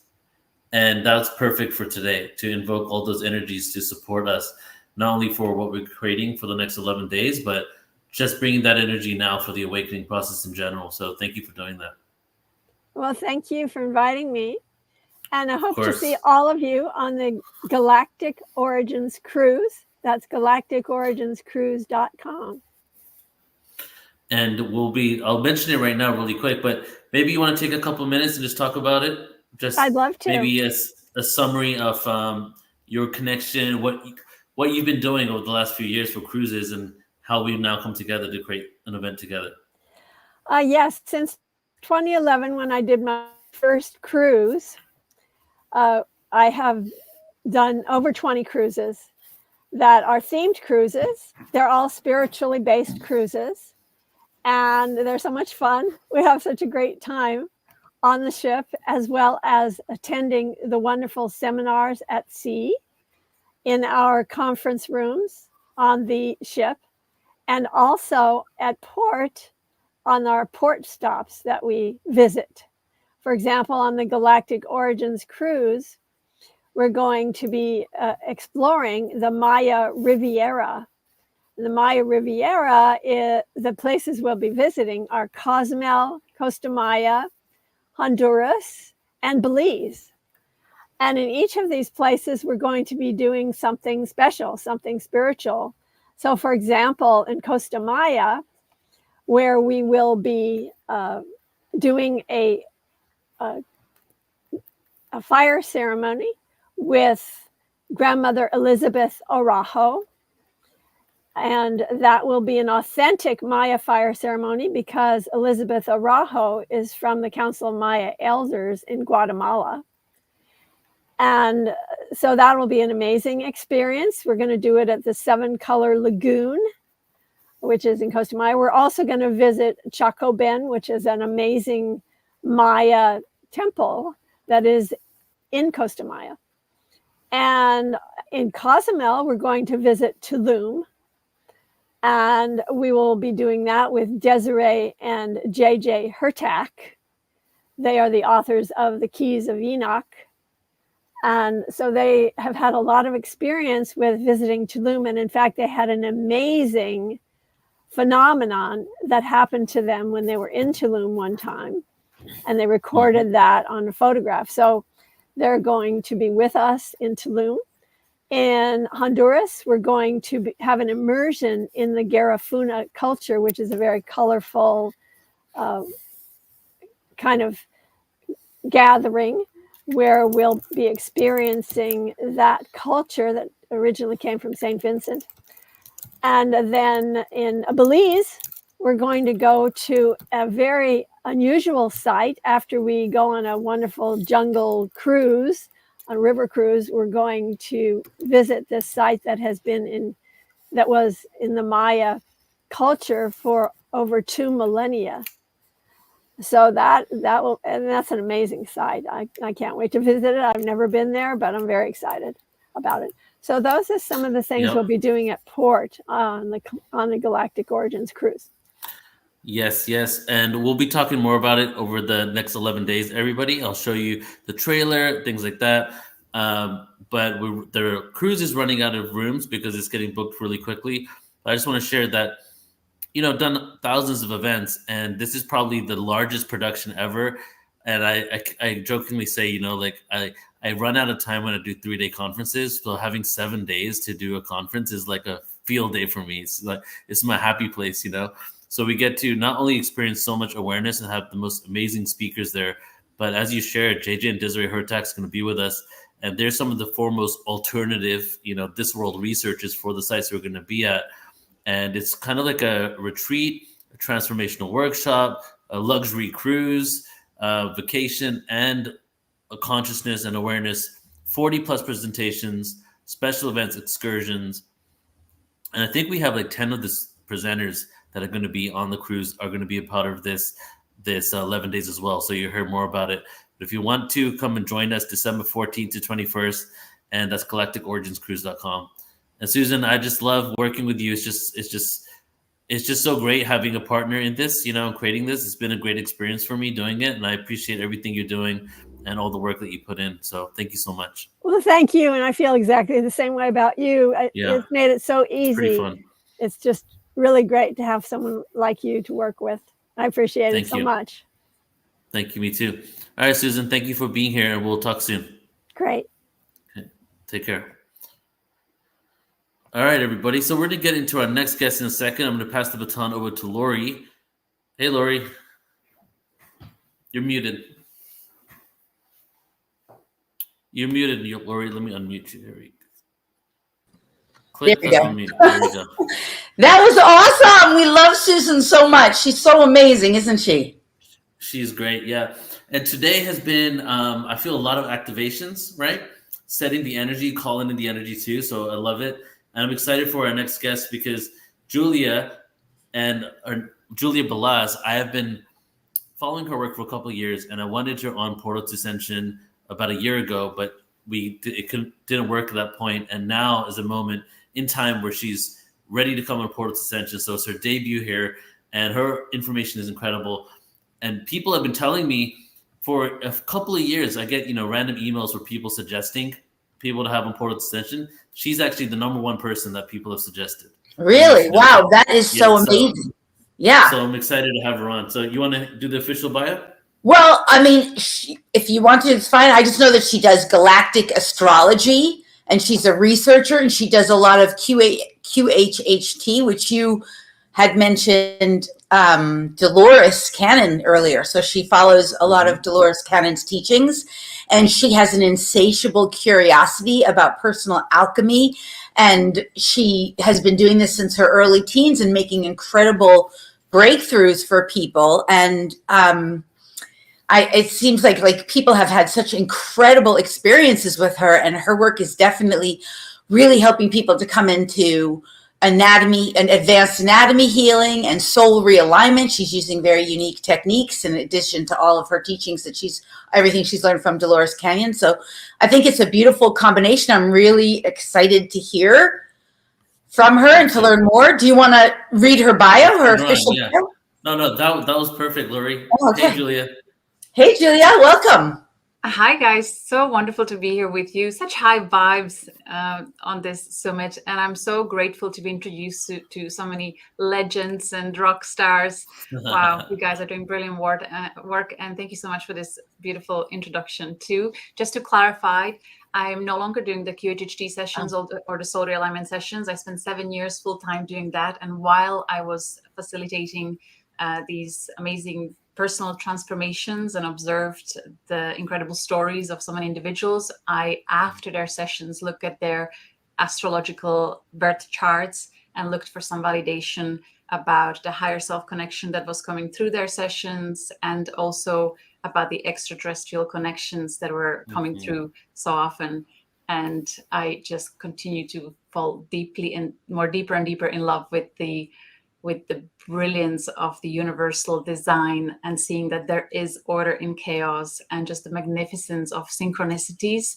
And then when you see them in astrological placements, it's just like you're looking at the behind the curtain of Creator, seeing the divine plan unfolding in front of you. And there's just a lot of validation and clarity and activations that comes through this work. So I'm deeply honored to share this information with the world, and most of all, ever more so excited seeing the community, the growing community of astrologers expanding their consciousness rapidly and really reaching for the stars and beyond, and seeing how much we are impacted by these celestial bodies and how they play their role in our evolution of consciousness, in the unfolding. And actually in the presentation that I'll have today, I'll share information about the upcoming energies that are actually really powerfully impacting this summit. Like, it's such a divine timing for what you guys are doing here. So I look forward to sharing more about that. Yes. Awesome. Well, we're so excited to hear from you. Yes. Oh, great. What a treat. And you're do a PowerPoint, right? Screen share? Yes. Will I do that now? Yeah, go for it. And I'm so excited to hear what the energies are that are supporting this, because that seems to be a theme. We create an event and then we find out the day after something was happening. And an example I gave, we did a Pleiadians conference, and then we found out a week later that the day we did the Pleiadian conference was when Earth was aligned with the central star of the Pleiades. Of course. You can't make this stuff up. Yes. So much magic. Okay. All right, 1 second. Almost there. Okay, I see it. Okay, go ahead and go to the PowerPoint. And then when you screen share your PowerPoint, click the hide button on the screen share so we don't see that. Okay. Take it away. Thank you. I'm only seeing this presentation, so in case something goes off, you need to let me know by speaking. All right. So I am starting this presentation with this amazing art created by Jean-Luc Bozzoli, which I feel represents perfectly the perspective that I've witnessed over and over and over again as I held space for people either regressing through their past lives, parallel lives, whatever you want to call it, connecting with the galactic soul family. There's just so much in this universe, and people who deeply feel the connection to this art, to the representation of the worlds and our cosmic family, are usually people who at least once in their life experienced conscious shift to either theta or alpha or gamma brainwave state. It happens naturally every single day to us, or night when we are drifting into a dream state, or when we are awakening. We go through all these brainwave states, but consciously going through or being experiencing theta brainwave or gamma brainwave state when we are suddenly able to perceive past, present, and future at the same time, when we're able to perceive world and reality from multiple perspectives, not just from your own perspective, but also beings that are next to you, and not only on the earthly plane, but also the higher self, the angels, the spirit guides, and really all that is.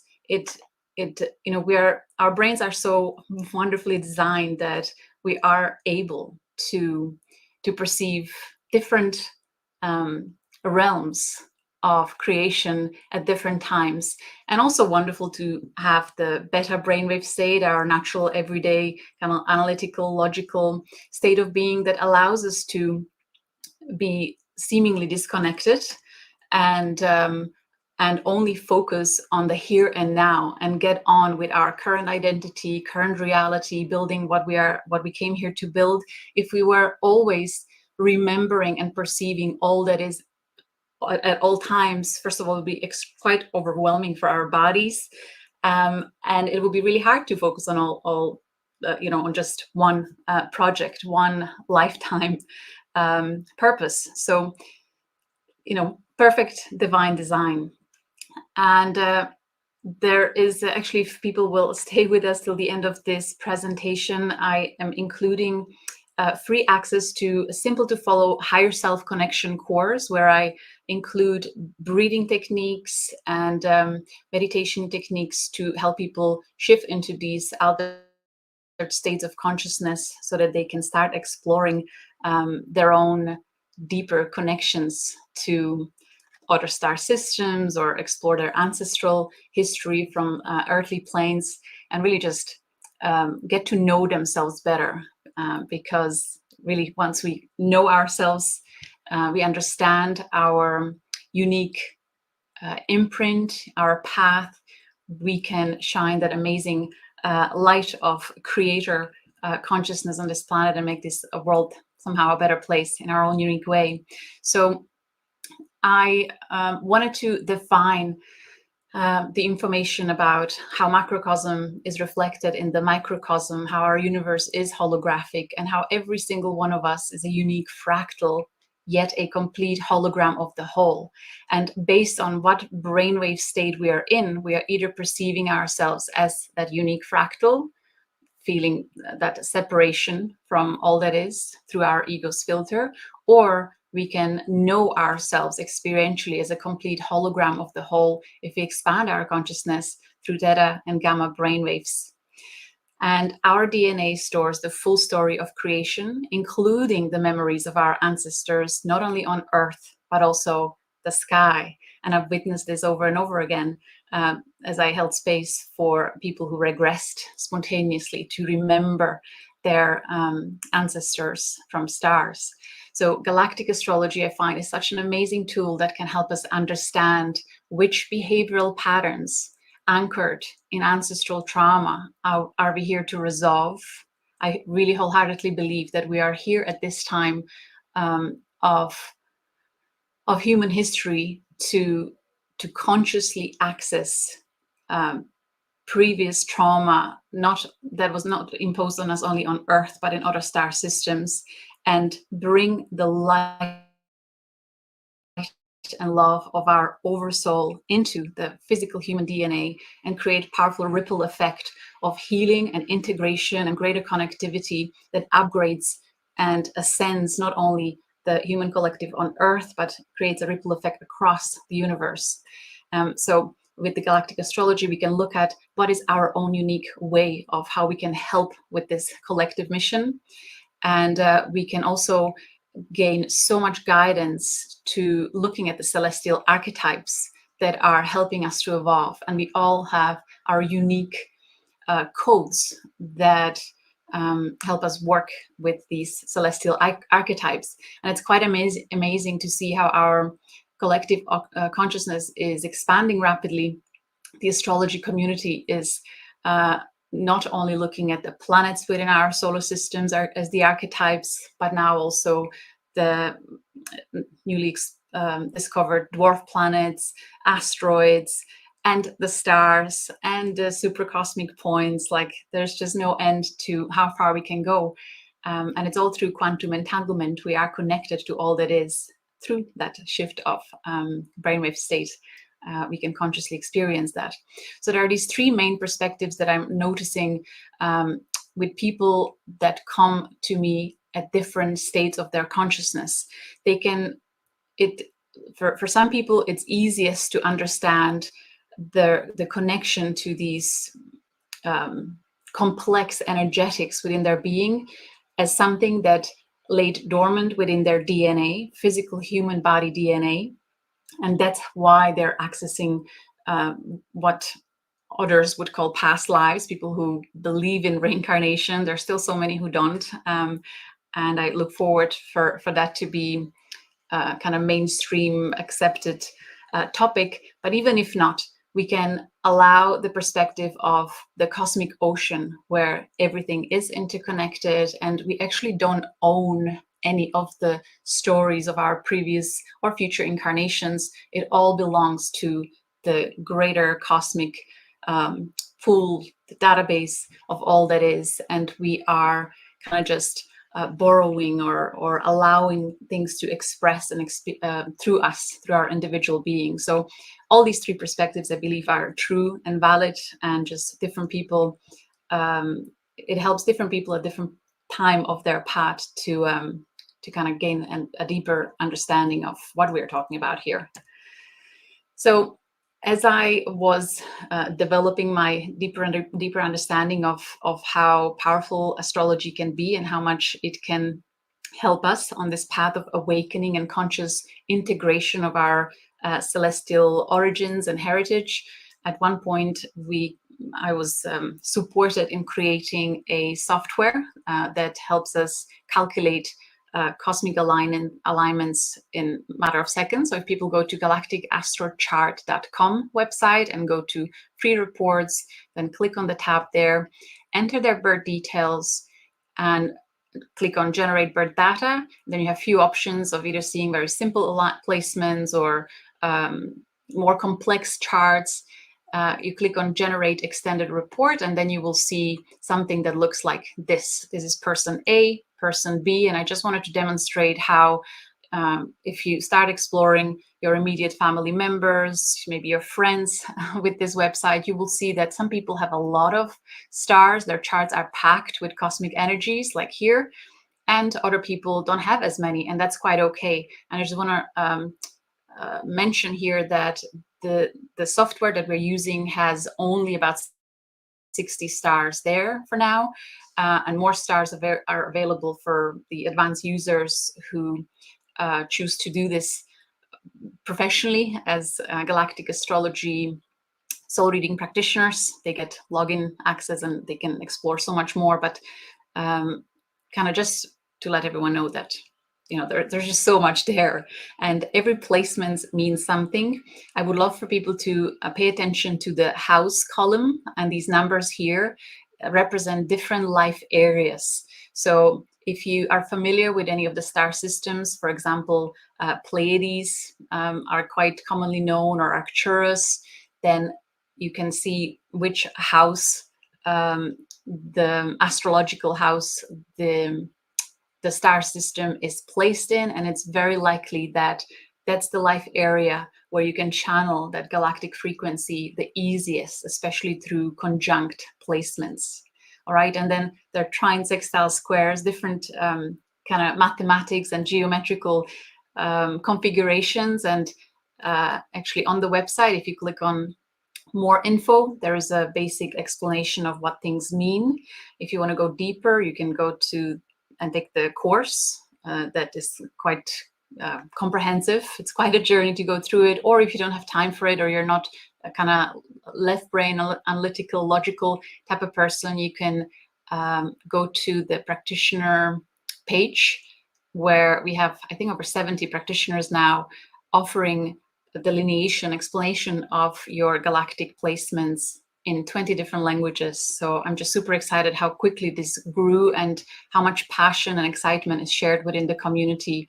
And I have to say, this whole modality is evolving so rapidly. There is so much growth, and I'm noticing it as a group phenomenon. Whenever you have growing group of people studying together, the solutions to problems or the evolutionary process is rapid. It all happens so fast because of that collective mind, that collective energy pull. So it's quite a gift, and it's very humbling for me to be part of a collective that is just advancing so fast. Anyway, here I wanted to also highlight that another option that how you can use our software is to look at current transits. What type of energies are currently being anchored by the planets in our solar system? So you can kind of forget your own natal chart, the energetics there, and you can just choose to invite the energies that are currently aligned to the planets. So for example, on the upcoming full moon, Aries full moon on October 17th, I think that'll be the second last day of this summit, we will have the wonderful Arcturus in perfect alignment with the sun. And next to Arcturus, sharing very similar degrees, is another very spiritual star called Spica in Virgo constellation. So, every year around this time, when we have sun in Libra around 24 degrees, I'm speaking tropical zodiac sign, we have this powerful influx of Arcturian frequencies helping us to heal on an emotional level, expand spiritually, advanced technologically. There's such a powerful spiritual guidance that comes from Arcturus. But what I find really interesting with this full moon is that our something called collective lunar nodes, kind of the evolutionary collective consciousness path. The South Node in Libra, South Node talks about where we came from, and then the North Node in Aries, where we are heading, where we are pulled by the archetypes of the zodiac. So on this full moon, the South Node is conjunct supergalactic center, and it is also conjunct the asteroid Atlantis.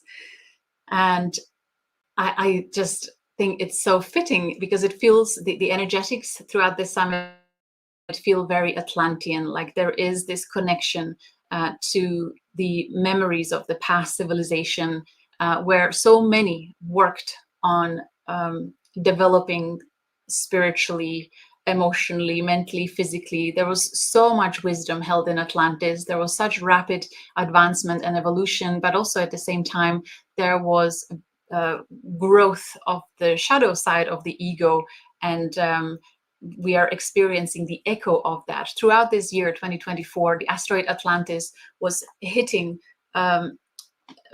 very particular placements through our planets in the solar system during the important times, during eclipses and full moons. So it feels like this Atlantean energetics is very, very potent. And I actually made a couple of videos on that, collaborated with a few individuals. If people go to my YouTube channel, Galactic Astrology, and just search for Atlantis, you can see the past transits in year 2024. So you can kind of reflect back, especially if Atlantean theme is quite potent for you. You can see where you may be on some other group retreat where you were working on healing your Atlantean traumas and integrating the wisdom of everything you've learned and expressed there. There's a lot of that in the collective, and I feel like this summit is such a powerful reawakening of these energetics where we come together as one, not in the kind of hierarchy type of model of one leader and then everyone else's light is diminished. That's not what we want anymore. So here there is a catch here with this placement, because we have Mercury during the Aries full moon in Scorpio, conjunct Shapley attractor.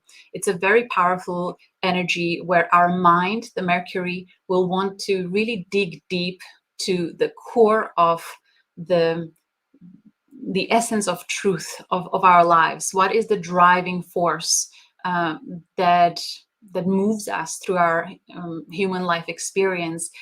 And we will want that to be known. There'll be a lot of hardcore truths that will be revealed in the collective. A lot of information will be shared, and that's kind of the theme of the entire year with Jupiter in Gemini. Conjunct the stars of Orion. The Orion themes are also very, very potent throughout this year. So a lot of that information will be coming up. And the aspect that is formed between Mercury and South Node is semi-sextile. So it's 30 degrees apart. It's tough energy. It's not compatible. And what it means, how it shows up, usually on a very unconscious level, it's like this itch you cannot scratch. You're not aware what is the nagging feeling that's inside you. But here, thanks to galactic astrology, we can get a conscious understanding of what will be occurring in the next week or two. We will be influenced by the Atlantean collective karmic imprints inside our being, the past behavioral patterns of us kind of wanting to be diplomatic, have harmony and balance, but in the shadow side of Libra, to the point of we'll become kind of aware of our patterns of self-sabotage, where we want to keep balance and harmony, but to the detriment of our own identity, our own well-being. There's been a lot of awareness, a lot of talks about how we are overgiving, how we celebrate almost the martyrdom. So many religions taught us for a long, long time to suffer, and that is a way to be. So these themes will be coming up quite strongly throughout this time. And the North Node, where we are heading, Aries, opposing Supergalactic Center, is also helping us becoming aware of the passion that is arising inside us to become leaders in our own life, to follow the excitement. And again, because these are early degrees of Libra and Aries, it's the kind of the shadow side expressions that may be coming up as a result of the Atlantean karmic patterns that need to come out to surface, thanks to Mercury, Scorpio, and Shapley Attractor. And we can thank the beautiful alignment of the Arcturus here in high degrees of Libra through Sun, helping us to express the diplomatic side, the bringing balance and harmony into our relationships in a way that doesn't sabotage our own well-being. Here we have Moon in the high degrees of Aries, which helps us become compassionate leaders, and understanding that what we choose, we need to be also consciously aware of how our choices will impact the collective. Right? So we have a lot of amazing guidance here that can help us restore the balance between what went wrong 12,000 years ago or 15,000 years ago. It's like we are returning, or we have the alpha and omega experience of the cycle spiraling into higher expression of our soul. So certainly on the 17th of October, guys, during the summit, I invite everyone, if you will have any meditations, and for anyone who may have actually the asteroid Atlantis significantly placed in their natal chart. I'll come back to this slide. You can go to another website called astro.com/CGI generate chart.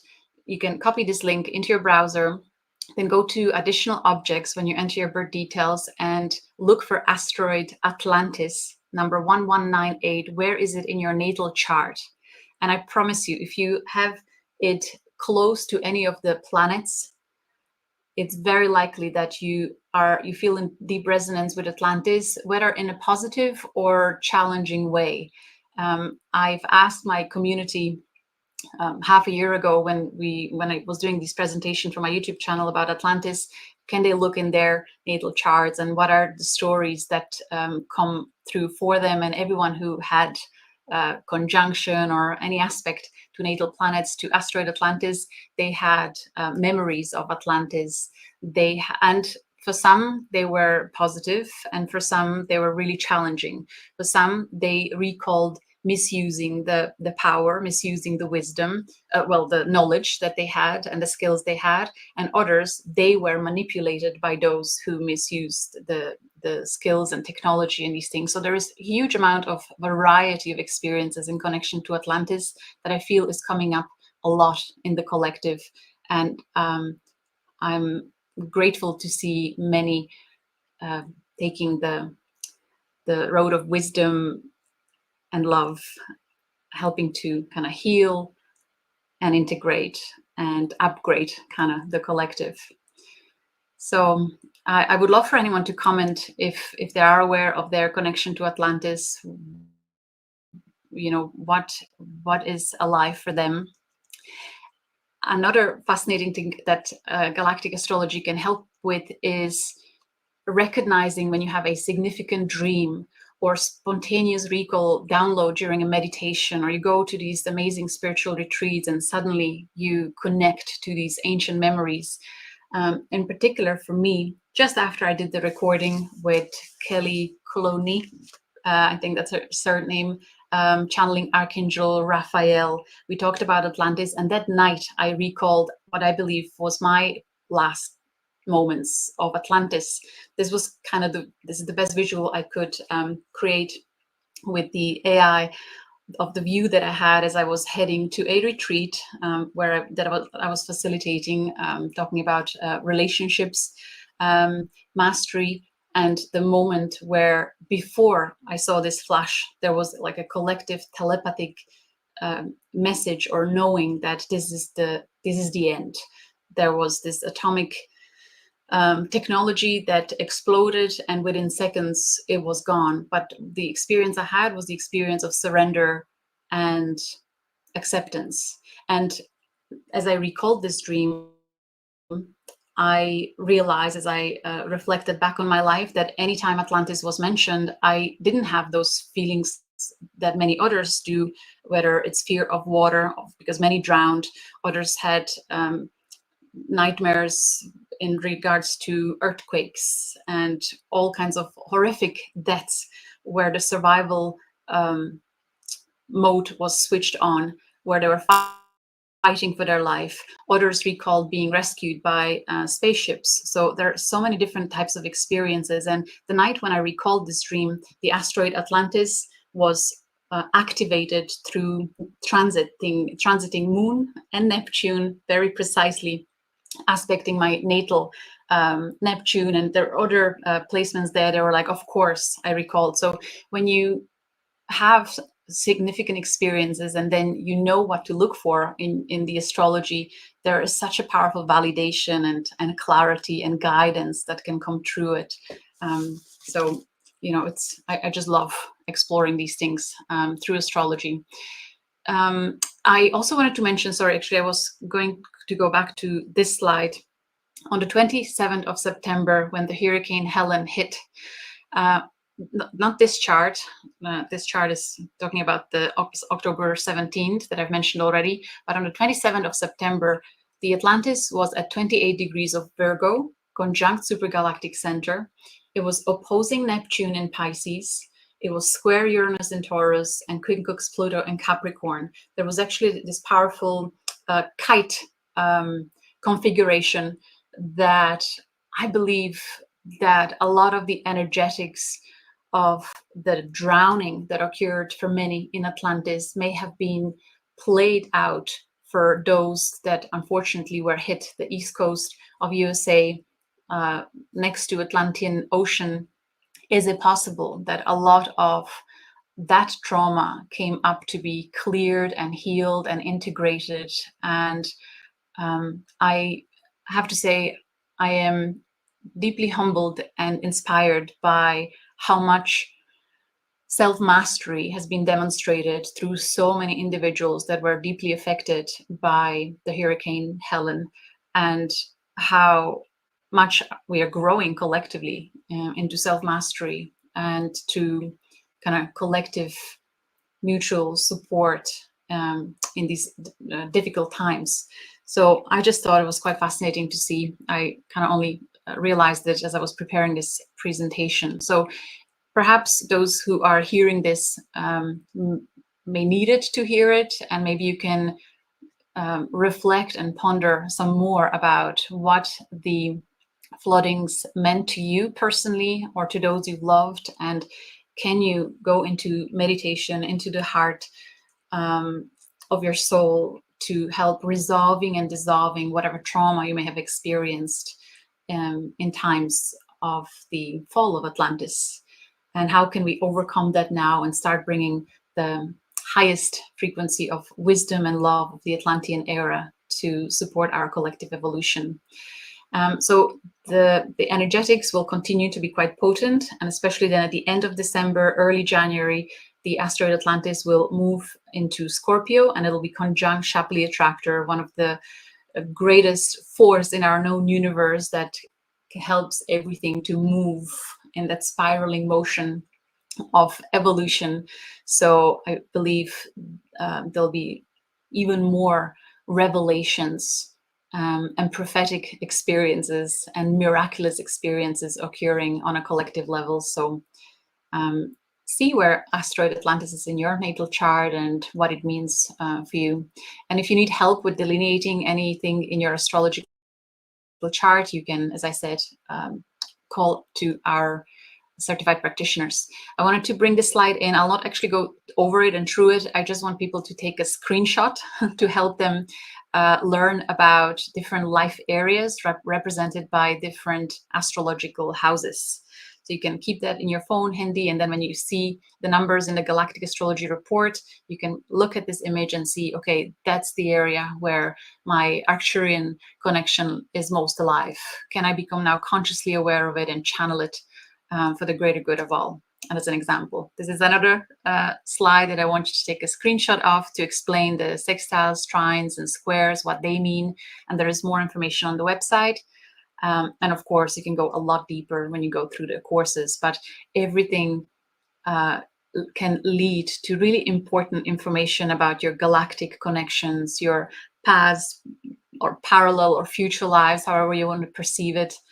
There can be so much guidance to help you navigate the challenging relationships with people that have strong placements with certain star systems. It's quite fascinating to see how our connections occur and how much magic and synchronicity is happening on an individual and collective level. I wanted to include a slide with this beautiful comparison of different stars in terms of size and color and density. Every single star has very unique frequency, just like us, just like human souls. We're all unique, yet connected to all that is. And it is wonderful to see more and more people being guided to journey within and connect to different star systems, and then allow these unique frequencies to come through in support of our healing and evolution. It's beautiful to see. So inside the courses, or as well, if you just go to Galactic Astrology YouTube channel, and of course online, there's plenty of information about what it means to have certain stars in your natal chart, what type of frequency is coming through your unique being. And oftentimes there are many different stars. I believe you're all kind of multi-galactics at this point. Our DNA is so complex. We are carrying codes of so many different lineages, not just on Earth, but from stars too. And you will never know it all. You will never fully understand the complexity of your being, but certainly during transits, these different star systems in your chart are being activated at different times. So it's great if you can connect with these energies consciously. You can really accelerate your manifesting abilities, your magnetic, charismatic kind of the impact that you can have on the collective. Most of all, evolving towards greater inner peace. I believe that's really what is certainly wonderful to receive if you want to kind of counterbalance the insanity that is happening on so many levels in the world too, a lot of suffering. So as I said, this is the page on the website that leads to certified practitioners, people who are dedicated their time fully to galactic astrology. They're passionate about continuously evolving their own consciousness, learning more, and first, most of all, investing a lot of their time and energy into tuning in to people's natal charts, looking at their transits, and offering invaluable guidance on their evolutionary path. So super proud of every single individual here. So if you go to my website, either juliabalaz.com or galacticastrology.com, you'll go to courses. And when you find the Higher Self Connection course on my website and go to the payment section, and when you go to the checkout page and you type PTA, Portal to Ascension 100, so PTA 100 code, you will get a free access to the Higher Self Connection course. And I just find it's really important to understand the difference between our kind of thoughts that are conditioned by trauma and the ego ideas of what's best for us, and really deeply understanding and feeling the difference of the energetics when your soul, when your higher self, when the divine intelligence is guiding you and talking to you with that very subtle expression. So in that Higher Self Connection course, I created it as a result of me working with close to 2,000 individuals through QHHT sessions, and there was a lot of guidance coming for them individually from their own higher self on how to nurture the connection with the higher heart, with the divine aspect of our being that knows the way, that knows what is our path to highest love, highest wisdom. So I would be absolutely honored if people took time to go through this course, and if they felt it helped them in some way. So that's my gift to this community and to the summit. So I hope you guys will enjoy it. How are we doing on time? And yeah, how are we doing? We're doing good. You have well, actually, you have 1 minute left. However, this is the end of the day, so we don't need to stop immediately. Ah, wonderful. Well, if there are any questions, I would be happy to answer them. I'm not sure if this is interactive or not, but what did you think about the Atlantean alignment? How the asteroid is very potent right now at this time and in connection to the summit, Neil? Yeah, I felt that was very interesting that you were saying that basically the asteroid is bringing up Atlantean karmic, I guess, karma to be processed right now, correct? Very much so. I was yes. curious. So I was curious what you meant by, like, in December 31st and January 1st, you said Atlantis ingress to Scorpio. I think I missed that. What does that mean exactly? Yeah, it means that it moves from high degrees of Libra and goes into early degrees of Scorpio. And early degrees of Scorpio is very potent placement because it is conjunct the Shapley attractor, which is so early degrees of Scorpio for anyone, or late degrees of Libra are really potent because there is a lot of that supracosmic consciousness influence from the Shapley attractor. So it's very magnetic frequency that guides us to the core of our being. What is the true motivation, not just for us, but for others as well? So people who have these placements, and certainly when Atlantis will be there, a lot of attention will be pulled towards talking about Atlantean stories, bringing in technology that was known and present in Atlantis. People will spontaneously recall their gifts and qualities they used in Atlantis. So it depends on where you're at with your journey and what your karma, or any of the viewers, in relation to Atlantis. You may experience it in either as very difficult and challenging, and you will be called to ground and breathe through it and bring the light of your soul into the memories so that you can find peace in whatever was. And for others, it'll be just amazing activation into their fullest expression. Wow. So do you think, Julia, do you think that that also corresponds to the geographical locations where there's been extreme flooding?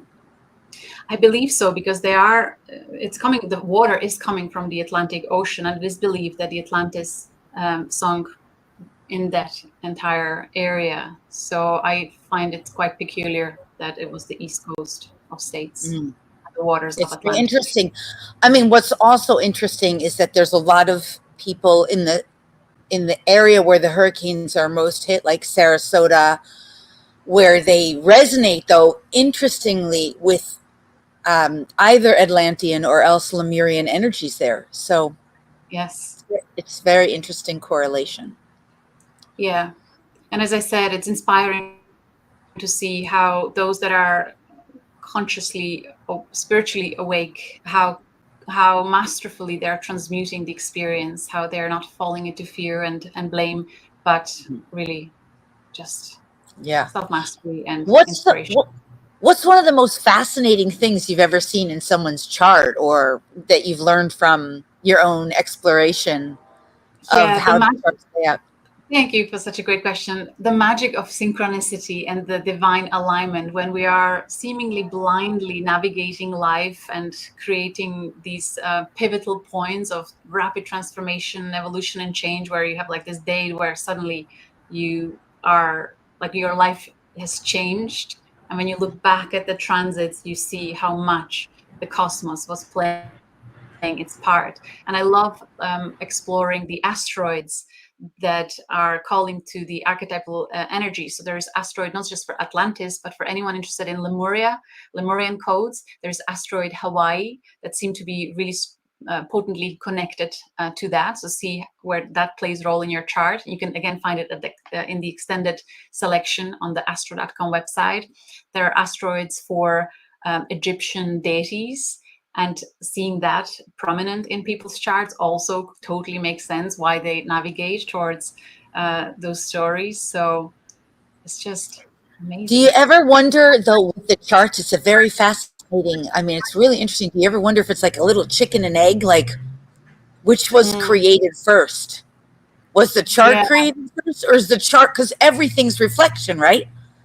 Or was the chart created first, or is the chart being a reflection of the human consciousness, free will, and past and parallel lifetimes? Yeah, I love that. It's always evolving, right? First of all, the important point is the entry of the soul into the physical incarnation. What's the snapshot of the sky at that point? So that's your musical sheet. That's the very specific sound of your soul. And then as the sky continues to evolve, as we move through space, there's new music being played in every single moment, and whatever is played, is it in resonance with your natal chart, or is it in discord? And that's why people are experiencing different transits at different time. For some people, this full moon is super powerful and potent because it is hitting mathematically and geometrically on what's in their natal chart, and for others, just browse through it. But another point to what you've said, for example, the asteroids, there's this mighty asteroid belt in our solar system that is full of thousands upon thousands of these fractals of what we know as asteroids. And there are many that aren't necessarily named yet, and many are named, thousands of them. But how are they named, and how do we determine their meaning? Like of this little piece of rock, we name it Atlantis, and now it is somehow telling us about our connection to Atlantis.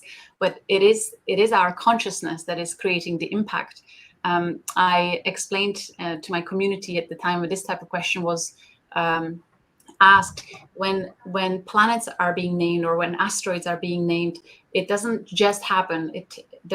These objects are being observed by human consciousness, by the observers, the astronomers, for a long period of time. Data is being collected. And then there is a collective decision making about the name, and the date is very specifically kind of collectively. There's a lot of consciousness imprint being put on these objects. And then in time, is over the thousands of years, astrologers, astronomers, mathematicians pay attention to these objects. We continue infusing more and more codes of the energetics of what we know about these different archetypal energies. So it's becoming more and more potent the more people are paying attention. So it's a dance between the cosmos and us, and I feel like there is excitement being built through but of course it's just our my perspective of it, how we can now consciously participate in this cosmic dance, how we can pay attention to the songs and to the inspiration that is coming to us through these archetypal beings. Just in the QHHT sessions, many people regressed to knowing or remembering themselves as a solar being, as a star that was beaming light into cosmos, and they were able to telepathically connect to other star systems. Or they regressed to being a planetary being, and that also had its expression and meaning. So universe is mental, and it's all consciousness, and it's all fun and play. So I hope that answers. Fascinating. Yeah, it's like an endless, infinite Pandora's box of its own. How would you advise someone who wanted to learn more about their chart? Obviously, you gave us some great next steps and some websites. Your website, Galactic Astrology. What might you say to somebody to help support them in navigating? Yes. I would like to highlight first the importance of recognizing whether you are the creative, artistic, more right brain focused type of person, then this may feel like upstream path for you, and maybe some spiritual path of just going within and following the center of your core is the better option for you. Because the map is inside our heart. We don't need to know these astrological placements in order to fulfill our destiny. If we just follow the higher heart, the inner knowing, then we're fine. We can't miss the mark. But if you are someone that loves collecting data and analyzing things and discovering stuff through mental experience, then this path will bring you so much joy and excitement. And I have to say that the Galactic Astrology soul reading, because there is the soul reading element, the divination part of it, it brings the right brain right to it. There is this beautiful coherence between the left and right brain hemisphere in our community. We have the artists and we have the researchers too. So just see how you feel about one or the other, but certainly just first maybe starting with the free content on the Galactic Astrology YouTube channel. And if your heart keeps pulling you towards it through excitement and passion, then explore the courses or book your session and see where it takes you. You're all different. That's awesome. Yeah, I think there's so much to learn and unpack there. So wow, that was fabulous, Julia. Neil, do you want to add anything? It is.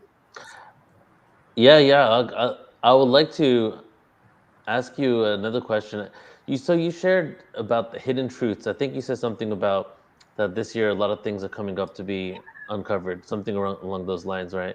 And that's been a theme for definitely the last few years, but this last year, many things are coming up when it comes to celebrities, politicians, the music industry, and just it seems that much of the entertainment in the world, right, is I'm giving you a broad picture here, is more of an illusion than we even thought.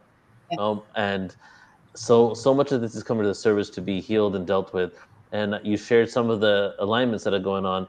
And it's interesting because, just as you shared, you were going to share things and I was going to have kind of mind-blowing experiences, realizing why I'm doing certain things. And Orion has been coming like hardcore in my life for the last year.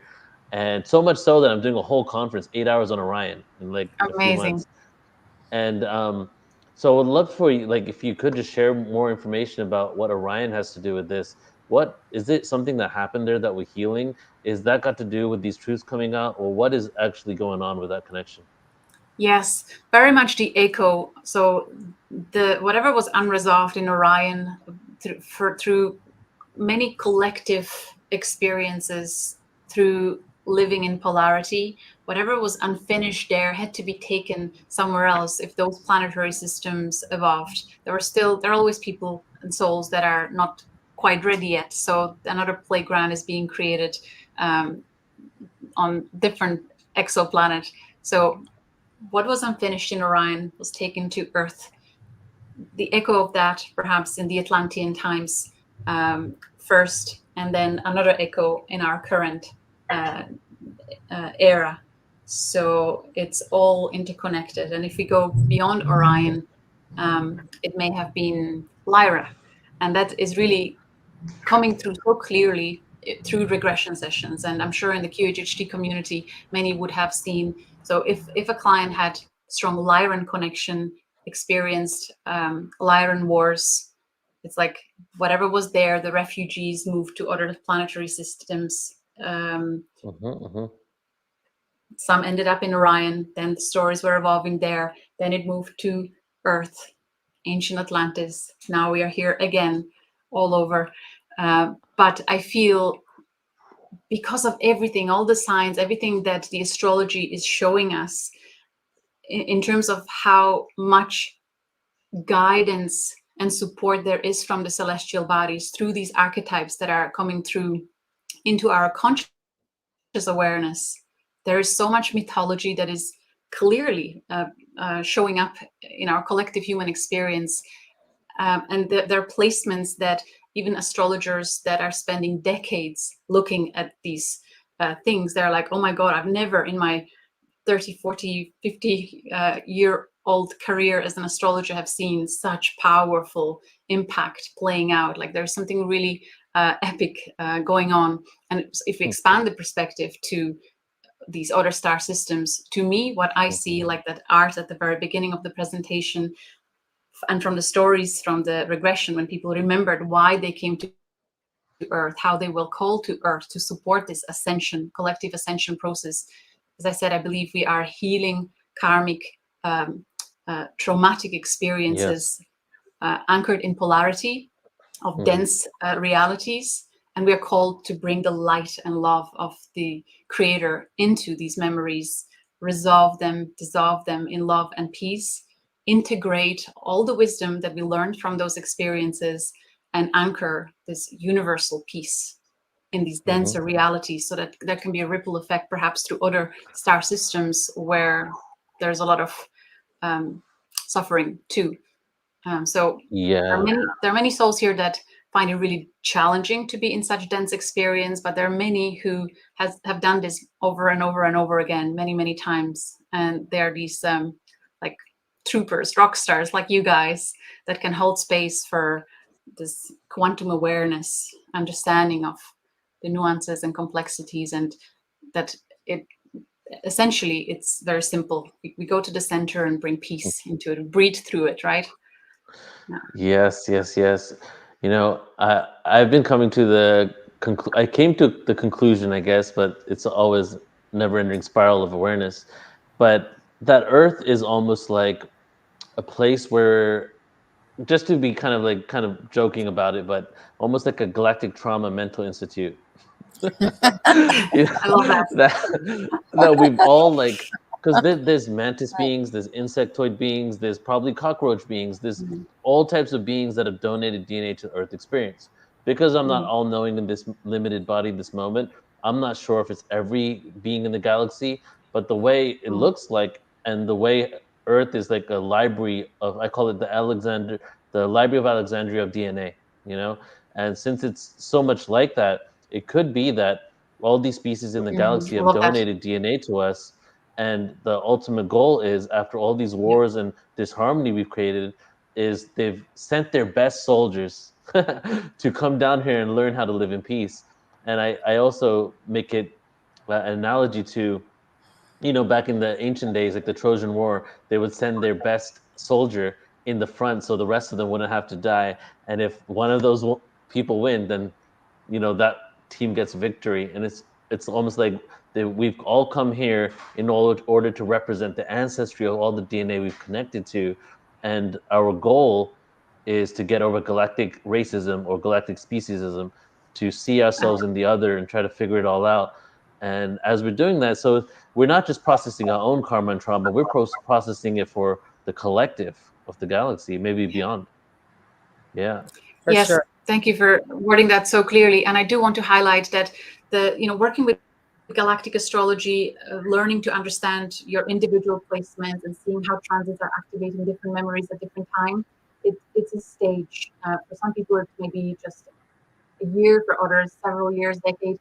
But at some point, you realize that these are just another labels that you were holding on to. They were helping you to move through certain things. It's really powerful when you suddenly can release the limiting labels of the human experience of what the environment puts to be such a limited identity, and the galactic labels can help you grow and expand into higher frequency, greater light, really energetically grow massively and start creating very different reality.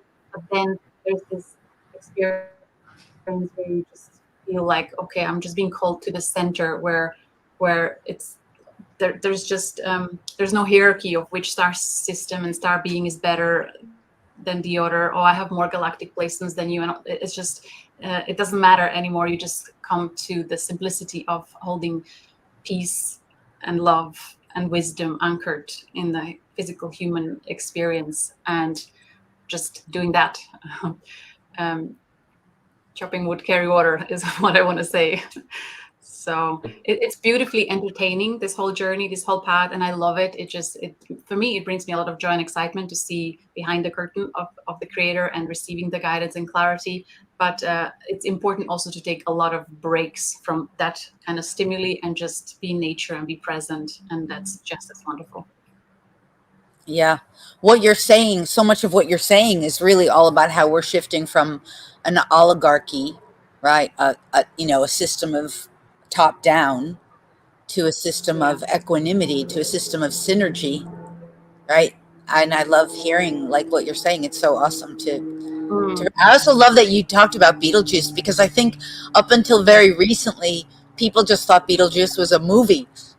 They didn't quite realize like that's a planetary body. And I never had that visual. I have a good friend, a dear friend who's in my inner circle. She resonates as from Beetlejuice, and she's got all those energies. And even when you showed that picture, I was like, wow, I never had that awareness before, that it was so much larger as a planetary. Like that's not something I expected. Very cool. Yeah, so right now Jupiter is conjunct this star. So a lot of star seeds that have Betelgeuse in their natal chart can really feel activated. Jupiter is very expansive, like energy. So when we looked at the soul memories of people that have Orion stars, whether Bellatrix or Betelgeuse connections, they recall themselves being members of a collective that was helping others realize how much deception there was in the world by power-hungry, controlling system. So very much the echo of what we are experiencing here on Earth. So there is a huge amount of, large amount of souls here that are here to kind of repeat what they have done previously in Orion. So there are many people who are quite savvy at navigating polarity, and they feel really passionate about speaking the truth, revealing the dark secrets. And with the placements astrologically that are happening right now, the truth has to be revealed. The time is up now. The karmic bells are ringing. Exactly. So it's quite amazing how collectively we are navigating this together. Yeah. That is our seed's story, right? We're here for those reasons. It's a very beautiful story. The whole Orion thing, I just want to keep talking, to be honest, because this is getting even. The Orion thing is just like so powerful, because just to kind of give you a summary of how I got connected to it, or how I realized my connection. So when I first woke up, I was all about Arcturus. I'm Arcturian, and I started hearing about how the Arcturians were really good with technology. Yeah. And because I was into tech and computers, and then when I started doing webinars, I'm like, I'm the master webinar Arcturian, you know? And so I was super into, you know, the technology, that mental thing.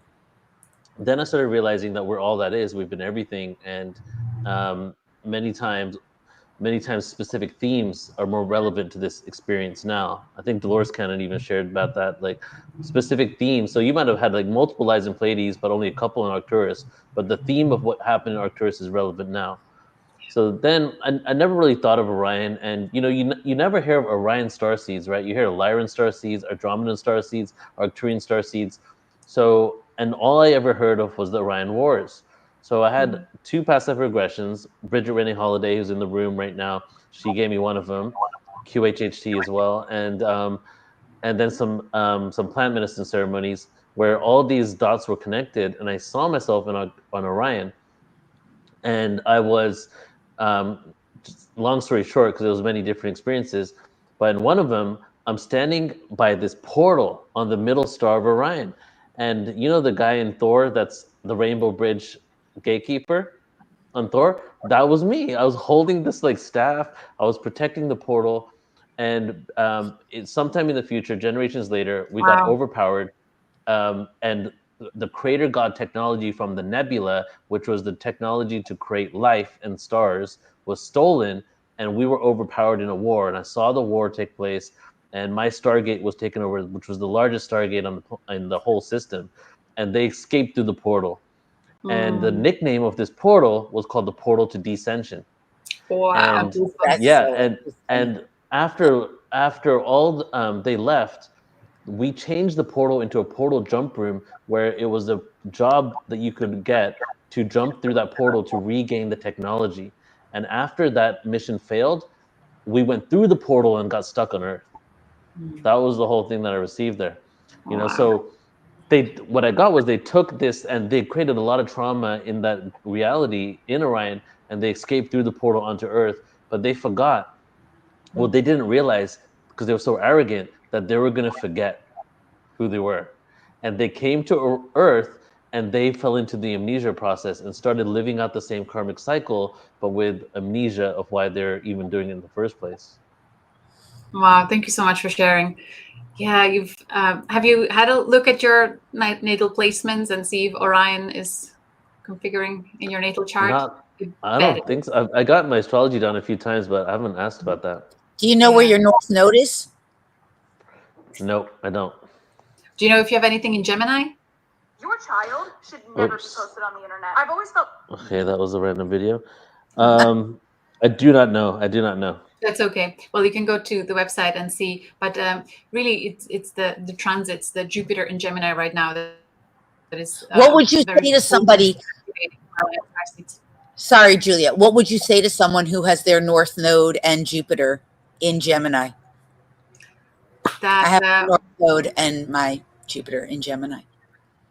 Very good. Yeah. So not all 30 degrees of Gemini conjunct some Orion stars, but if Orion stars are conjunct or opposing, well, if Gemini, then it will be conjunction. It's likely that you also lived in Orion, and no surprise that you're here at this time doing this very particular work, helping with the Ascension process.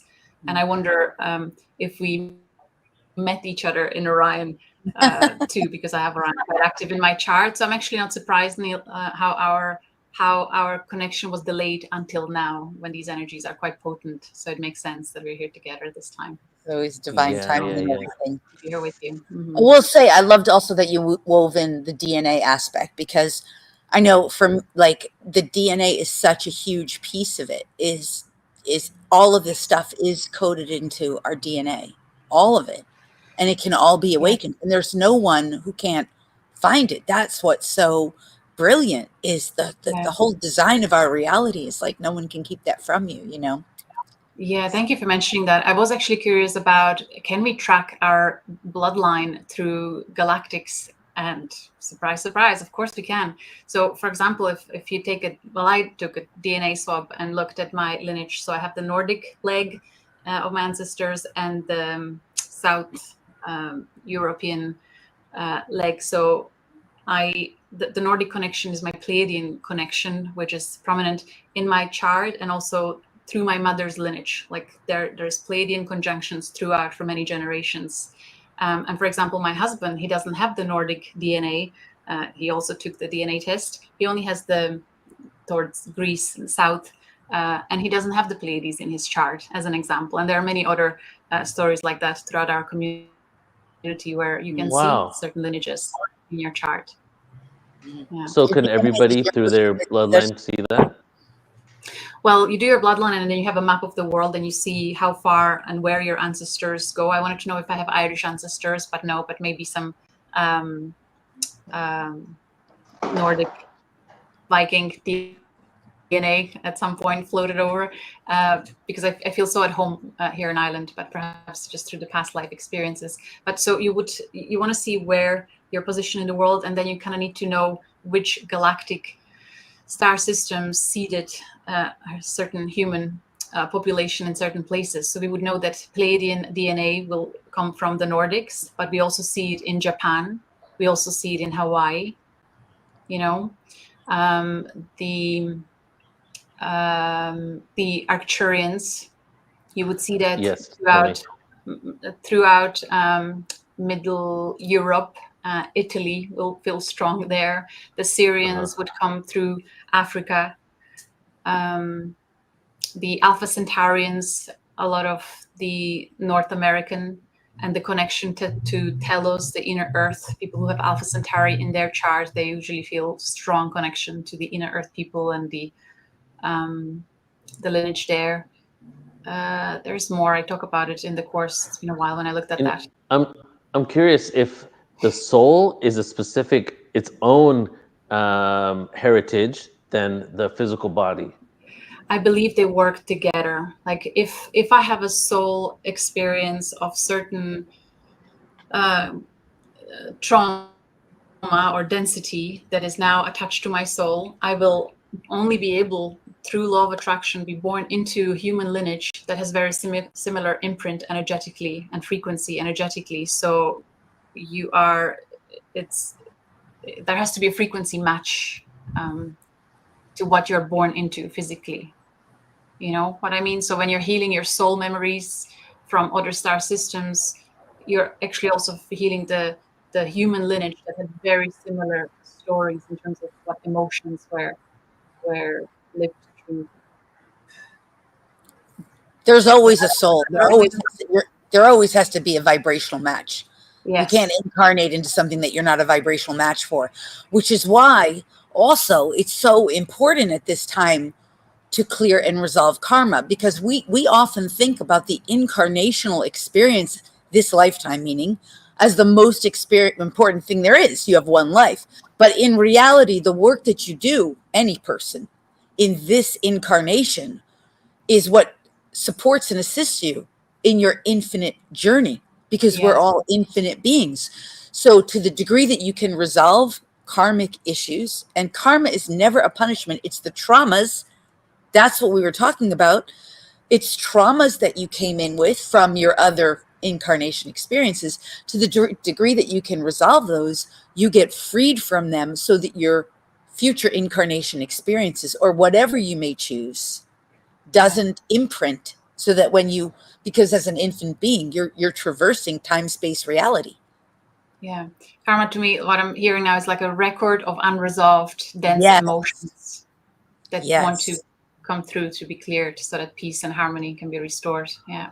And not just unresolved emotions, but unresolved issues of any kind. It could be relational, it could be financial, right? It could be, and yes, you have emotional experiences around that for sure, but it could be anything. It could even be like you could have held some kind of judgment or resentment, right? That's relational, and ultimately it's all that stuff. It's all of it. Yeah. What I'm seeing now is, if anyone ever listened to people who have near-death experience, who were on the other side, and and also through past life regressions, when you get to a moment before you're planning your incarnation, and you start deciding what will you put on into your card, what kind of experiences, it's it's challenging because when you're in the if you're in higher density, you don't realize that the difficult emotional states that you're agreeing to experiencing on Earth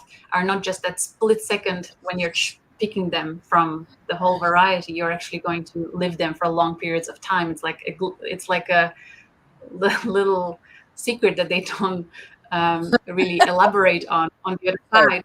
But when you look at your astrological chart, it can help you remember what is it that you decided on for this journey. What are the main themes that you're here to explore, and what ancestral energetics are you here to help clearing? Which star systems are you best at helping to heal, clear, integrate, embody? Like that, there's just so much guidance there, and it's so wonderful to work with it, if that's something that it is so true. Once you get in touch with your potential to affect the DNA, we've been doing this for years, where we're like healing the bloodlines through the lineages of DNA, and I am so certain that that's part of what's contributing to this massive shift. Yeah. It's not the only thing, of course. It's becoming easier and easier for people. Yeah. Yeah, absolutely. that's brilliant. Yeah, I think that the collective healing prayers are really, really potent at this time, because really that's what we are here to do, the universal healing.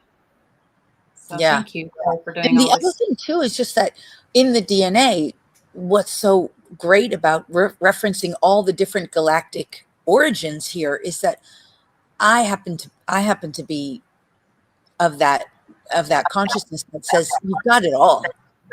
You've got it all. It's that you're claiming where you're most resonant with. Yes. You're claiming what's going to serve your soul's agenda and your soul's, divine purpose for being here at this time. But really, there's nothing you can't tap into, right? I remember I had a first contact experience, and I was so dismayed that there were all these ugly looking beings. Remember, there were reptilians, there were insectoids, there was all kinds.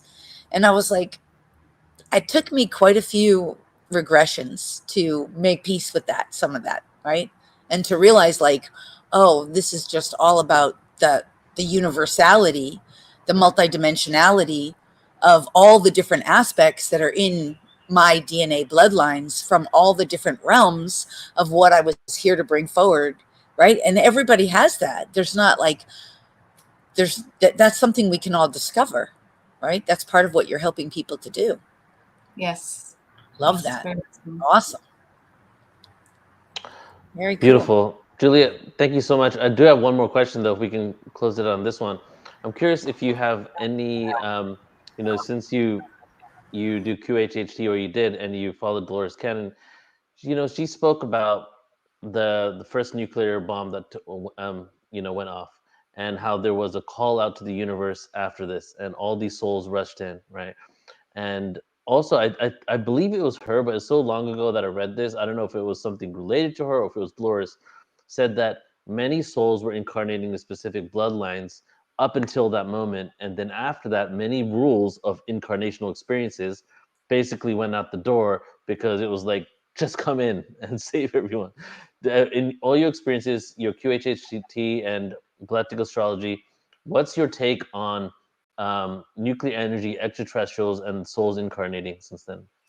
Yeah, what I'm seeing is this hybridization, where there is, what I've witnessed is this infinite variety of the potentials, that it's really hard to share a story as something that is a pattern for many others, because I'm seeing really dense, heavy bloodlines that have dark magic for so many generations, and then bright light souls with a lot of spiritual stars coming through to hijack that bloodline. But what I'm also seeing is really bright light bloodlines with a lot of spiritual stars who can have this darker soul that now wants to be influenced, impacted by, well, there may be a plan to hijack it, but it is actually for evolution. I believe everything is for evolution, collective, universal evolution. So, and I believe the greatest force is the evolutionary force guiding us towards greater connectivity, greater harmony consciously. So in that sense, at this point, because we are in the age where there is this greater connectivity and kind of quantum awareness becoming more and more natural for all of us, it's easier for these rules to become more loose. And the souls that are coming through now are these rock stars that are able to navigate this type of experience. So again, there has to be a frequency match for whoever comes in, and there is always this order. there is order in how it's done, but it's just very complex. To me, it feels like Earth is this infinite potential. There's such a variety of universal cosmic energies, and so what a playground. Wow, what an intricate tapestry of creation that is taking place here. It's beautiful. Yeah, Julia, thank you so much. I do want to go ahead. say that with Neptune in Pisces right now, there can be a lot of escapism happening and addictions happening in very subtle levels for many of us, including this could be a form of escapism. And I just want to highlight how important it is to make sure that we don't get sidetracked from what is important in our everyday experience, with our everyday relationships, presence with the people who are next to us, with us, whether it's the family or someone we meet randomly on the street, where the real work should be happening. So kind of just wanted to mention that. Yeah. Thank you for sharing that. And yeah, a lot of distractions. This is coming from a person who used a lot of distractions in his whole life. And what would you say is, maybe you can leave us on what is a good way to not escape, but to sit and to feel what we should, basically, so that we can really process what's coming up for us instead of looking for things to take us away from really feeling what's happening. Yeah, as you kind of answered it in the question, to sit and to feel, and the inner inquiry, and allowing for the inner conversation to what is it really that is present and that is arising, and can I allow that to be good enough exactly as it is, or what I was about to do in a form of my addiction. Why am I doing that? What is it that I'm avoiding? And again, astrology can be so wonderful at guiding us in these experiences. There is a lot of unconscious happening that we kind of just go with the flow and things happen to us. But when you learn how to understand this language of universe, you can become consciously aware and guided through the experiences.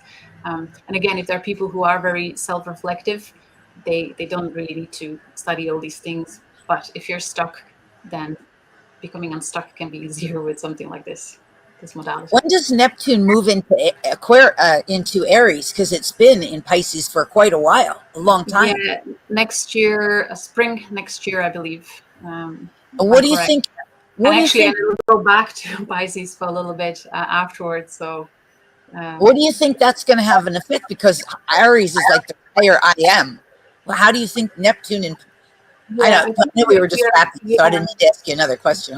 When Neptune is in high degrees of Pisces, and Pluto is in high degrees, and Uranus is in high degrees, right now we are all going through these like culmination of the endings of cycles, and we are talking many cycles. It feels like infinite fractal experience of, as we said, reflecting on childhood, past lives on Earth, Atlantis, Orion, Lyra, and so on.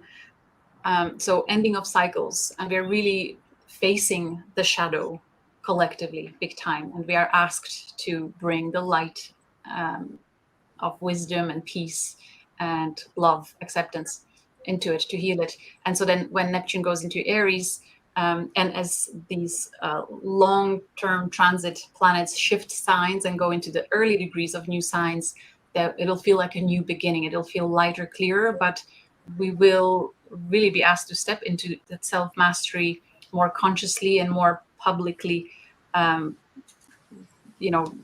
being the leaders and guides in our individual lives, whether online or in our immediate environment. But it'll feel like a new beginning, like a new cycle is starting. And what can we go create now that we know all that we know, and how to navigate next? Fascinating. There'll be a rapid expansion. There'll be just it'll be quantum expansion of collective consciousness. Everything will change, I feel. 2026 and onwards, a whole decade where I believe books will have to be rewritten in terms of the school curriculum, and how we 100%. operate. Astrology is kind of pointing to that. A decade of just immense expansion. And we remember in Atlantis, there was this rapid expansion too, but not enough growth in the heart space. And we really, really, really need to remember that and speak about the importance of the heart and the grounding and the earth, and like being in the presence rather than just advancing the mind, which a huge portion of humanity most likely will do that. But can we hold space to anchor it in a balanced way? Do you feel that coming? Yes. I feel a huge shift coming, and this is from someone that was never about predicting future dates, you know, because so many people made predictions before, but there are some shifts going on, and even with what's happening with disclosure, with Congress and everything, and even though there's a lot of disinfo, misinfo out there, it's inevitable at this point that it's coming out that we're a part of a galactic community. Things are shifting on the planet.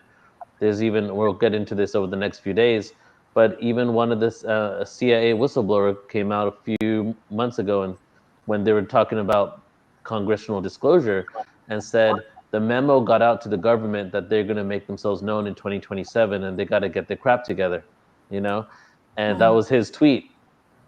And not to rely only on that, but many other things that are occurring, and we're in the time of the quickening, and before we know it, the world as we know it could shift and change, and it's truly up to us. But as the world is shifting, what really counts is if we're at a place where we're at peace with ourselves, because we're not going to create peace in the space and with everybody else unless we find that. And part of that is also seeing ourselves in those that we've considered to be those that have hurt us, you know, or are doing what people may consider evil. So the work is increasing. I feel like I like to do the analogy that if we were rotating around a black hole, and that 100, 200 years ago, we were at the end of the black hole, it would take multiple lives to have the same experience. We're now at the event horizon, and we're rotating at the event horizon so fast that we're smacked in the face every single day with the same lessons. And a lot of us aren't even listening to it. It's like, and the reason why the chaos is so rapid right now, not because of all the stimulation and the distractions, which is part of it, but also because we cannot take our baggage into the next dimension with us. It needs to be processed, right? Yeah. I'm not sure if you are aware that the Vatican Library is being scanned into digital format and really available to public, that they are halfway through that process. Yeah. Really? Very interesting. Robert Edward Grant, who received keys to the library so that he can decode whatever they want to be decoded. He mentioned that he commented it publicly that he heard it firsthand from people that are involved in the process, that this is an ongoing process, and that the records of human history are due to be, like, there is a date on when it will be. It's time to let the truth be set free. Epic times. That was the first time I heard you say, Neil, that there was a recent disclosure person said that there was a memo, like that there would be ships by 2027 landing. Because the collective within the collective that I bring through, there's a sub collective called the Fleet, and the Fleet are beings that are, you know, star family races, and they really are ready to land. They're saying for those of us who want to move to other planets, if we're ready for that option, that will be available for humans this lifetime, within our lifetime. But they're not landing. What they've shared is that they're not landing. Yeah, I believe it in our lifetime, absolutely. Yeah, but they're just not going to land until humans have enough discernment to really understand.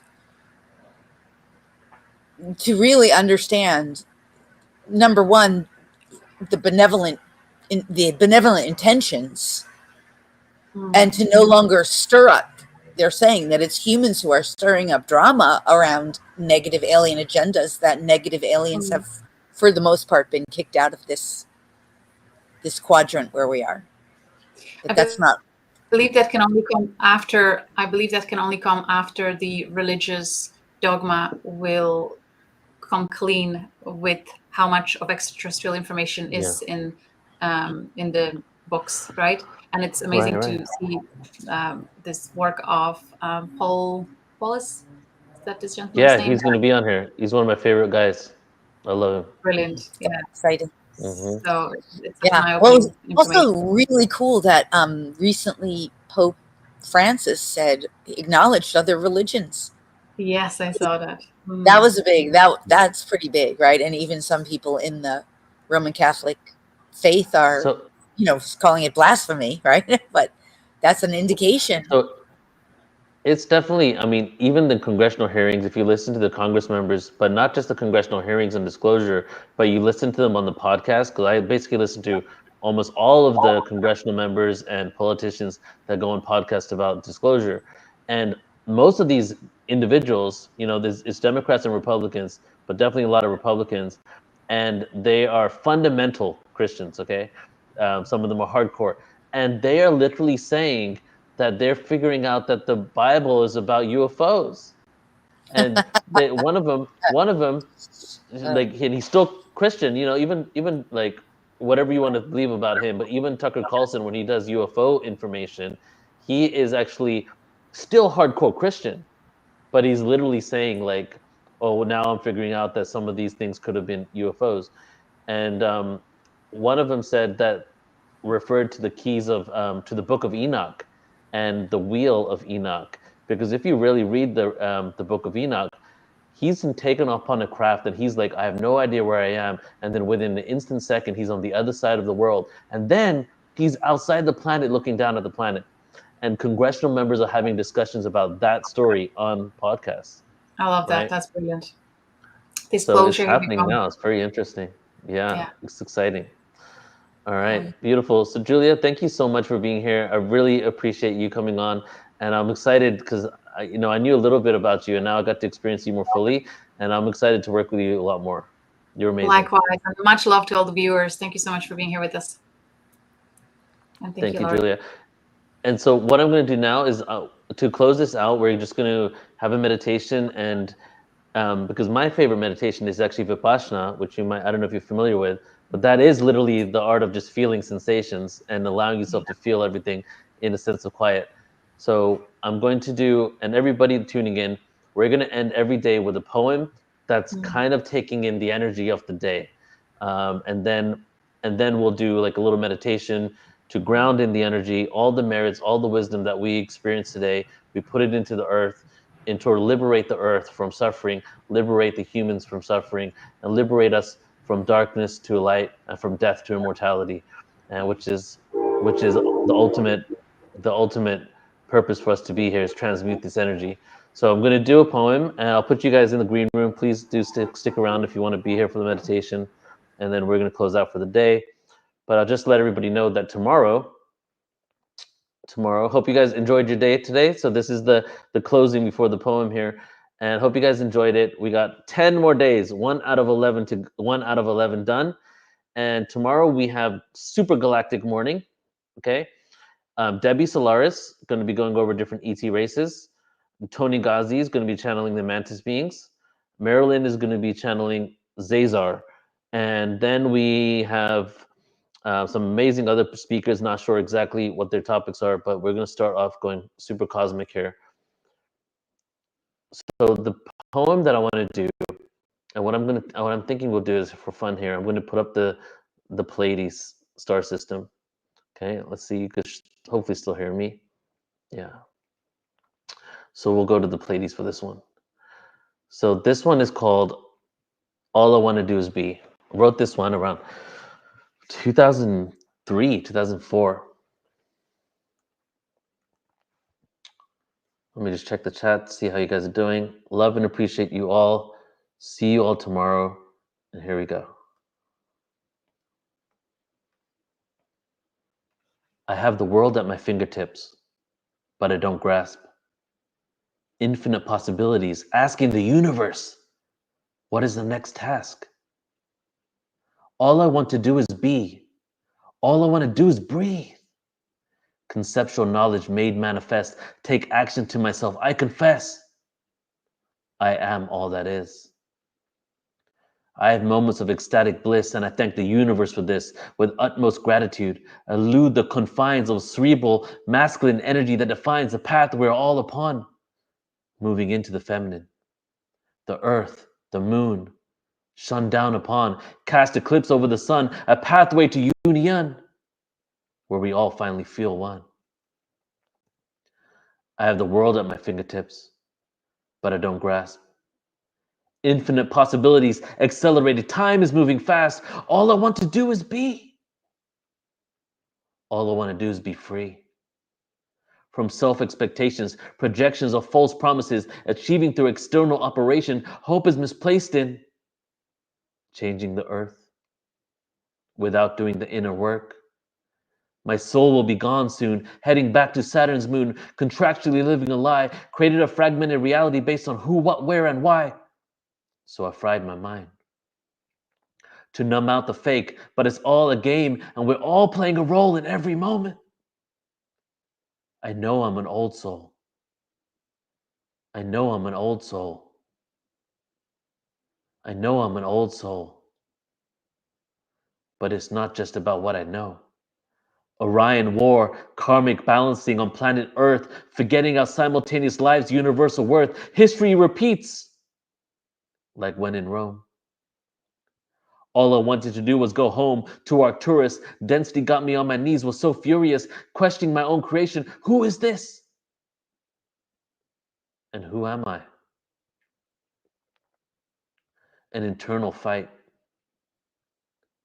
At the end of the Earth tunnel, there is something that shines bright. Embody the darkness, full spectrum being, so we can transcend and live in the light. Deep breath in, everybody. If you're still tuned in, deep breath in. Let it out through the heart. Deep breath in again. Expand your auric field around the planet Earth. Deep breath in. And now the whole solar system lives within your heart. Now just take a moment as we started today in silence. Let's end it with silence too. This is an 11-day ceremony, and each day is its own initiation, its own ceremony. Today we've opened up the energy for the depths of awareness that is going to be shared over the next few days. So for the next few moments, I invite you just to feel the air going in and out of your lungs, to feel the blood pumping through your body, to feel the thoughts, to feel the joy, the tiredness, the anxiousness, the great feelings, whatever you feel, just feel it from a place of observation.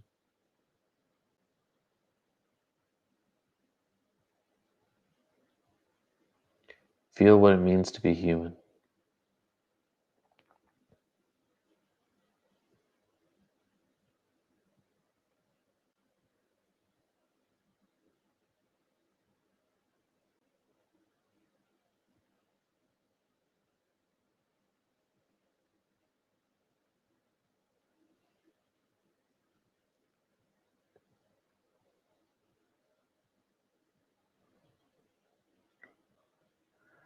After your next exhale, inhale deeply and then exhale out of your feet As we now, with each breath, we feel the energy going through our bodies, going out into the ground below us, with all the merits, all the wisdom that was shared here today, into the grids of planet Earth, out to all the people, the insects, the plants, the animals, the buildings, the structures, the weather systems, the frequency of harmony, to all the individuals that can benefit from this frequency the most, for the liberation of the shackles that we've imposed on ourselves.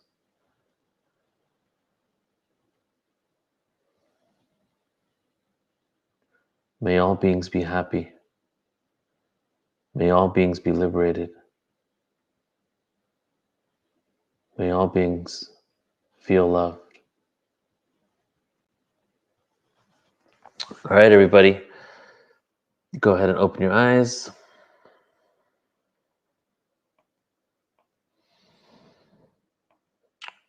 All right, that's it for today, everybody. Thank you all so much for tuning in. Love and appreciate every single one of you. We will be back tomorrow, same time, and we're going to keep going. So have a beautiful rest of your day and catch you all later. Okay, bye-bye.